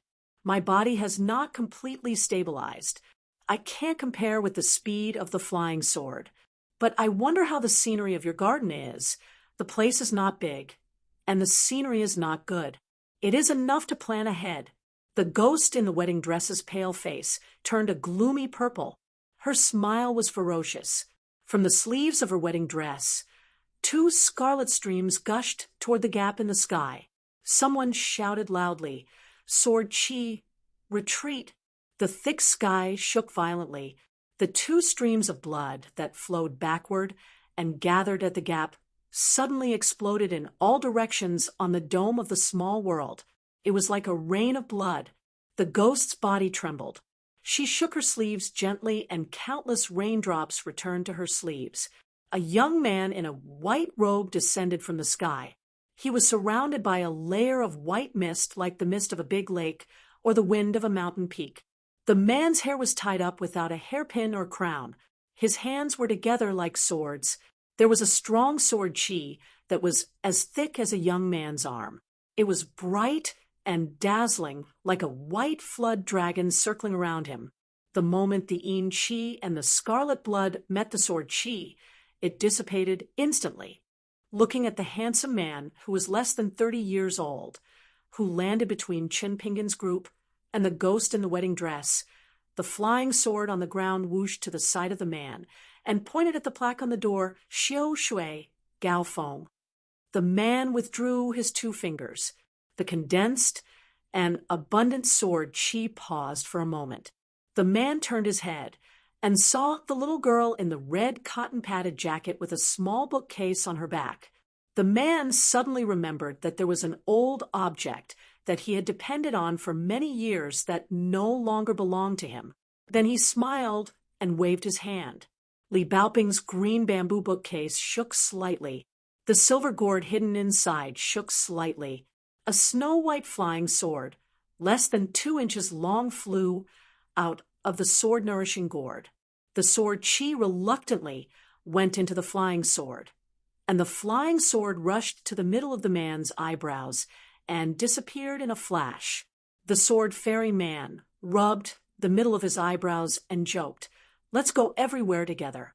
You are not a girl waiting to be married. You must stay in the embroidery tower and not go downstairs." The white donkey trotted briskly to the man's side and rubbed its head against the man's shoulder intimately. The man smiled and reached out his hand to stroke the donkey's head. "Old buddy, long time no see. I really miss you." The gap in the sky was slowly closing as the man forced his way in. However, he had consumed a lot of spiritual chi of mountains and rivers. In a short time, at least 50 years of accumulated wealth was swept away and turned into useless turbid chi. The ghost in the wedding dress regained her calmness and sneered. "Sword chi, natal flying sword, each is more powerful than the last. What an outstanding land sword fairy. You are not from Dali, are you?" The sword fairy man smiled and said, "I am just a rootless duckweed. My name is not worth mentioning." After saying this, the man did not turn his head. Instead, he turned around and showed his back to the ghost in the wedding dress. The land sword fairy, who had just come out of seclusion, said gently, "I am Alliance's half-friend." "Well, only half. Half is his disciple. Unfortunately, Alliance did not want to acknowledge me as his disciple. He said that I was too pedantic and soft, so my sword was never fast enough. If he acknowledged me as his disciple, he could not afford to lose face. I came all the way here because I sensed something strange in my old buddy and the sword-cultivating gourd. If I may ask, where is Alliance? And you are?" "Ooh," Chun Pingan explained. "We are also Alliance's friends." The gourd was given to Li Baoping by Alliance. The donkey was taken care of by Li Huai. As for Alliance's whereabouts, I believe that you will hear about it in the future. Compared to the ghost in the wedding dress, this land sword fairy, who claimed to be Alliance's friend, Li Huai, who always had strange thoughts, was not unfamiliar with this person at all. In the child's opinion, Alliance's friend was Li Huai's friend. As for whether you were a sword fairy or not, was it more important than being friends?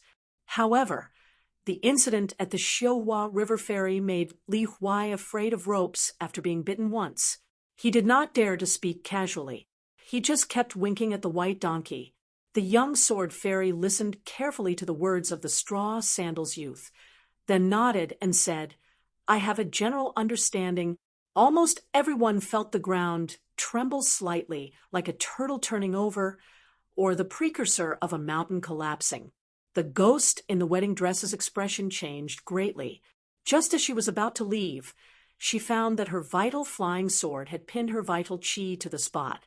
The snow-white flying sword had unknowingly stopped 3 feet above her head. The ghost in the wedding dress was full of anger and shouted angrily, "Dr. Han, water god of the Shilwa River, are you two not going to do anything?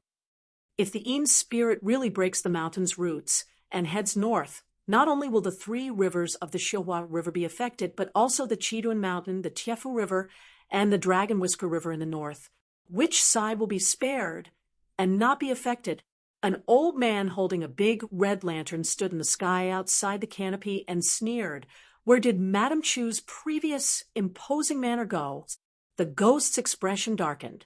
Beside the old man stood a general in armor with a green snake coiled around his arm.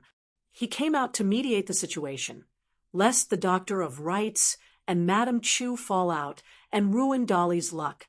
He said in a deep voice, "Madame Chu, Dr. Han, and I can persuade the Een spirit to stop breaking the mountain's roots. But we also hope that Madame Chu will not do anything extreme in the future." The bridal gown ghost smiled sweetly and said, "If I wish to spar with this sword immortal, would that be considered extreme?" Dr. Han was so angry that he laughed. "What a bodhisattva, Madame Chu! I have learned my lesson today. Good, good, good. The Ministry of Rights of Dolly will repay you in the future." The ghost sneered and said, "You are just a little doctor spouting nonsense. Are you trying to scare a child? Wait until you become the Minister of Rights of Dolly. Then you have the right to order me around." Ooh. The green snake on the arm of the Jiang Shen quickly spat out a white fog. He was obviously more familiar with Dolly's officialdom and its future trends than the ghost in the wedding dress who was isolated from the world. He said with a displeased expression, "Madame Chu." The ghost in the wedding dress covered her mouth and laughed coquettishly. She lifted her dress with one hand and curtsied sideways. "I will apologize to Sir Han."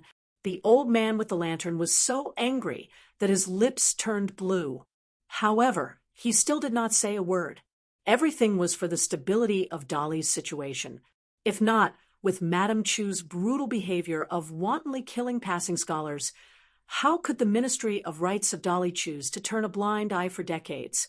But then again, the old man did not think that the Dolly Imperial Court did anything wrong.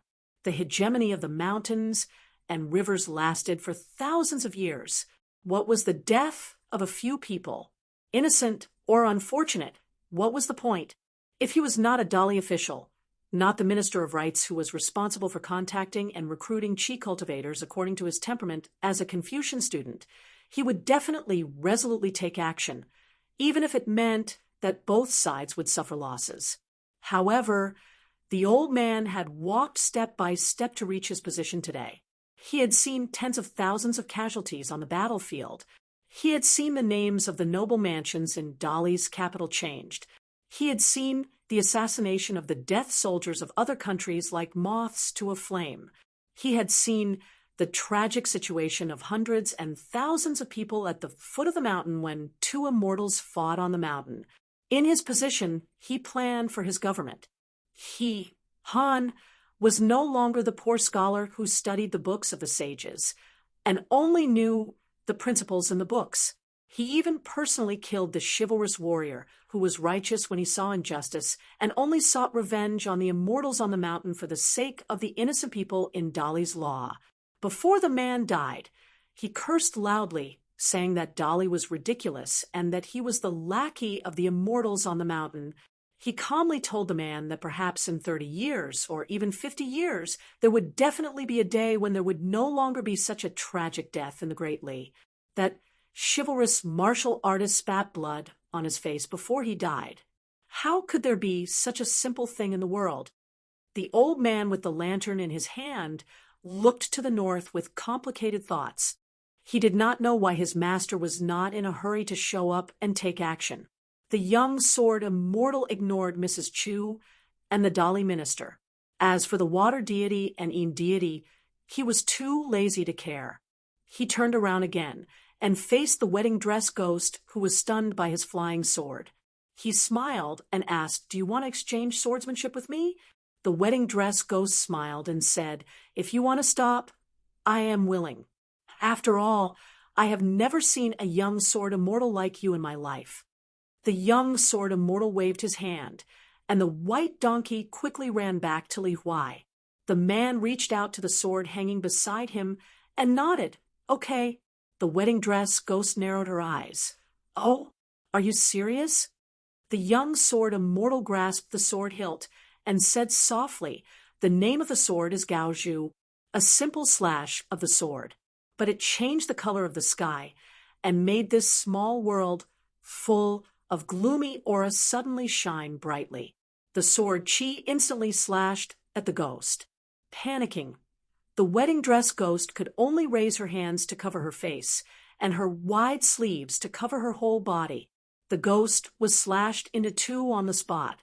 The wail of Mrs. Chu resounded through the street and the magnificent mansion behind her. The servants and maids stood where they were in a daze and began to bleed from their 7 orifices. Some directly collapsed to the ground and turned into a pool of pus. Inside the mansion, there were noble ladies who were learning needlework. Needles were piercing into their arms without them realizing it. There were guards who were practicing martial arts standing where they were and punched each other's heads. Even if half of their heads were broken, their movements did not stop. The ghost hurriedly rushed to the gate of the mansion. The two halves of her body were connected by countless red threads. The scene was like a lotus root that was cut in half. At this moment, the two halves quickly merged together in the air. The young sword immortal said indifferently, again, "A slash of the sword." The slash of the sword spread out in the air like a sparkling water surface. The wedding dress ghost was like a beauty who had just come out of the bath. Her waist was covered by the water surface. The wedding dress fell limply to the top of the stairs.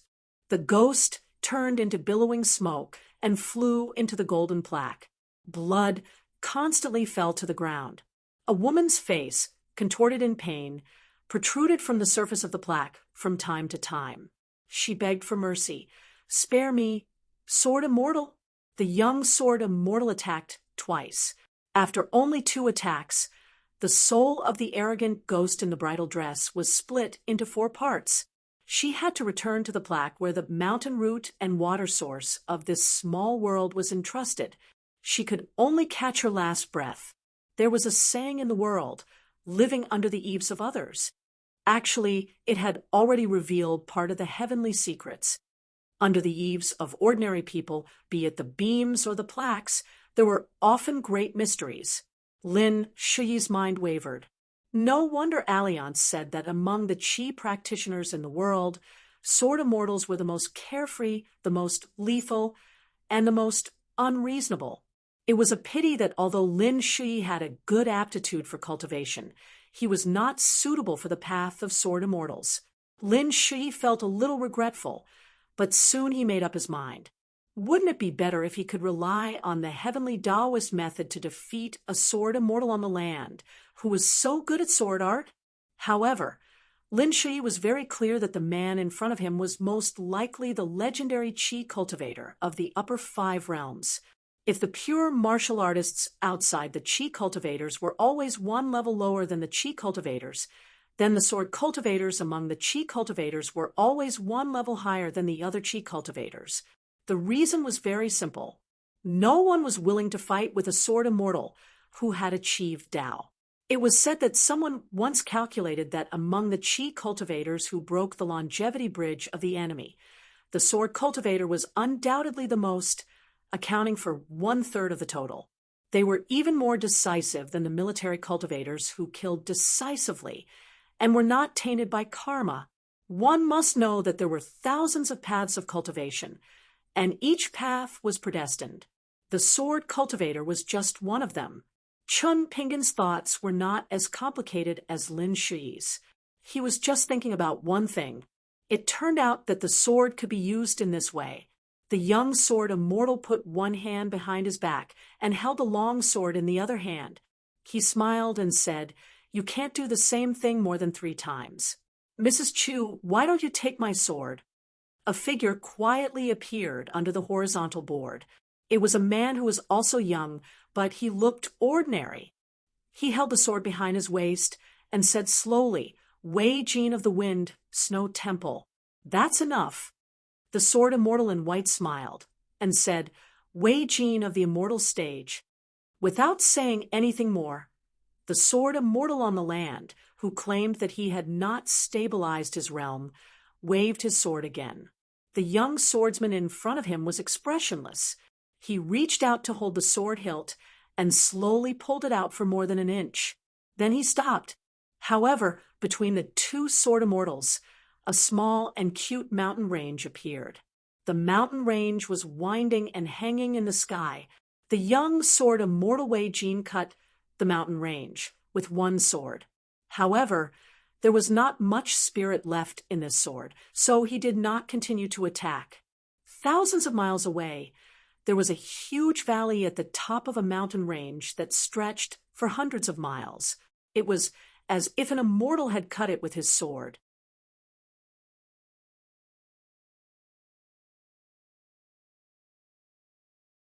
One 27. Wei Jin smiled and asked, "Are you that person from the Mo family?" The young swordsman's expression was not good. He thought, "Senior Alliance, can't you say one more name?" He said to Wei Jin, "Wait a moment. 8, 8, 8, read, book, 2 infinity 3.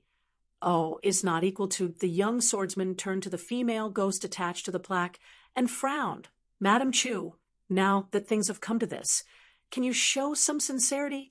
The female ghost, whose soul was hidden in the plaque, nodded. Then the sky gradually disappeared. This was a sign that the boundary between the mountains and rivers was dissipating. It was similar to the common people opening the door to welcome guests. No matter how ignorant and inexperienced she was, she had also heard of the various legendary deeds of this person. He was born in the school of Mo's ranger lineage, and after joining the Great Li's Song clan, he was immediately treated as an honored guest by the Great Li's emperor. Now, he was one of the gatekeepers of the Great Li's capital city, and one of the key figures in the Great Li's power to intimidate the forces on the mountain. It was said that when he had free time, he would travel alone. Every time he saw a mountain or river, he would turn it into his sword will. As a result, the Ministry of Right's doctor and the embroidery river god appeared on the street and bowed to the young swordsman. The latter only nodded in acknowledgement. It was clear that this person had a high status in Dali. The Een spirit also stood beside Chun Pingan with a murderous aura. Just now, he had almost sacrificed his cultivation to break the mountain's root. He wanted to fight to the death with the ghost in the wedding dress. Once the mountain's root was broken, it meant that the ghost's amulet was no more. She would completely lose the confidence to fight against the cultivators of the 10th realm. A suet jade-like arm stretched out from the horizontal inscribed board. The wedding dress on the ground floated towards the horizontal inscribed board. When the female ghost came out from the horizontal inscribed board, she put on the wedding dress again. Previously, her body was cut into 4 by the immortal deity stage Wei Jin. Even though she was in a life-threatening situation, she did not forget to keep the wedding dress intact. It was enough to show how much she cherished the wedding dress and how obsessed she was with it. After the female ghost landed on the ground, she inadvertently caught a glimpse of the bookcases on the backs of the children. Her eyes instantly changed, and a vicious aura erupted from her body. Although she tried her best to suppress it, the strangeness of the female ghost was clearly displayed. The young swordsman sighed and looked at the young man with straw sandals whom he had met once on the ferry of the embroidery river. He pleaded sincerely, "Can you please put away the 3 boxes first?" Mrs. Chu's resentment toward scholars was the crux of her abandonment of the god of mountains and rivers. The reason for this is really difficult to explain in a few words. Chun Pingan, I only hope that you can be lenient. Seeing that we didn't make a big mistake, let's forget about this enmity. How about it? Oh, the young swordsman thought for a moment and said with a smile, If it's possible, you just need to promise me to use a camouflage technique. Chun Pingan nodded. Sure. Very soon, the 3 emerald green bookcases disappeared from everyone's sight. Of course, if the Chi refinement warriors focused on them, they would reveal their true forms. The young swordsman finally looked at Wei Jin again. This was the youngest cultivator of the upper 5 realms in the Eastern Treasure Bottle continent. Moreover, he was a sword cultivator whose combat strength could be 1 realm higher. A cultivator of the upper 5 realms at the age of 40. No matter which continent he was in, even if it was the vast central divine continent, he was still a shocking god's favored son. Wei Jin of the Wind, Snow Temple, and Song Zhengqiang of Dali. Among the young cultivators on the mountain, they were the well-deserved twin annulus of the north and south. Now, one of them had broken through the 10th realm and reached the 11th realm of sword cultivator, while the other had reached the legendary 10th realm of martial arts. Indeed, they did not disappoint. The 2 of them were 1 scholar and 1 warrior. Their future achievements were limitless. The young swordsman asked with a smile, I wonder if Sword Immortal Wei has any other plans for coming to Dali this time other than solving today's crisis? The white-clothed Sword Immortal, who had always traveled to Jianghu with the identity of a chivalrous man, asked back with a smile, if there are no other plans, what will happen? If there are, what will happen? The young swordsman said bluntly, if it's just for sightseeing, except for a few forbidden areas in Dali, Sword Immortal Wei is welcome to visit the rest of the places. If you don't mind, I'm willing to accompany you. If you have ulterior motives while the situation in Dali is unstable, then I'll block you here and personally test how fast Sword Immortal Wei's flying sword is. Wei Jin put away the famous sword named Gao Shu in his hand and hung it by his waist. In the Wind Snow Temple, I've always respected Master Wan the most, but for various reasons, I've never met him. Therefore, after receiving the message from Master Ruan's peace token from Pearl Cave, I accepted a mission to escort these children to Yafu Pass at the border of Dali. Along the way, I met a senior swordsman named Alliance, who gave me some advice on swordsmanship. Only then did I have the opportunity to undergo closed-door training and break through the realm. Therefore, you don't have to worry about me going north this time. The young swordsman opposite him, whose mountain-moving swordsmanship was extremely amazing, treated him with sincerity. Wei Jin was an upright and open-minded person, so he did not take his slightly stiff attitude as a provocation. Instead, he bared his heart and said, if you want to compare swordsmanship with me, I'm very willing. Previously, I thought that there was no need to continue traveling in my hometown, the Aquarius continent. However, after hearing a lot about the outside world from Alliance, I really want to go to the Inverted Mountain to take a look. I want to go to the place where Alliance trained and really sharpen my swordsmanship. It was precisely because he had traveled to many places and met many people that Wei Jin knew the value of the word perseverance. The blind old Taoist could not interrupt at all, nor did he have the courage to speak. The famous Wei Jin of the Wind Snow Temple was enough to make this unorthodox old Taoist feel suffocated. Cultivators of the upper 5 realms in the eastern Aquarius continent were extremely rare existences. It must be known that a cultivator of the 10th realm was already the cornerstone of a country, and all of them were worshipped by the kings and emperors to protect the country's fate. Qi cultivators of the upper 5 realms, which one of them was not a dragon that appeared and disappeared. They were existences that could establish a sect. In the Aquarius continent, there were many dynasties, but how many immortal mansions with the word sect as the suffix? It could be counted with one's fingers.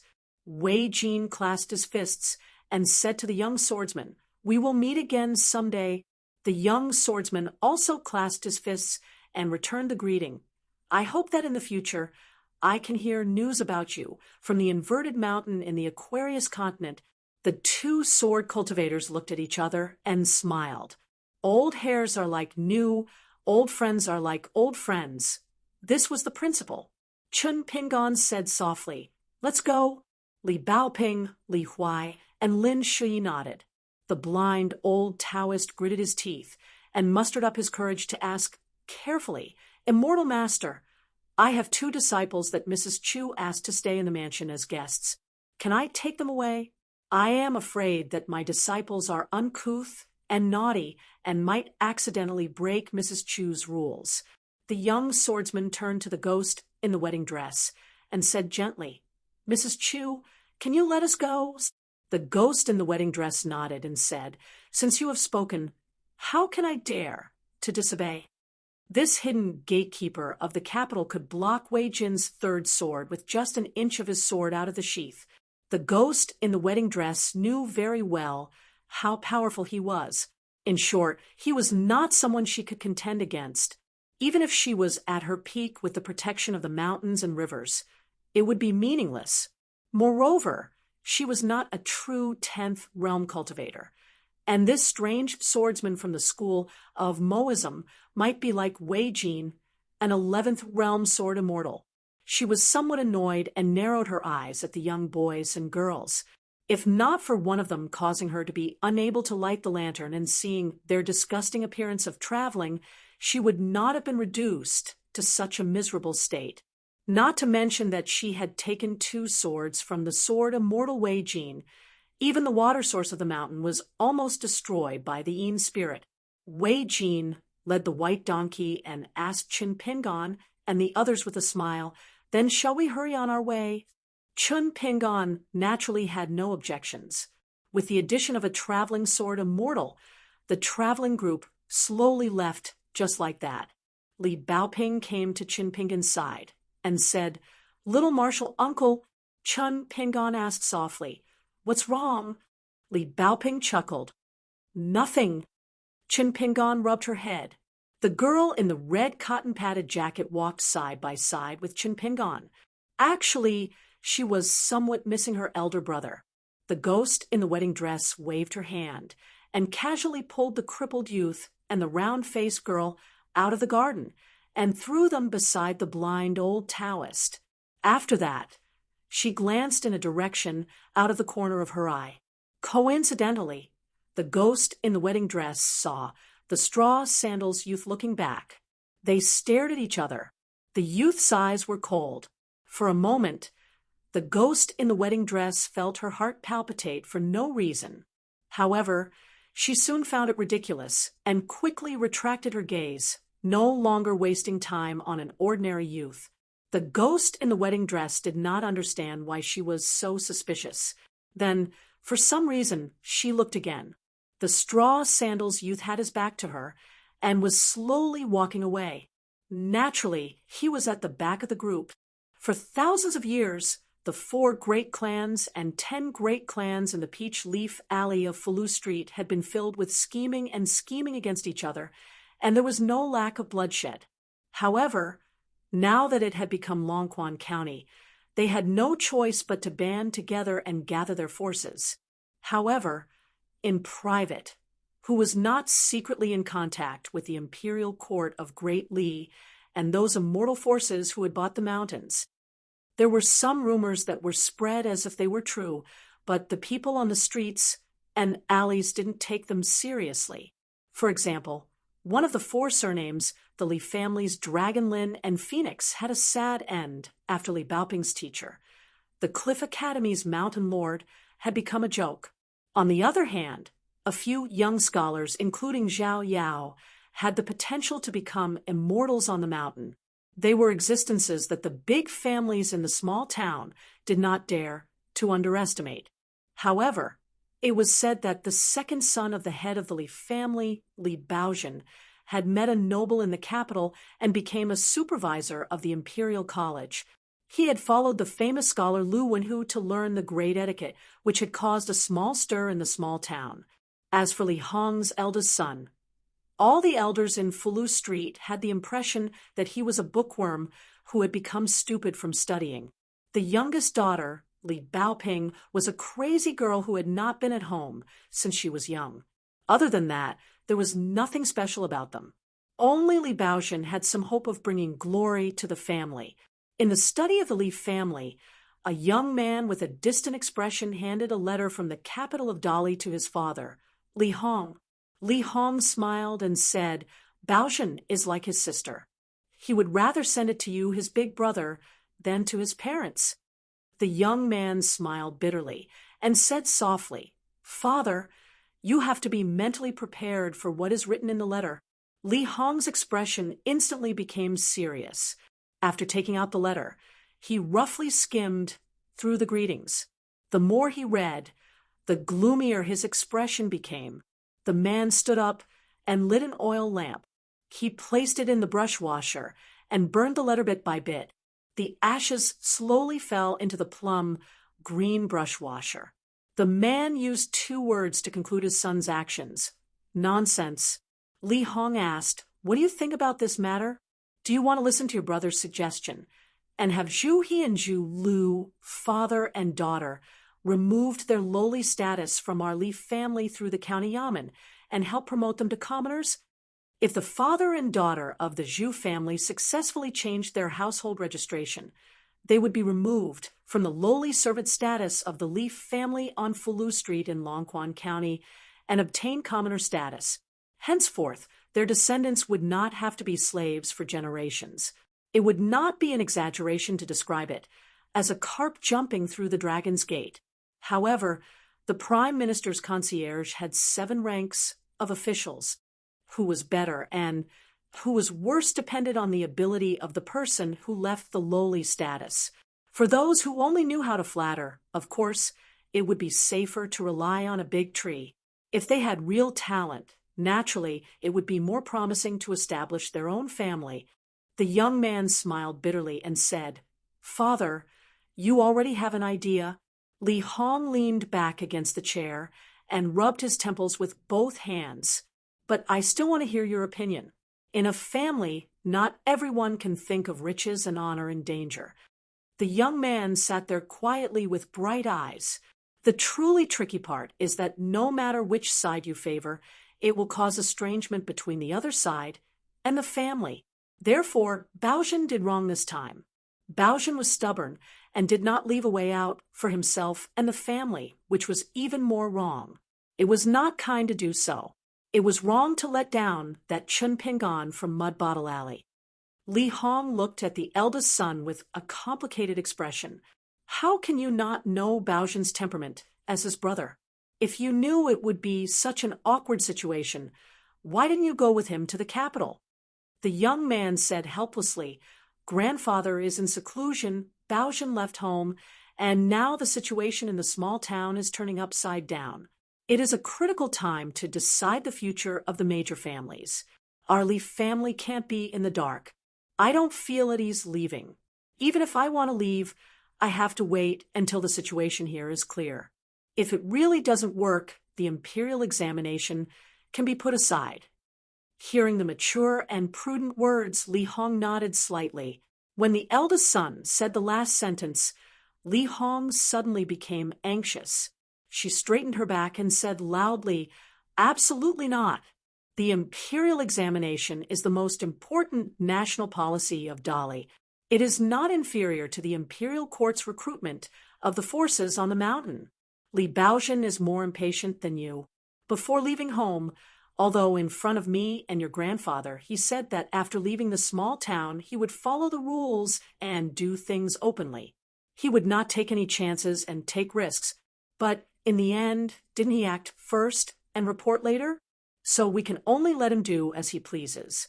In this way, if you delay the imperial examination, it is equal to slowing down the family's pace for at least 3 years. The young man silently swallowed back the words that were about to come out of his mouth. As long as he said it, it meant that his relationship with his brother, which was not very good, would fall to the bottom in an instant, and there would be no possibility of mending it. Moreover, it was meaningless to say it because deep in his heart, his father did not deny his brother's pursuit of riches and honor. On the wrong path, he rose early and worked hard for 3 years. On the right path, he restrained himself and lay low for 3 years. The difference in the impact of the two on the next 30 years of the family and on the two generations was self-evident. After the young man walked out of the study, he walked alone in the elegant and spacious outer corridor. He suddenly heard the tinkling of a string of wind chimes under the eaves. He closed his eyes and looked up slightly. Listening to the ethereal tinkling sound, he murmured, "It's not good to have too many smart people." The scholar in green was called Li Shishing.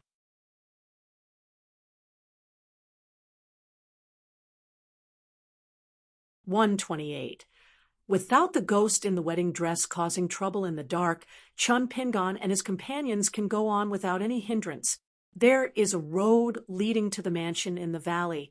Originally, it was wide enough for two carriages to go side by side.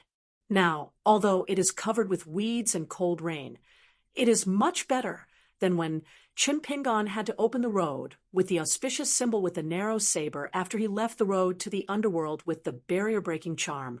The man who was called the Land Sword Immortal by the ghost in the wedding dress does not speak after he suddenly joins the team.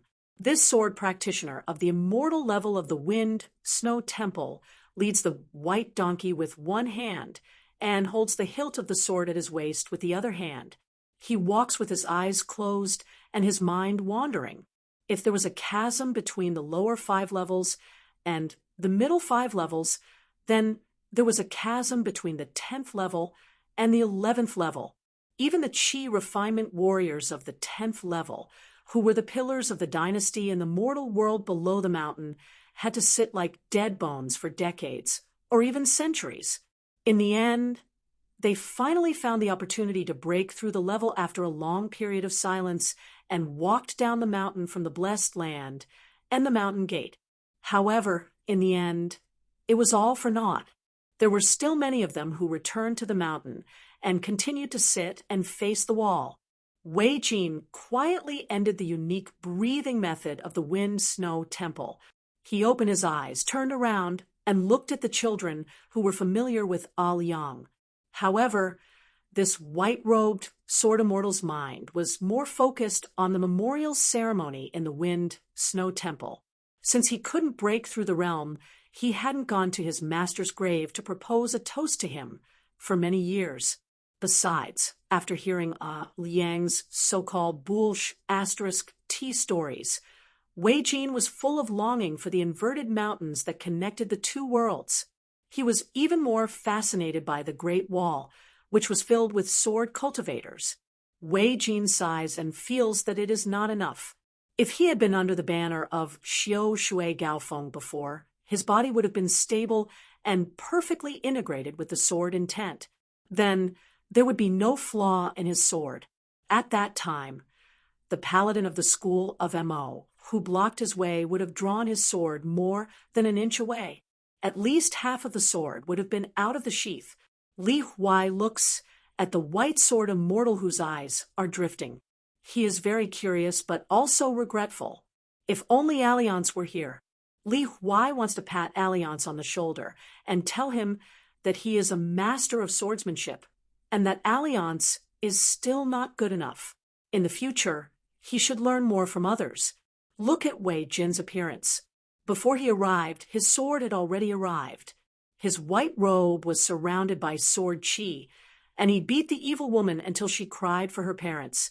This earth-shattering appearance is not the same as Alliance's wearing a bamboo hat and walking by the river with a donkey.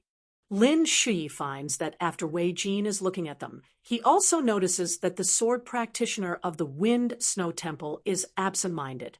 The cold-looking young man quietly holds the book box and thinks about his own cultivation. Lin Shui had experienced the unfathomable spells of the female ghost in the bridal dress and witnessed the superb swordsmanship of the two sword cultivators. Lin Shui's heart was heavy. There was still a long way to go. His little cultivation was not even enough to fill the gaps between their teeth. Wei Jin draws back his unfocused gaze and stops. He takes out a jade plate that emits a sheepish luster from his sleeve and says frankly with a smile, "I can't follow you all the way to Dali's Yifu Pass. I need to go to Liju Cave immediately." I need to go to the dragon beheading platform there to sharpen my sword Gaoju and natal flying sword in preparation for the heart of the inverted hanging mountain in the future. Because Senior Alliance said that we can go to that place through the inverted hanging mountain. Now it's a once-in-a-century battle. I can't miss it, seeing that no one takes the jade plate. Wei Jin explains patiently, although you are escorted by an god whose strength is not to be underestimated. In order to prevent today's accident from happening again, I give you this jade plate. This is the Mountain Temple Peace Plate, unique to our Wind Snow Temple and Marshall Mountain. Once you are in danger, as long as the holder injects his genuine chi and speaks to it, it will fly to the Mountain Temple on its own and send a call for help to its sect. Wei Jin saw that no one had taken the jade token of great significance. He didn't blame these children for not knowing the immensity of heaven and earth. Instead, he smiled and said, "If you think that I'll be safer accompanying you to Yefu Pass than holding a small jade token, of course, I won't shirk my responsibility. I'm just discussing it with you. In the end, it's up to you." Chun Pingon says, Senior Swordwiz can go to Longquan County by himself and find the dragon beheading platform to sharpen his sword. We just need to take this jade plate. Senior God is escorting us to Yefu Pass this time. In addition, the Dali Imperial Court has promised us before. That's why those 3 people appeared beside the female ghost. Although they are a little late, it proves that they keep their word. Chun Pingon thinks for a moment and says seriously, I believe that such a big accident as today won't happen again. And again, he takes the plate and passes it to Lin Shi. He whispers, remember to keep it well. It's best not to put it in the box. If it's too far away, it'll be inconvenient to take it out in an emergency. Lin Shi nods and says softly, I know. I'll hide it in my sleeve with the other 2 talisman. Wei Jin smiles knowingly. He is a little surprised by this straw sandal boy's understanding. In fact, Wei Jin was a little puzzled. Why did this person make the decision in the group? Earlier, on the street in front of the female ghost's mansion, Wei Jin saw that the boy named Lin Shui has already set foot on the Longevity Bridge. His chi palace is full of vitality, magnificent, and stable. He is a rare cultivator. The boy still has that kind of noble and arrogant personality. How can he be willing to be under others? And the key is that the boy himself doesn't seem to feel that there is anything wrong with it. As for the youngest and strong-minded guy, since he was arranged by Alliance to look after the white donkey, there is no need to say more about his good fortune. This is because no matter what, Wei Jin will give Li Huai a parting gift. Wei Jin, has traveled the countries alone. For so many years, he has no worries. He has encountered all kinds of fortuitous encounters and obtained many good things in his pocket. Most of them are casually distributed to the fated people. The things that can be kept until now are naturally the most important things. What's more, when Wei Jin uses his clear sword heart to illuminate Li Huai and sweep away the fog that was deliberately created by someone, he discovers that Li Huai's innate foundation is actually better than Lin Shi's. He is a first-rate fine jade that the forefathers of the school of war dream of. In sort of mortal Wei Jin's eyes, the little girl in the red cotton-padded jacket, who is shrouded in white mist, opens her mouth and asks, if this plate encounters today's situation, can it really fly out?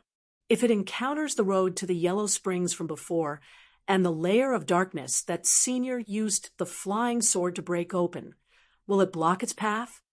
Wei Jin laughed and said, you can rest assured.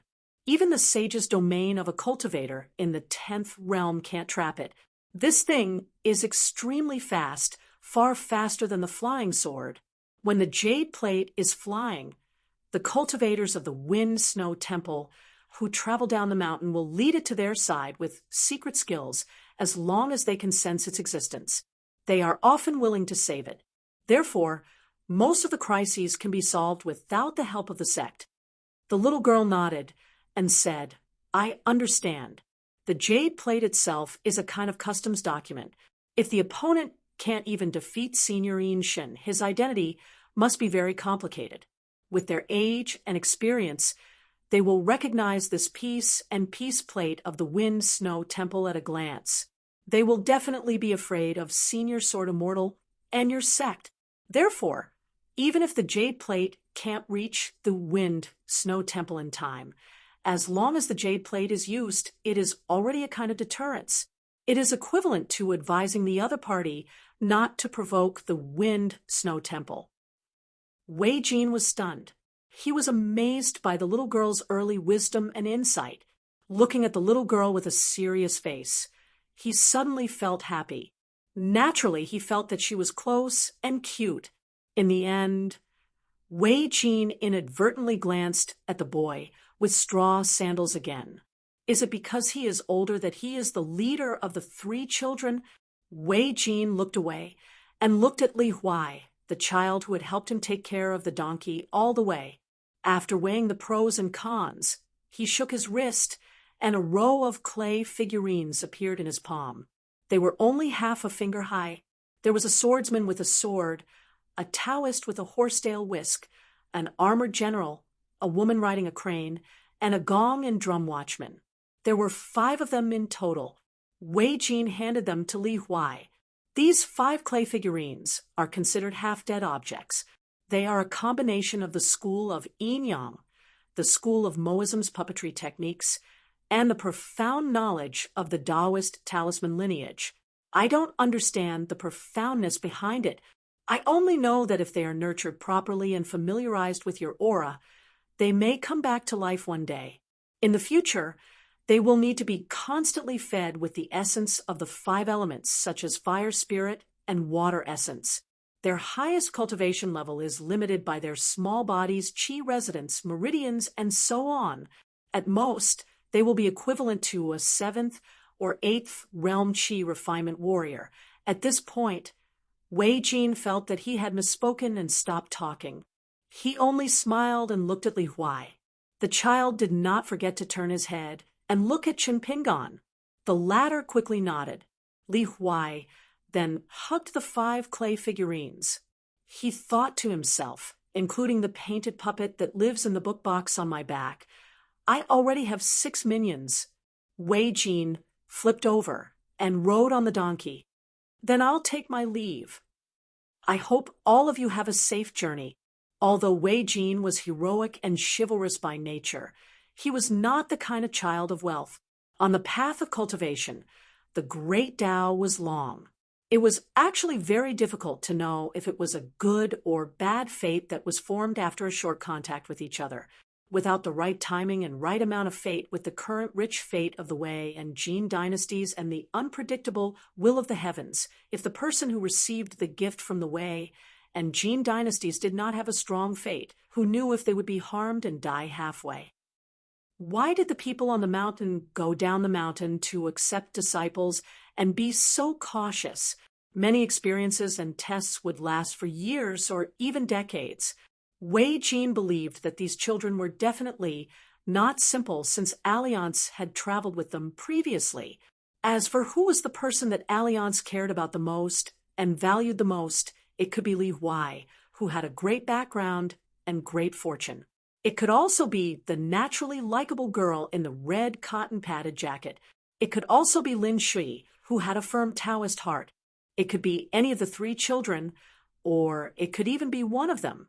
However, it was urgent for Wei Jin to rush to the inverted mountain. Otherwise, he would miss the soul-stirring peak battle. Otherwise, he would really want to accompany this group of children to the border Yefu Pass. As a sword cultivator who aspired to reach the peak of swordsmanship, how could he miss the once-in-a-century event? Chen Pingan subconsciously cupped his fists in return. However, it was the first time he cupped his fists in salute on the embroidery river ferry. He was used to covering his right hand with his left hand.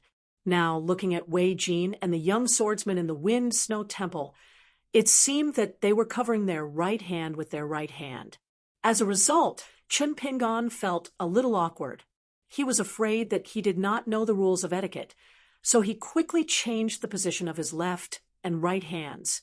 Wei Jin saw this detail. When he saw the straw sandals youth's embarrassed state, he could not help but laugh. He bent down and patted his old friend's back. "Let's go." The white donkey stomped its hooves happily.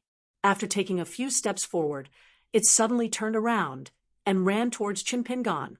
It rubbed against the young man's cheek before carrying its long-awaited master on its back and continuing its journey. Along the way, it was said that Li Huai was taking care of the white donkey. However, how could Li Huai have such patience and perseverance? Wasn't it still Chinpingan who silently fed the donkey, blew its nose, and drove away the mosquitoes and flies? Chinpingan smiled and waved goodbye to the donkey. The white-clothed sword cultivator could not help but laugh. His body leaned back and moved up and down along with the donkey's hooves. Well, it turned out that this land sword immortal was not as popular as his old friend. The world was lonely, desolate, and barren. Between heaven and earth, there seemed to be only a city wall of unknown length and height left. Even from 100 miles away in the south, one could still clearly see the 18 large words carved with sword chi. From this, one could see how big the words were and how tall the city wall was. Taoist techniques, vast western heaven. The sword chi existed forever. The lightning pool, important place. Qi, Dong, Chun, Meng. Hundreds of miles south of the Great Wall, a bugle horn that seemed to be able to shatter the dome of the world suddenly sounded. Countless black shadows gathered together densely. As the bugle horn sounded, bits of fire lit up and finally connected into one. If one stood at a high place in the north and looked into the distance, it would be a resplendent sea of fire. On the city wall, an old voice sounded majestically. "Raise your swords." On the city wall that had stood here for 10,000 years and was tens of thousands of miles long. In an instant, hundreds of thousands of flying swords left the city wall at the same time and flew towards the south. The sword chi was brilliant. It was like a flood breaking through a dam and pouring down. There was no greater wonder in the world than this.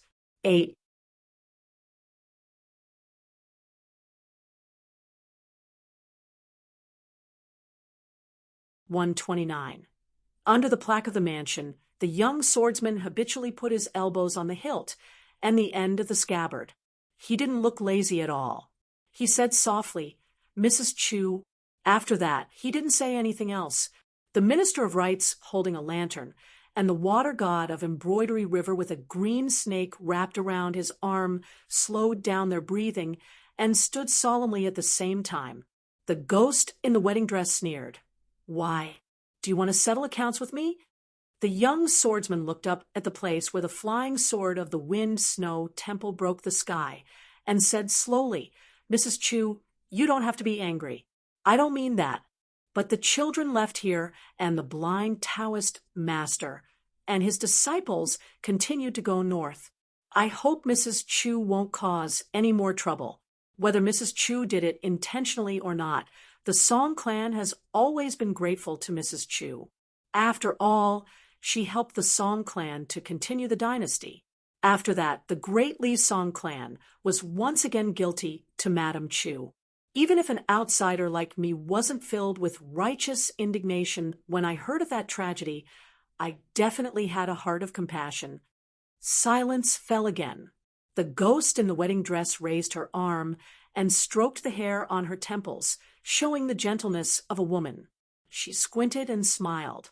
"Next you can say, but—" The young swordsman nodded and said, "But the more we delay the matter of Mrs. Chu indiscriminately killing scholars, the more we can't hide the truth, just like today. I don't dare to guess what His Majesty will think, but if I hear that a scholar has disappeared here again, I'll visit alone and bring Mrs. Chu back to Dolly's water prison.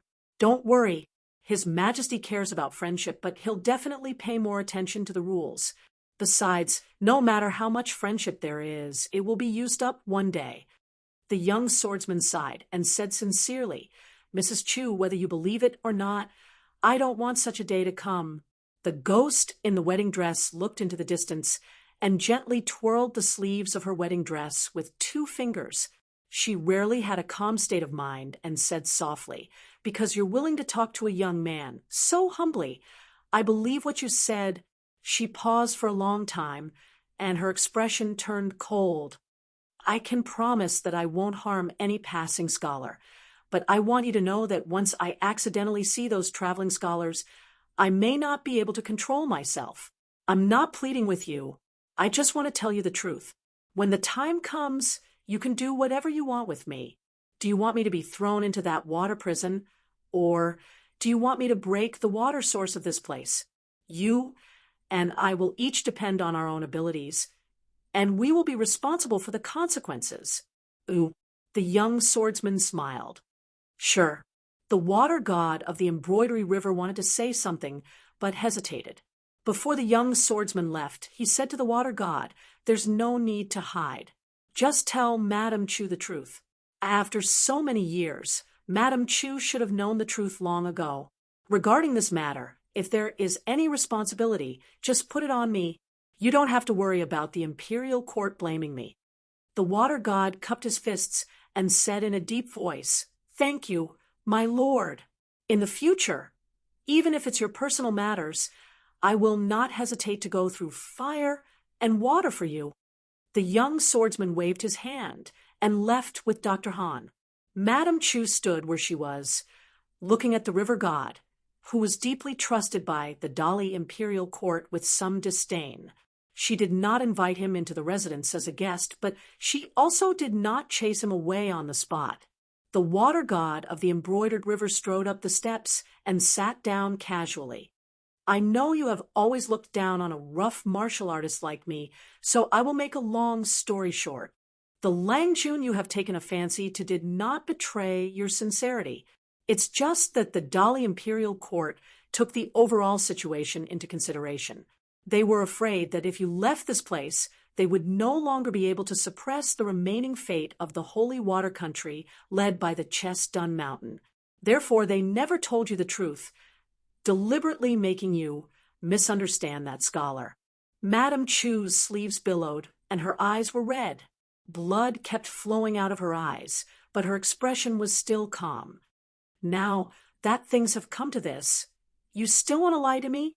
Do you really think I'm a 3-year-old child? Although after he left, I never went to places other than the mountains and rivers here, and I no longer went to Wamping County and Red Candle Town to enjoy the scenery of the mortal world. I'm not deaf when he went to Lakeview Academy. I passed by so many scholars, and many of them inadvertently mentioned it. So I know a lot.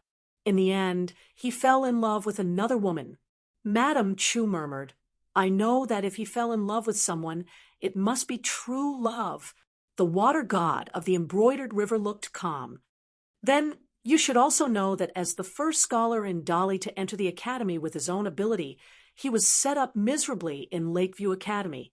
First, they deliberately flattered him, and then someone secretly spent a lot of money to hire the most famous brothel girl to pretend to admire his talent and make him famous.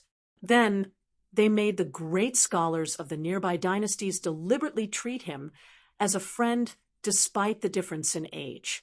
They also made each of his copybooks worth a lot of money.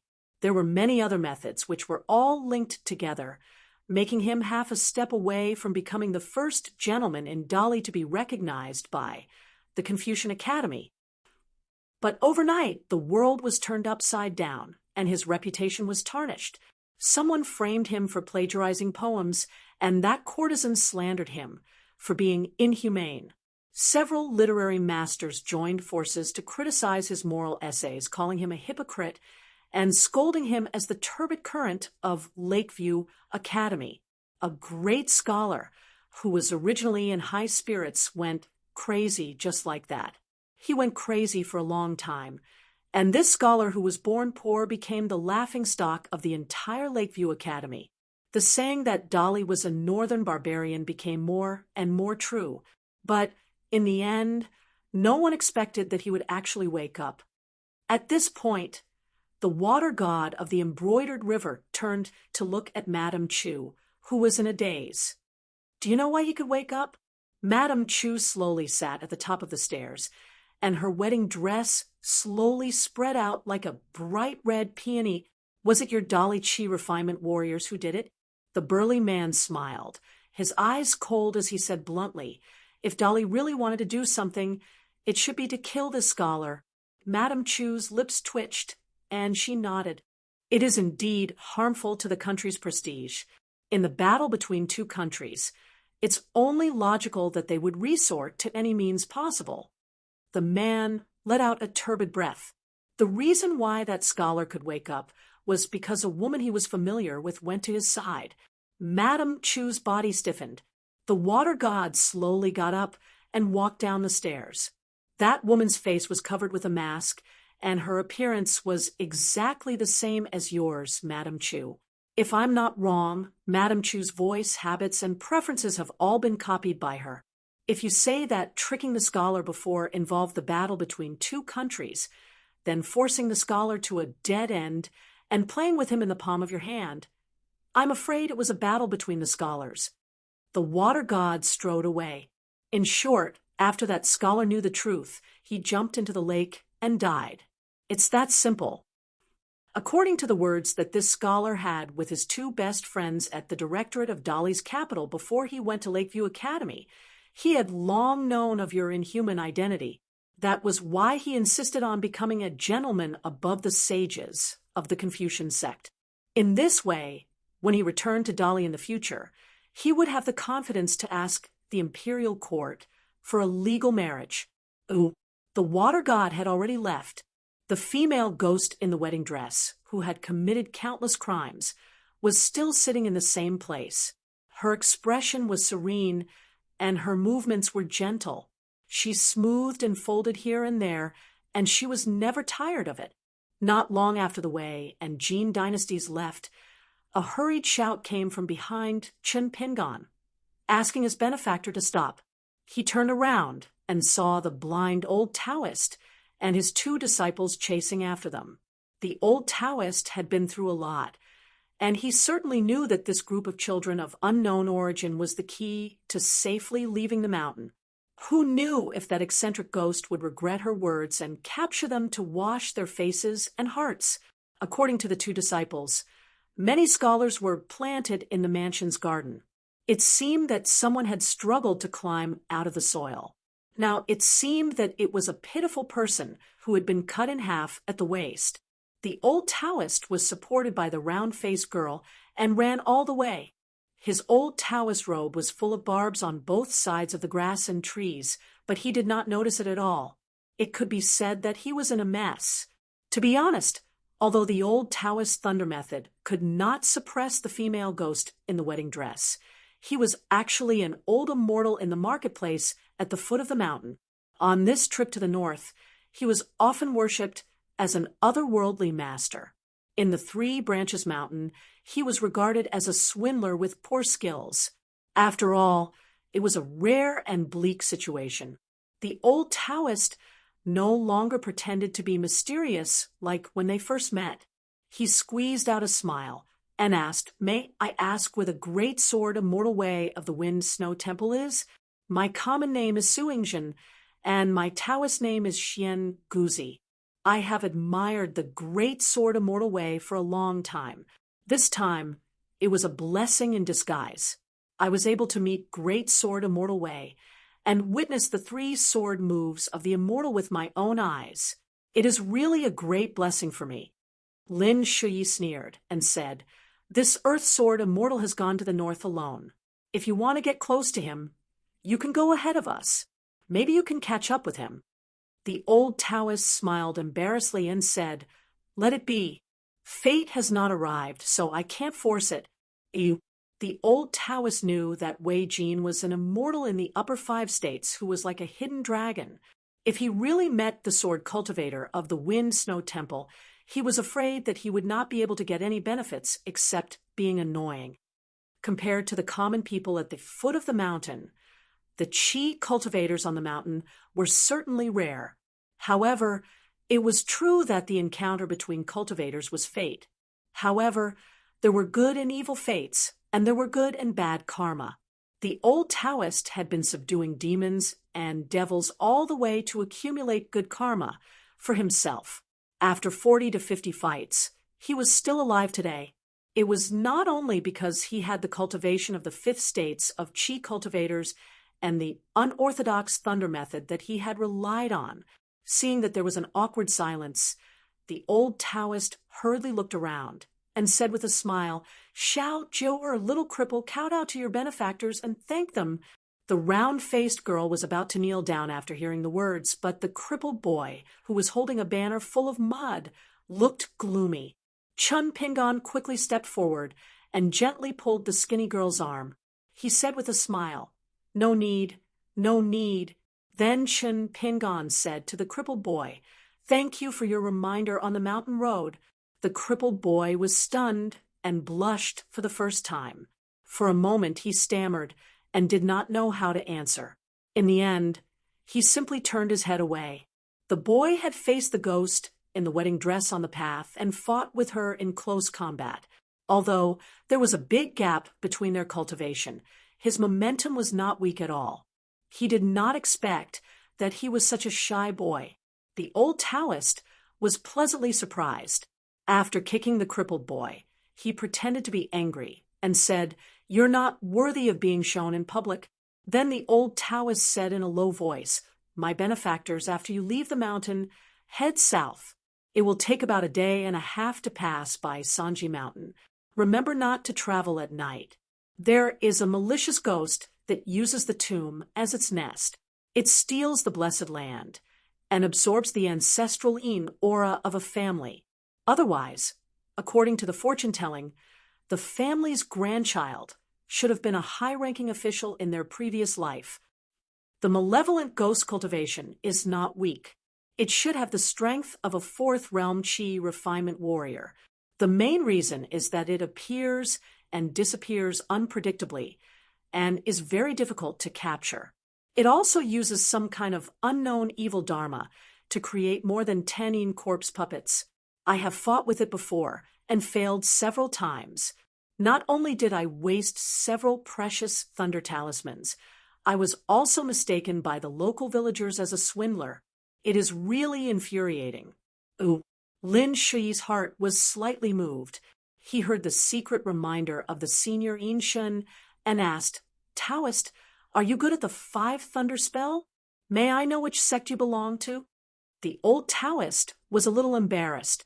He thought that this cold boy was really inexperienced and did not know the rules of the Jianghu, who would ask someone's background so directly. No matter if he was a celestial cultivator in the mountain or a martial artist in the Jianghu, this was a big taboo.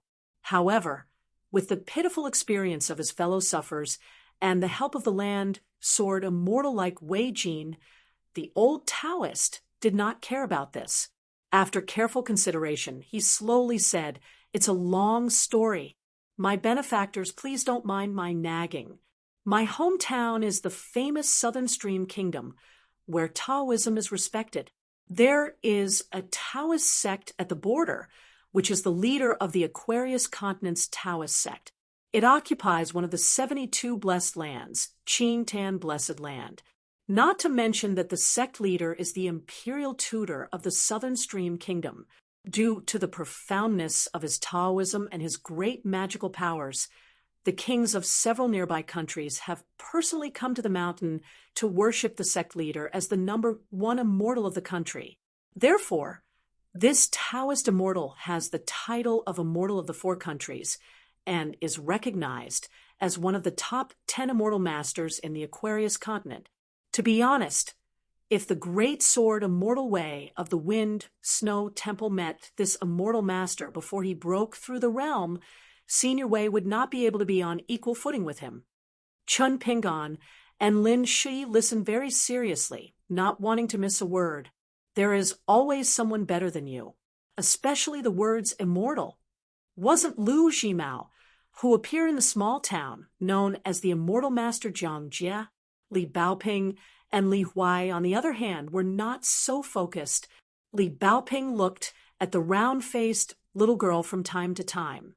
The latter timidly hid beside the blind Taoist, looking shy and shy. The blind old Taoist became more and more interested. With the help of Xiao Jiu he unknowingly walked between Qin Pingan and Lin Shui and said, "In the world, the sects that are qualified to have the word sect are generally divided into 3 sects: Ancestor, Orthodox, and Lower Sect. Among them, Ancestor is often called the ancestral court. The Lower Sect will have many affiliated sections. The names of these sects are not so particular. As long as they do not use the word sect without permission and do not have the same name as other sects such as Taoist temples, Buddhist temples, and so on, they can be named casually. Periodically, they will give some tribute to the lower sect and build a good relationship with the imperial court. At the foot of the mountain, they will find a place with good feng shui and cultivate peacefully in the mountain. They will try their best to recruit disciples with cultivation aptitude and pass down the flame for hundreds and thousands of years. This humble Taoist came from the truth-seeking temple, and it was once one of the top-ranked large sects in the Southern Stream Kingdom, but it fell into decline over 100 years ago, and when it came to this humble Taoist generation, almost all of my masters and seniors had passed away. Not many of my senior and junior brothers were left, and there wasn't a single one of them who was truly promising. The 5 Thunders cultivation method of our truth-seeking sect is indeed not orthodox. It mainly cultivates the 2 qi acupoints of the liver and gallbladder. The knowledge is all about the 2 words shub and he, which are derived from the meaning of shu is clouds and rain, and he is thunder. Once it is cultivated, you can see that in several important qi acupoints, there are mysterious scenes of clouds and rain rising and thunder rumbling. Then you can resonate with heaven and earth. Raising your hand or raising your foot, you can attract the heavenly thunder and expel evil spirits. Of course, in front of the great sword Immortal Way's great sword immortal, this unorthodox cultivation method of the truth-seeking sect can only be a joke. Lin Shi frowned and asked, "The 5 viscera are the heart, liver, spleen, lungs, and kidneys. The 5 places gather qi like 5 thunders. Why did your sect cultivate the gallbladder outside of the 5 viscera as the place to attract thunder?" The embarrassment on the blind Taoist's face this time was absolutely not fake. He sighed heavily, and his face was filled with exhaustion as he said helplessly, "I really had no choice. The 5 Thunders technique is a secret technique of the orthodox Taoist technique. To put it bluntly, even if an outsider obtained the complete cultivation technique, who would dare to cultivate it without permission? The truth-seeking sect mainly cultivates the 2 related qi acupoints of the liver and gallbladder. In fact, even if it is the liver, it is only because of a chance encounter that the founder has learned a little bit. In the end, it is barely similar in form, but not in spirit. This is the root of why there are so few orthodox cultivation methods in the world and so many unorthodox cultivation methods.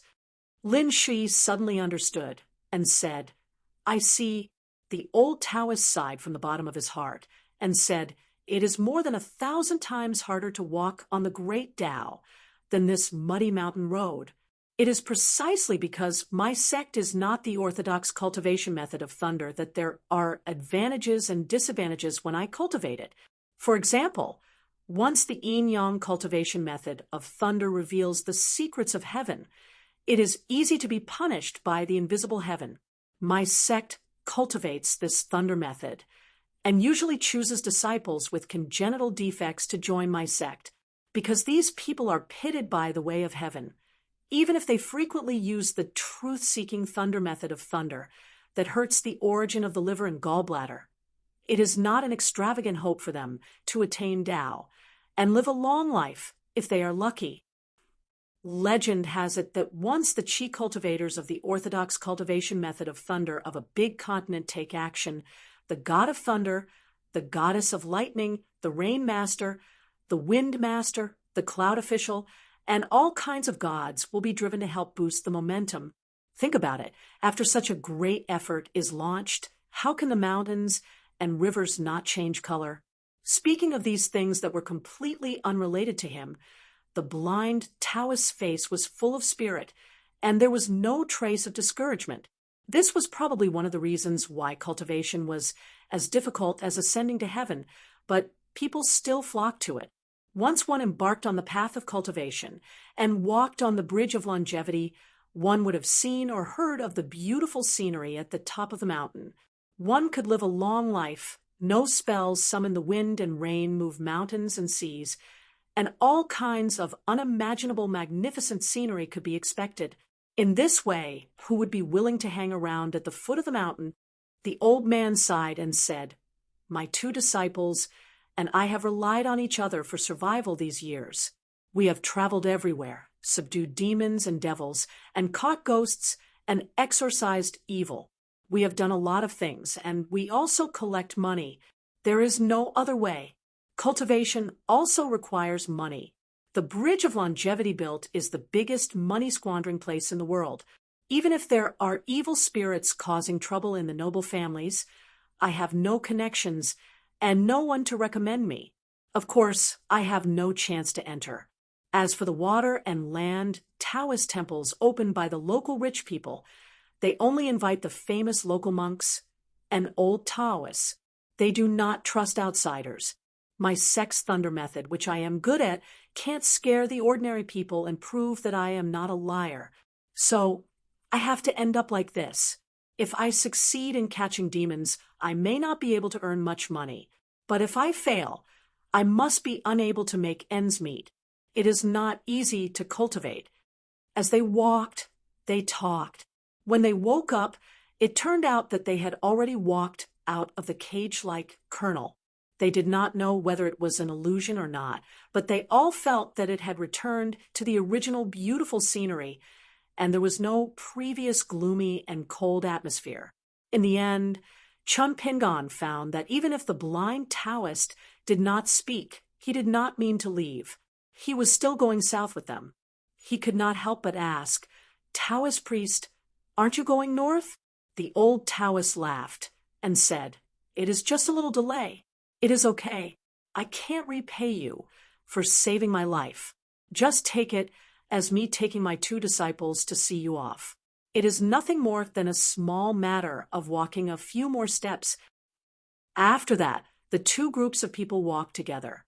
There was no wind or rain along the way, and everything went smoothly. When they completely walked out of the boundary of the mountains and rivers, the blind old Taoist's tensed heartstrings finally relaxed. He casually found a place by the roadside and sat down. The round-faced girl, nicknamed Jo Er, quickly handed him a kettle. The lame boy stood behind the old Taoist and looked back at the mountains. No one knew what he was thinking. When they were about to leave, the old Taoist took out a well-preserved scroll from his bag. It was made of silk and handed it to Chun Pingon. "This is a scroll passed down from my sect. There are almost 100 kinds of mountain ghosts depicted on it for reference. This is the first time you are traveling to study, so you will definitely pass through many mountains. Maybe it will be useful in the future. I have already memorized it by heart, and it is only a little bit of souvenir value left. It is better to give it to you. Things have their uses, so it is useful." Lin Shi pulled Chun Pingon's sleeve. The latter understood and accepted the scroll. However, Chun Pingon also took out the remaining snake gall stone and gave it to the lame boy. He only said that it was a local product of his hometown. It was not valuable, but there was not much of it. The lame boy wanted to refuse, but the blind Taoist hurriedly asked him to accept it, saying that it was his benefactor's kindness. The lame boy, who was extremely introverted, had to accept it silently. He wanted to say something but hesitated. In the end, he was too embarrassed to say the word "thank you." Chun Pingon finally smiled and said, "After you pass Red Candle Town and Chiduan Mountain, you can go to the Chowtu or the New Year shop and find a girl named Wan Xiao. Show her the snake gall stone, and she will know that you are my friends. Maybe she can help you settle down in the town. When I reach the nearest post station, I will send a letter back to the town to explain everything." After that, the two sides parted ways. The blind Taoist would rather take his two disciples and take a long detour than walk into the mountains and rivers. As they continued to go south, Chinpingon looked back and slowly withdrew his gaze. The boy suddenly wanted to practice swordsmanship.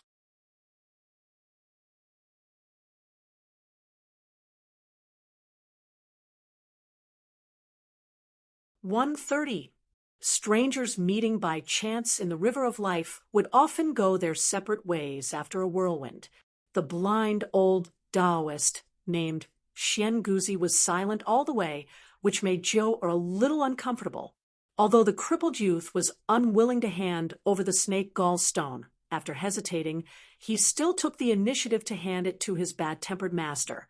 The old Taoist took the fine stone and rubbed it in his palm for a moment. Then he returned it to the youth for the first time. "Keep it for yourself." The crippled youth took the stone in confusion and looked at Joe. The latter also shook her head quietly, indicating that she could not guess her master's thoughts. The old man said softly, "Little cripple, this is your fate.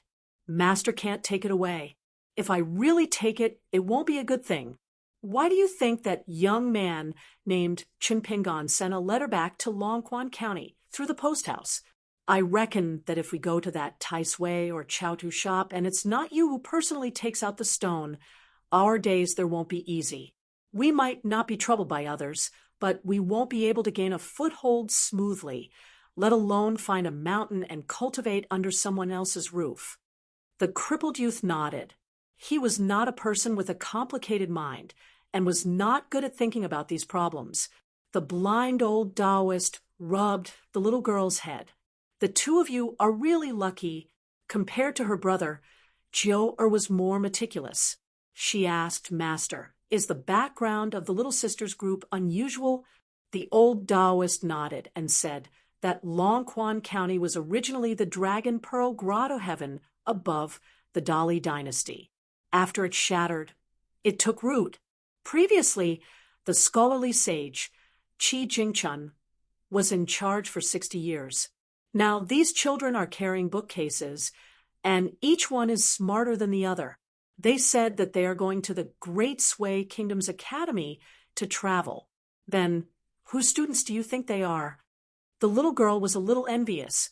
The scholarly sage's students are really amazing. The blind old Taoist sneered and said, "Otherwise, the first thing that Wei Jin, the sword immortal of the Wind Snow Temple, would be to come and save them? Besides, these children have an Een spirit as their retainer, and they can actually threaten the mountain and water source of that fierce female ghost. None of these children are easy to deal with." The old man sighed. "Their future is limitless, limitless." The little girl was a little slow and asked curiously, "Since Master knows that they have experts protecting them, why do you have to tell them about the situation of the 3 branches of mountain? They don't have to worry." The old Taoist habitually reached out and pinched the little girl's cheeks. He smiled and said, "Silly girl, this is called benefit without cost. You can be a good person without spending a single copper coin. Why not?" 2. All these years, I've always wanted to pick up a heavenly treasure and casually pick up a talented disciple from the side of the road. I've always despised the two of you for not having a good background and not having a good background. Unexpectedly, when I look back, I'm the one who's in the dark. The little girl was a little scared. The old Taoist was too strange.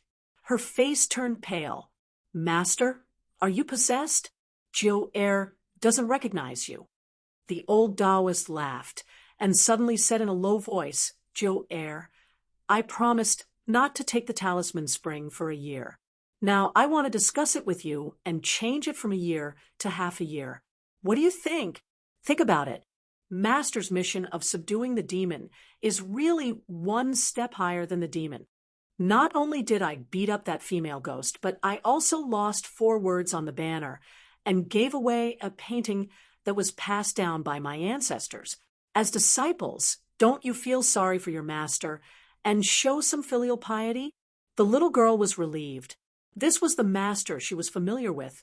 So, she said directly, "Half a year it is." The lame boy carefully put away the stone and said in a muffled voice, "The stone is already mine." The blind old Taoist was angry and scolded, "You can't change a dog's habit." The little girl covered her mouth and laughed. The little cripple also laughed. In a secluded area, the Een spirit revealed his true form. However, his face was still blurry, and his body was shrouded in black smoke. He spoke with a hoarse voice, "I wasn't able to protect you, and even caused you to be taken to the female ghost's residence. I'm sorry." Chun Pingon really didn't know how to comfort him. After a long time, he said, "It's good that you did your best." The Een spirit smiled bleakly. "No matter what, I can't absolve myself from the blame this time. Especially because I was greedy for personal cultivation, I caused you to fall into such a situation. I really feel guilty. If something happened to you, even if I destroyed the mountain root and water source and died with the female ghost, it would have no meaning." Li Baoping said with a smile, "When I was young, my big brother liked to tell me some strange things. Once he told me a story about Lord Xingwang. He said that the way to judge the merits is different. I remember it very clearly. It's called, if you want to do good, you won't be rewarded. If you don't want to do evil, you won't be punished. There is a limit to human strength. If you do your best and do your best, you don't have to feel guilty. Otherwise, it's tiring to be a human and a ghost." Ooh. The Een spirit was speechless, being taught the truth by a little girl. Even if she showed the aura of a gentleman before, it was still a little awkward. The little girl fell into her own world again. She was a little annoyed. She punched her palm with her fist. Big brother always said these strange things. At that time, I just listened to it as an interesting story. If I had known, I would have paid more attention. Chun Pingon wanted to say something but stopped. The Een spirit looked at Chun Pingon and said with a smile, "Can we talk alone?" Chun Pingon nodded and let Lin Shui and the other 2 go first. The Een spirit waited until Lin Shui and the others were about half a mile away. He said, "I was arranged by old Yang of the medicine shop to protect Li Huai." Chun Pingon scratched his head. "I thought you were here to protect Bao Ping or Lin Shui." The Een spirit said with a smile, "Li Huai's father, Li Er, almost killed the vassal king, Song Zhengqiang. He is very powerful. Once Li Er went to old man Yang and told him that his wife had been bullied by someone. He wanted to leave the mountain and settle the score with that family's ancestor. He had to leave the Pearl Grotto heaven. Old man Yang couldn't resist and had to agree. In the end, I heard that there was an immortal sect in Bao Ping continent. Li Er used his fist to destroy the ancestral hall, and he fought all the way from the foot of the mountain to the top." Chun Pingon's mouth was wide open. Didn't they say that Li Er was the most useless man in the west of the town? Even his son, Li Huai, always thought so. Chun Pingon asked curiously, "Why didn't Li Er tell Li Huai?" The Een spirit seemed to be in a better mood after mentioning Li Er. Li Er's temper is very stubborn. Otherwise, he would not have married Li Huai's mother. Chun Pingon laughed heartily. When he knows the truth, Li Huai will be very happy. The Een spirit asked, "You don't plan to tell Li Huai? At Pillow Inn, you told Bao Ping the truth directly, even if Alliance advised you not to tell her." Chun Pingon walked forward slowly. "When it is about me, I think it is right. Of course, I can make my own decision. But Li Huai's father did not want to tell his son. As an outsider, what right do I have to tell Li Huai the truth? Is it because I think Li Huai will be happier? That is not good." The Een spirit nodded. No wonder Li Er did not think highly of the other geniuses. Instead, he thought highly of this young man from Mud Bottle Alley. He did not hesitate to break the rules and wanted to give the golden carp and the dragon king basket to Chun Pingon.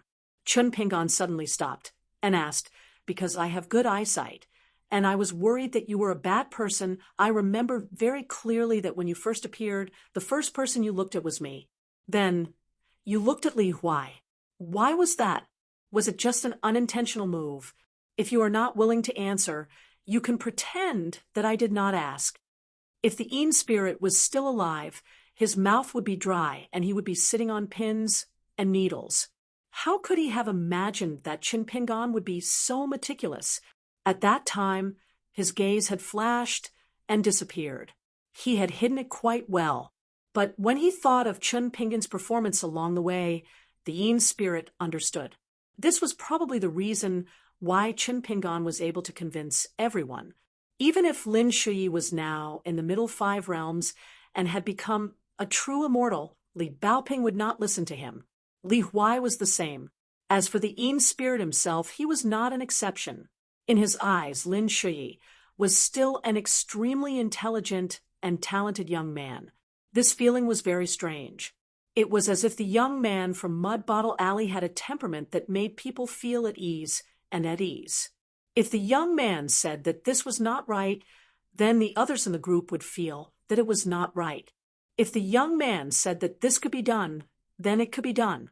But what was even stranger was that the young man had never deliberately shown off any of his strengths. On the contrary, he would humbly ask the little girl, who called him Little Marshal Uncle, about how to read and read. He had never even treated Li Huai as an insensible child. He was also willing to chat with Lin Shuyi and listen to the latter talk about the outside world. The Een spirit finally smiled. "I will not answer this question first. Anyway, you do not need to worry. I will not harm you." Chun Pingon jogged forward, turning his head and smiling.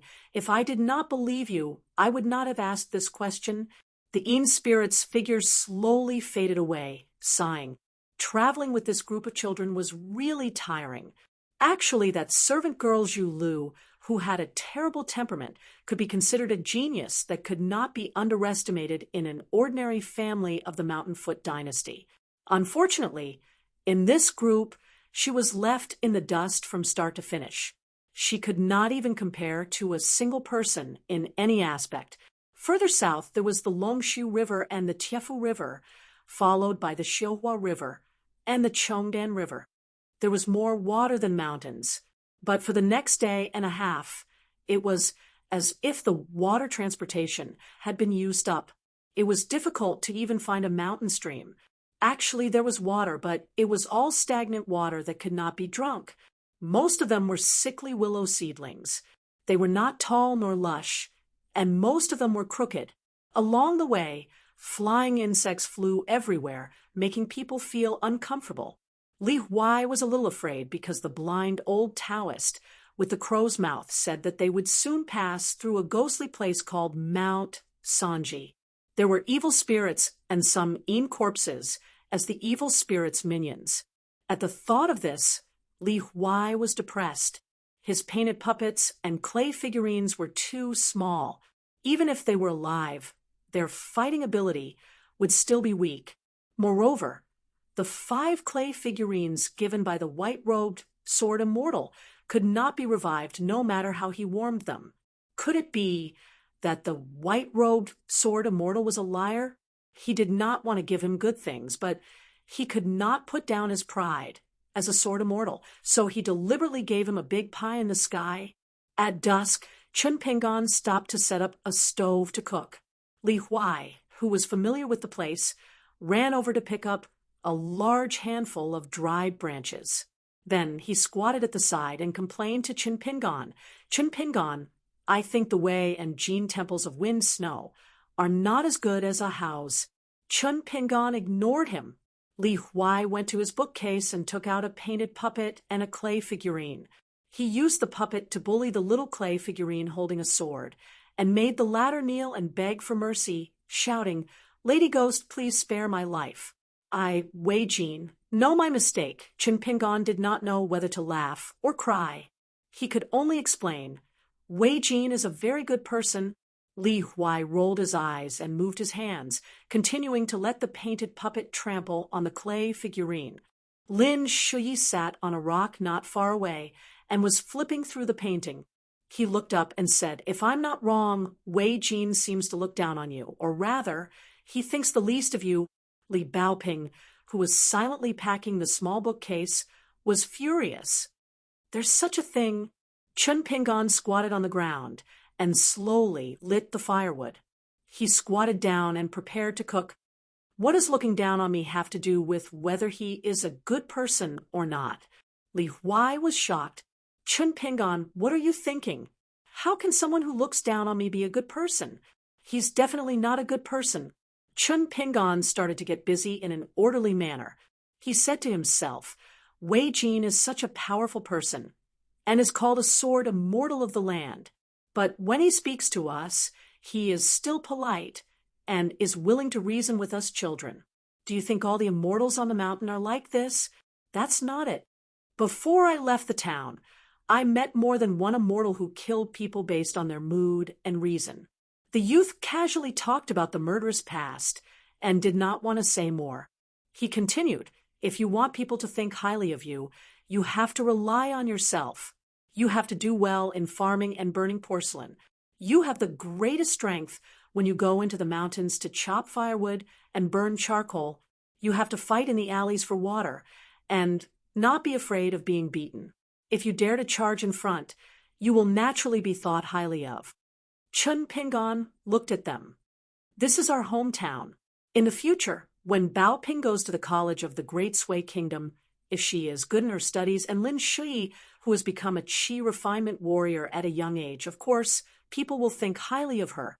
As for you, Li Huai, you can talk about it when you are older. There's no hurry now."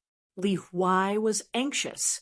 "Chun Pingon, you are not anxious, but I am."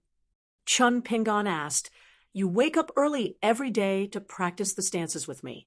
Are you able to wake up early?" Li Huai did not hesitate. "Of course I can't." Chun Pingon asked again, "Then I'll teach you the stances of the sword furnace." Li Huai had a look of disdain. "What's the point of learning that? I'm so young." Chun Pingon said helplessly, "Now you know that you are young? Then why were you so anxious with me in the beginning?" Li Huai was dumbfounded. He thought for a long time, but still did not have an answer. In the end, when everyone was sitting around to eat, Li Huai picked up a piece of pickled vegetable. After a big mouthful of rice, he asked, "Do you think there is a shortcut in the world that can be achieved overnight? For example, if you practice it today, you can become a god tomorrow?" Alliance said that there isn't. If I had known, I would have asked him before Wei Jin left. What if Alliance doesn't have it, but he does? Then I would have struck it rich. This time, when I go to the Great Sui Kingdom to study, I will step on a flying sword. Whoosh, whoosh, whoosh back and forth. I will be faster than Chun Pingon's stances. I will be like the wind.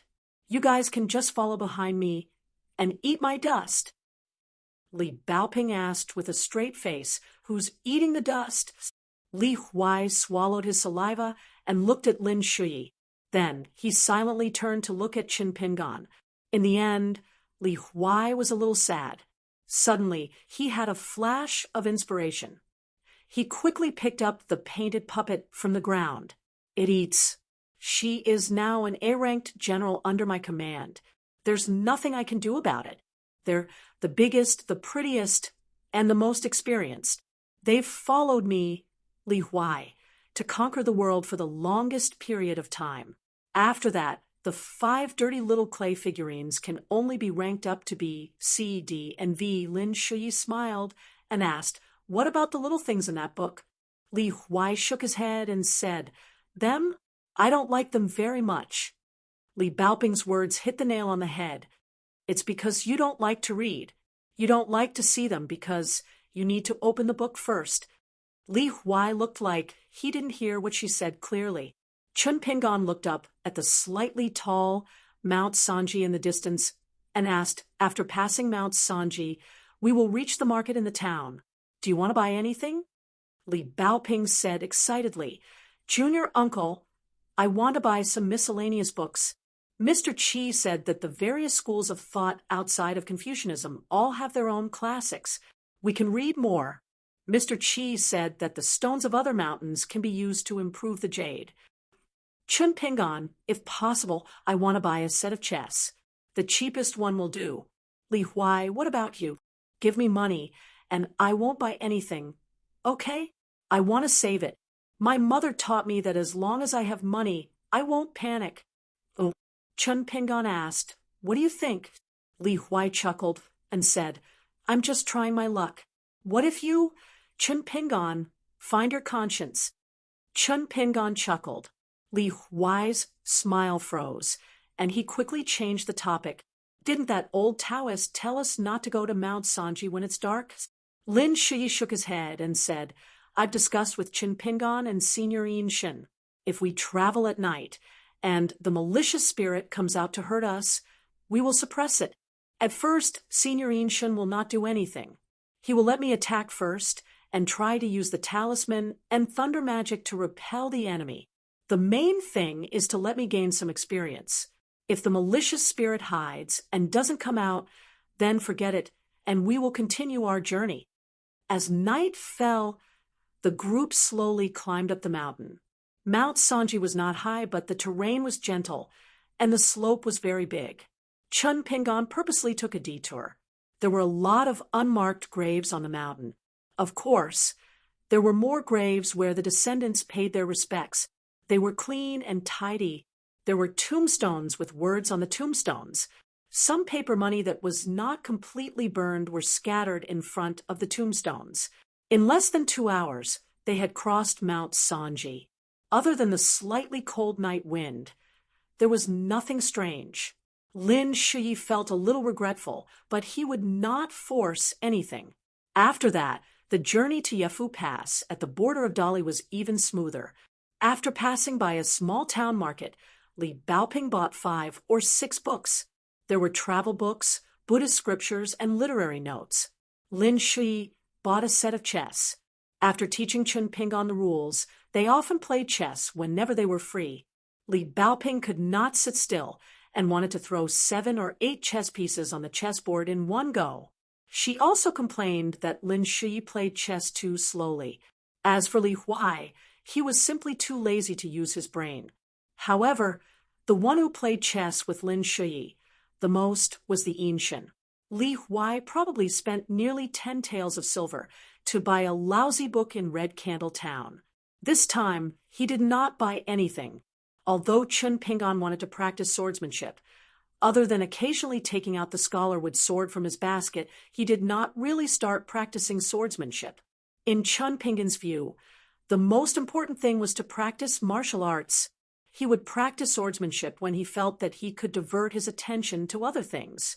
Chun Pingon had only practiced a small part of the method that Alliance taught him. At the 6th stop, he could not go on. Although he could not practice swordsmanship for the time being, Alliance said that 18 stops was something that many sword cultivators had to go through untold hardships to figure out. Diligently practicing 18 stops could be considered as building a good foundation for future swordsmanship. When Chun Pingon thought of this, he felt full of motivation and strength. Whenever he had free time, he would either sit on the branches of a big tree on a mountain peak or at the edge of a cliff near the water. There were youths who formed hand seals and stood alone, silently cultivating while facing the mountains and rivers. When there was a mountain, he looked at the mountain. When there was water, he listened to the water. You're tuning in to the Mystic Fist YouTube channel. Don't forget to subscribe and join us on this journey to catch the most captivating stories.